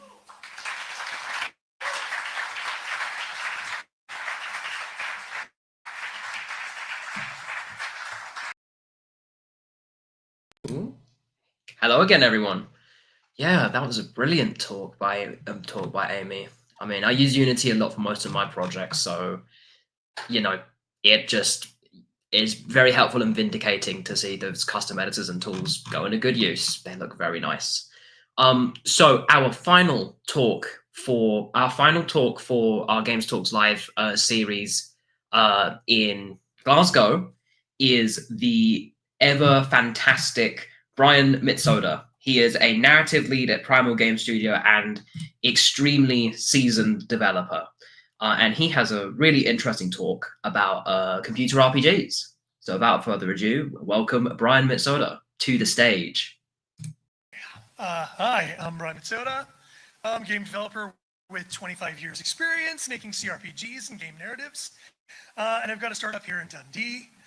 Today I'm going to be talking about how CRPGs are perceived as niche games by investors and publishers and shed some light on what the reality might actually be. Here we go. CRPGs. I should probably explain this so you'll have no idea what I'm talking about for the next 10 minutes. CRPGs stands for computer role-playing games. In this type of game, the player creates their character look and or the attributes of the character, coupled with massive player agency within the game, specifically the story. This usually takes the form of huge branching narrative and complex story decision trees and missions. Different players have different experiences.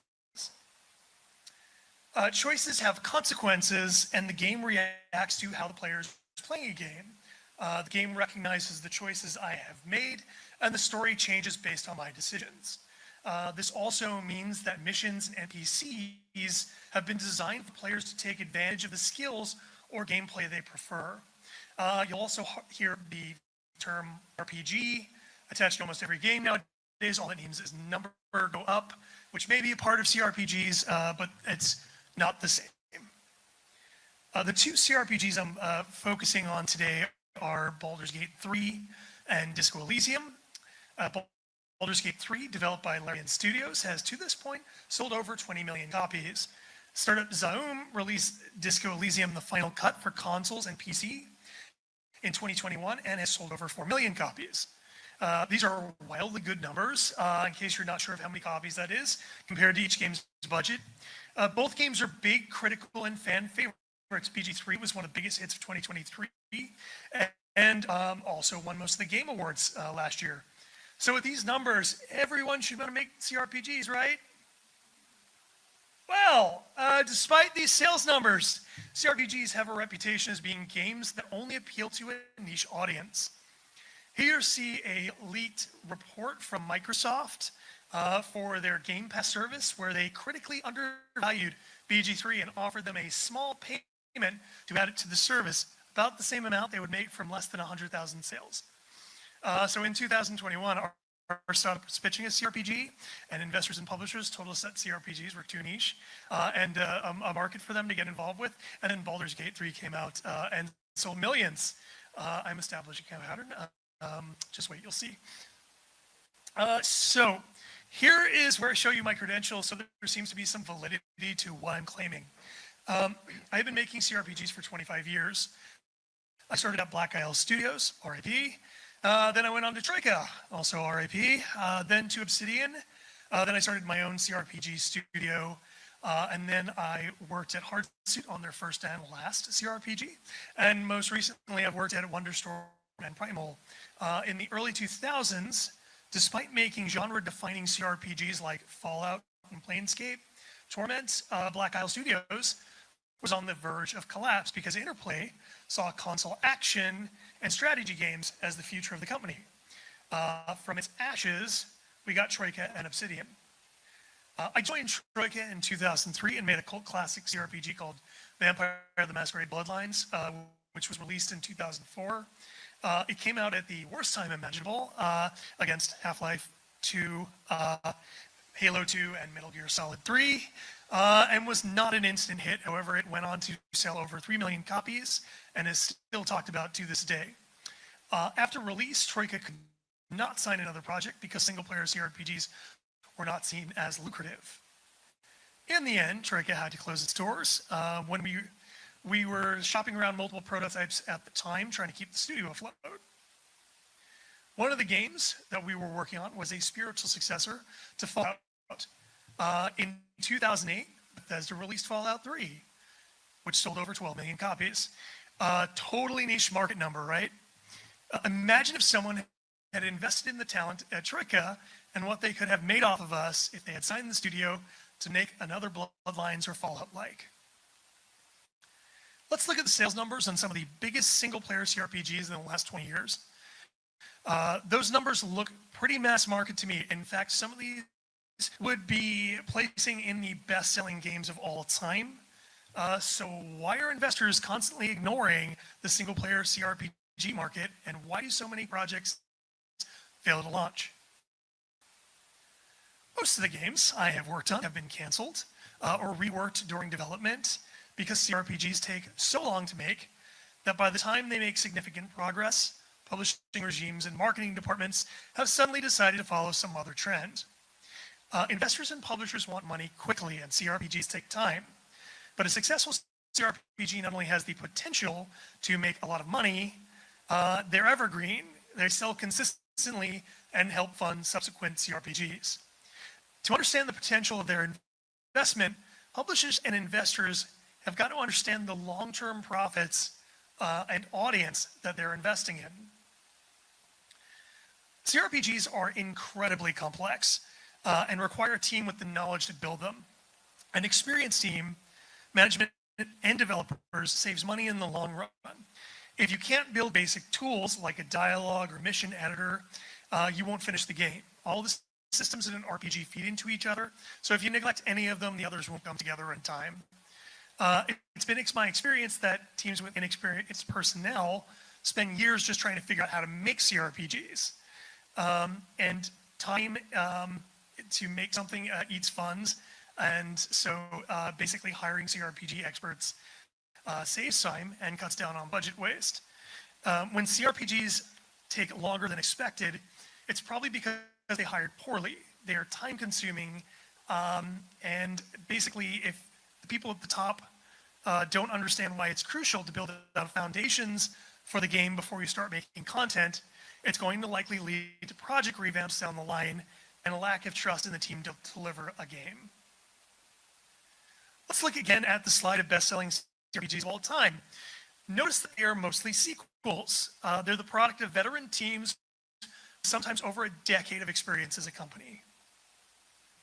So aside from working as a narrative lead on multiple CRPGs, I've also run a CRPG studio. On a minuscule budget, about $300,000, I made a CRPG, Dead State, about as complex as Fallout 1 with a team of 10. So why was I able to do this? It's pretty much from experience, planning out every feature in advance, making tools for quick content creation, prototyping, and making content easy to test. So money was raised on Kickstarter in 2012, and the game was delivered in 2014. It sold 6 times its budget, but that's not exactly Disco Elysium-sized hit. Why not?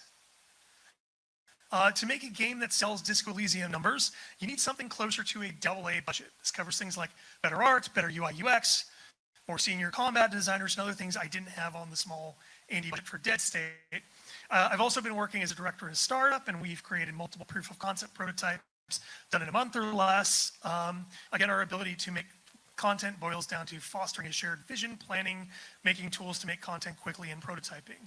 Oh, and if you want to make something like Baldur's Gate 3, you'll need an expert team and a massive vault full of cash.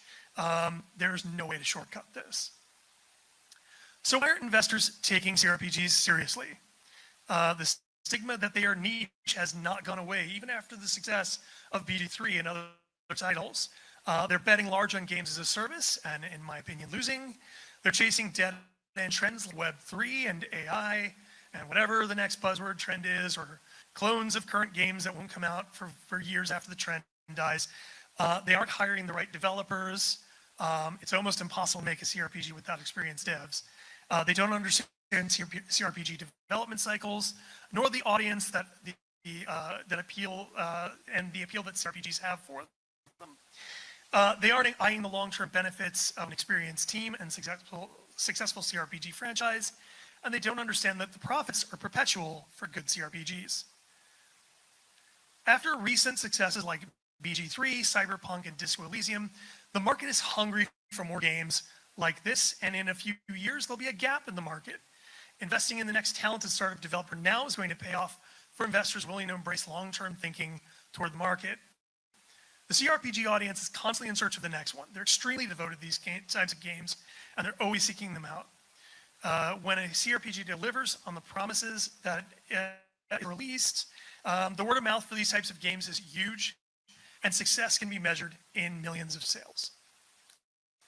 That's my time, I believe. Thanks for listening, and here's my info if you have any questions.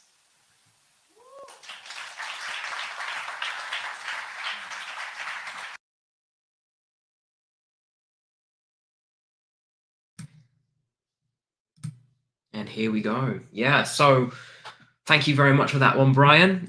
Before we just quickly carry on, also want to say thank you to 2 more of the sponsors for Games Talks Live, No Code and Pocket Size Hands. Brilliant Scottish studios up here. Yeah, both fabulous studios. So what's going to happen now, we're just about to enter in on a little bit of a break. We're a tiny little bit ahead of the people live, literally just coming off stage now. But what's going to happen, we're going to have a little break, and at 9:30, so we're going to have a break for 15 minutes, and at 9:30, we're going to be having MC Hammersmith, who is an awesome multi-award winning hip-hop comedian, and more importantly, avid gamer, who writes and performs original hip-hop comedy tracks and performs entirely like improvised freestyle rap comedy that's like based on the audience of the day. Again, unfortunately, because of the audio setup, we'll need to be running the one from Dundee. But seriously, the one from Dundee was like, it was a bit mental. It was really funny. So, you know, stay tuned for that. That'll be in about 15 minutes. And then what we'll be doing is we'll be having the raffle on. I'll be popping some of the good old music on, and we'll be you know, running that one until it ends, and that'll be the end of this this November tour of Games Talks Live. So for now, though, let's play a few more previous talks. There's one talk that I wanted to play that leans into Ryan's talk, and it is a talk by Rhys Wright, and it was a brilliant talk from Scotland back in May of this year, presenting, I believe the name is, yeah, the Save Point Industry Gatherings, which, you know, fits into this whole kind of sphere that Games Talks Live, Hub World, the Glasgow Independent Game Fest, GIGF, all of that, all of these kind of like works come under. So we will see you on the other side as we welcome Rhys Wright to the virtual stage. Glasgow! I'm really glad to be here on my home turf. It's lovely to see so many people out tonight as well. Thank you all for being here. I know a few people here already, and you know who I am. I'm a senior producer for Devolver Digital, but I'm also co-founder of Save Point Industry Gathering. If you've not heard of Save Point at all, we are a professional networking community for people of underrepresented genders who work in the video games industry. And I'm going to go through a little bit about how we came to be, why we came to be, and what the industry, why we need to be in the industry. So, to get started off here, I'm going to talk about if this will work. Doesn't seem to want to flick forward. It's my dance time. There we go, thank you. All right, so Save Point originally started back in very early 2020 when I used to live in London before I moved back up to Glasgow, and the idea behind it was we were going to run this in-person event every month going forward in London for the local community down there. Now, if you look at that date, and if you know much about what happened in 2020, you can see the problem right there, can't you? We had our inaugural, and for a while, our only in-person event, which then very quickly had to pivot to being online. We started a Discord community. We started running monthly meetings for our community to come and pop into. And it was really nice, but we were very much focused on the UK because that was what we knew. But the realization came very quickly because we had people wanting to join from all over. That we could go much bigger with this. Like there's a lot of need for these kinds of communities all around the world. So we found another group that were doing something very similar that were based in the US. Now Now, a few of you may have heard of a group called Games Industry Gathering, which through the pandemic started doing basically like sort of fun speed networking meetings for games industry people.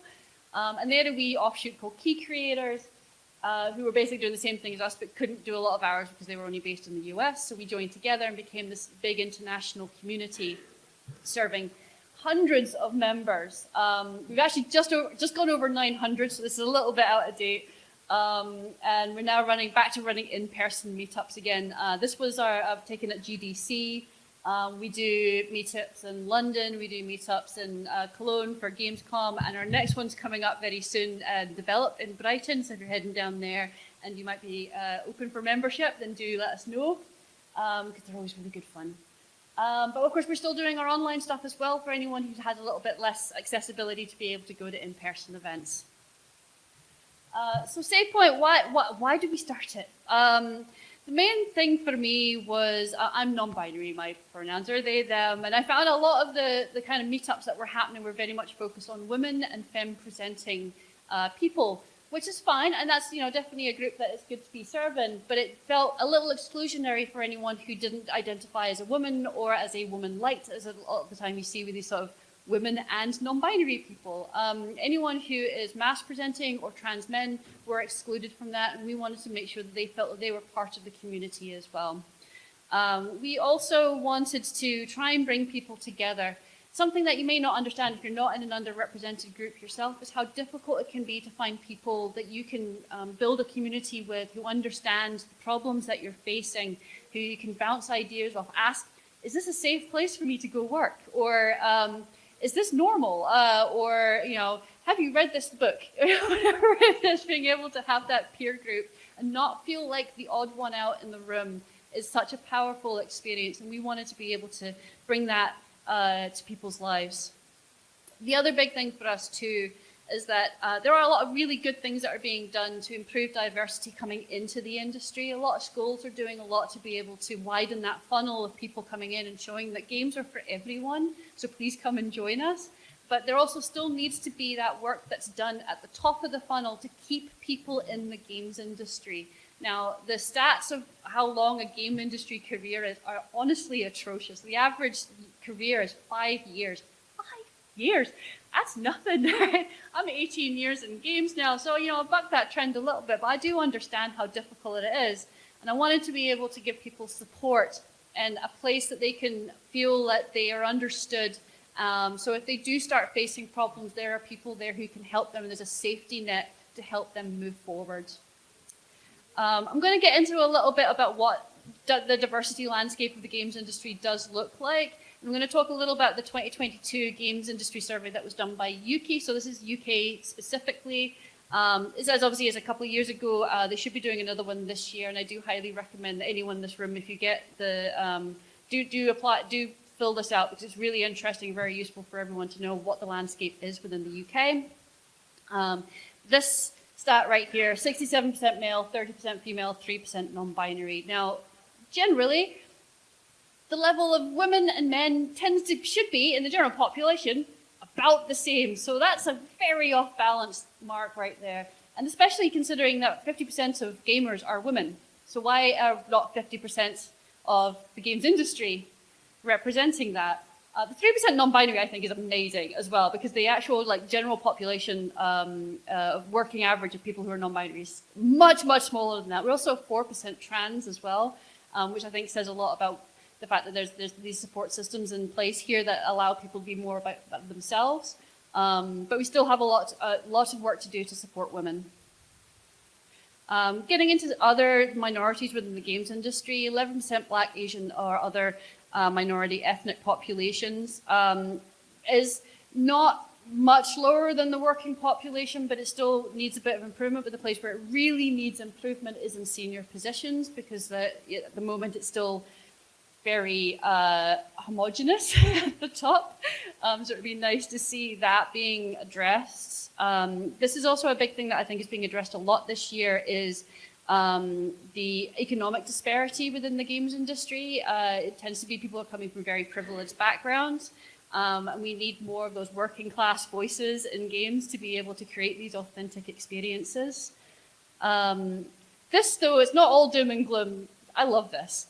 24% of the British games industry self-reported as LGBTQ+. Y'all, we're very queer. Now, considering that the estimated average working population is only 3.1% within that that bracket. So, again, it's whether this is a case of this is the kind of job with the creativity and everything that is more attractive to people from these backgrounds, or whether it's a case of people feel safer to be their more authentic selves within the games industry and are being able to be more open about that. Either way, it's a wonderful thing, and long may that continue. It doesn't mean we're off the hook for not doing more work, but there is some good stuff happening. And this one also I think is very interesting too, that 18% self-report is neurodivergent. Now this is back in 2022. I think if they did it now, it would be higher. There's also 18% have self-reported as being long-term disabled as well, which is higher again than the national average. So there is a lot of support in place for people. Obviously, what we're doing, I'm sure everyone in this room knows someone who's neurodivergent working in games. It's something that their support is there, and we're able to do some great stuff, but we still got work to do. I do want to talk a little bit about a couple of other groups that are doing some fantastic stuff. Pixel's really good resources. If you're wanting to improve diversity within your studio, then do check that website out to look at how you can do better. Limit Break Mentoring is a free mentoring scheme for people of different underrepresented backgrounds that operates in the UK. Yuki has some great resources. They're also running the Raise the Game program, which is holding companies to account to make sure that they are doing the best that they can to improve diversity within their own studios. Into Games does some great stuff for building people into the industry, and also addressing the income disparity issues that I was talking about earlier. Pocket Play, also a fantastic group that does some really great stuff for people of color. And this is just a very small slice of a very big community of people trying to do some great things. So do support these people and others if you can in any way. And speaking of support, well, this is kind of me wrapping up. So Save Point, if you are interested in learning more, do feel free to come and have a wee chat with me. You can check out our website as well if you want to join up. We are looking for support as well. And also, yeah, as I said, our next event's coming up in Brighton. So if you are coming down to develop, then let us know and come along. And that's it from me.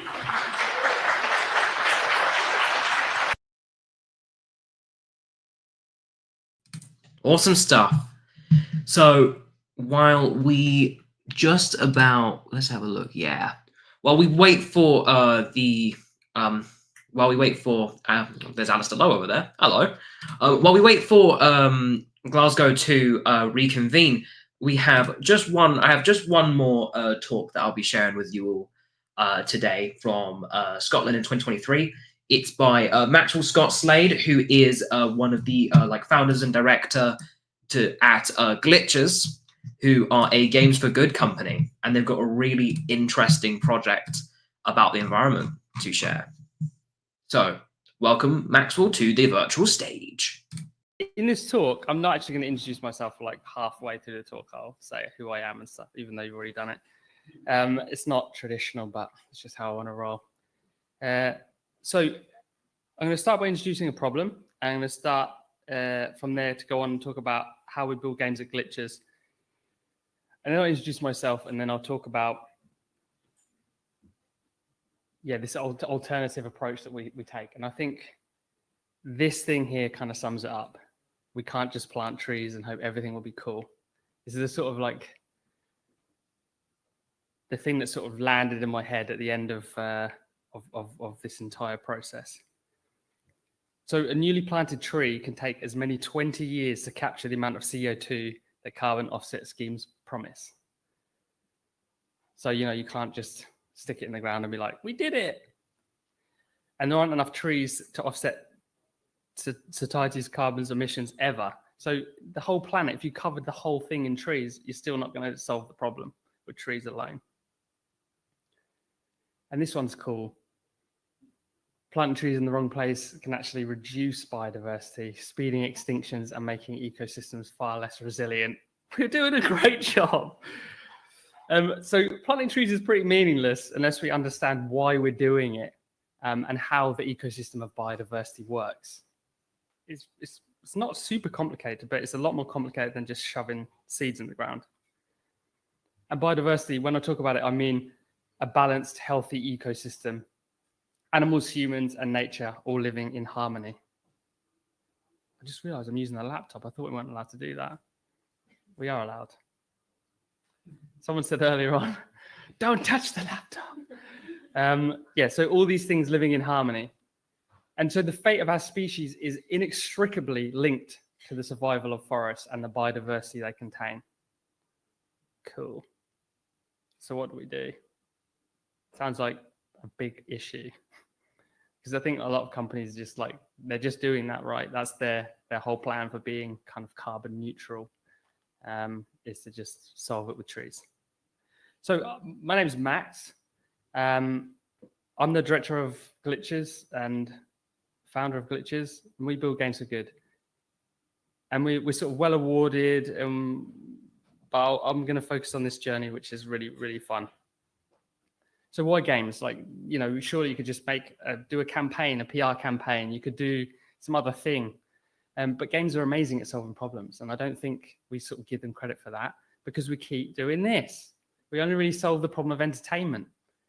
And we've got really, really good at that. Like so good, in fact, that we sort of smash everything out of the water. But I like to borrow a little bit of that problem solving energy and focus it towards something else. Still fundamentally building a game, but just using a little bit of that time just to maybe give it to something different. And the impact of the things we've done so far have been massive.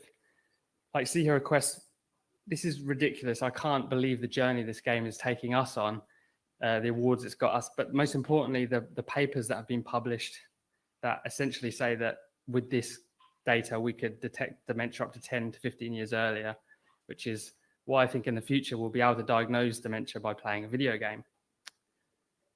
But back to biodiversity. So we're working with a bunch of scientists called Ocular, and they have this really interesting, is this a little laser pointer? Oh, sweet. Okay, we have this, I can do this now.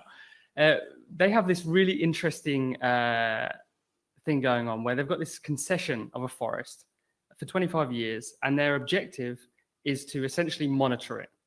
They're not allowed to cut down the trees or kill any animals, and they're trying to work out ways to generate revenue. And they're doing that with these little cameras. It's not working now, but there is.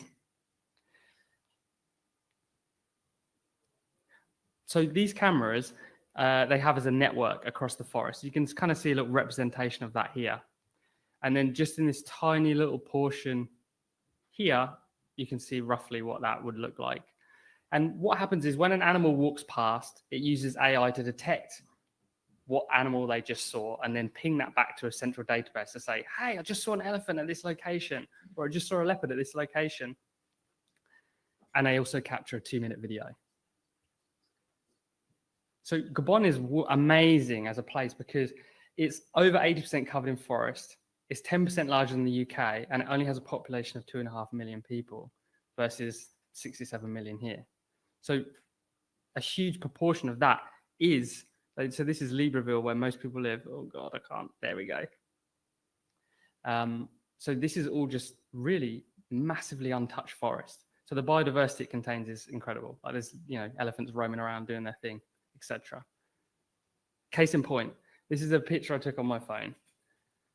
Now I did zoom in a little bit because I was quite far away from them because they're scary.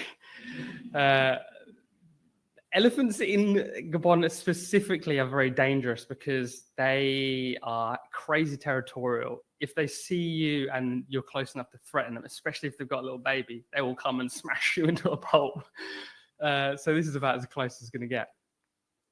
But they're super interesting. And getting closer to them, you start to feel quite emotionally attached. You know, the idea of seeing their footprints, their little baby footprints in the sand. These are all pictures off my phone. And then also when you're in the forest, discovering pathways. So you see that picture in the middle there. It's, at first glance, you think, damn, that's a dense forest. As you look around yourself, pathways reveal themselves. And then on the right, one of my favorite subjects is poo. So this is like a little mini forest.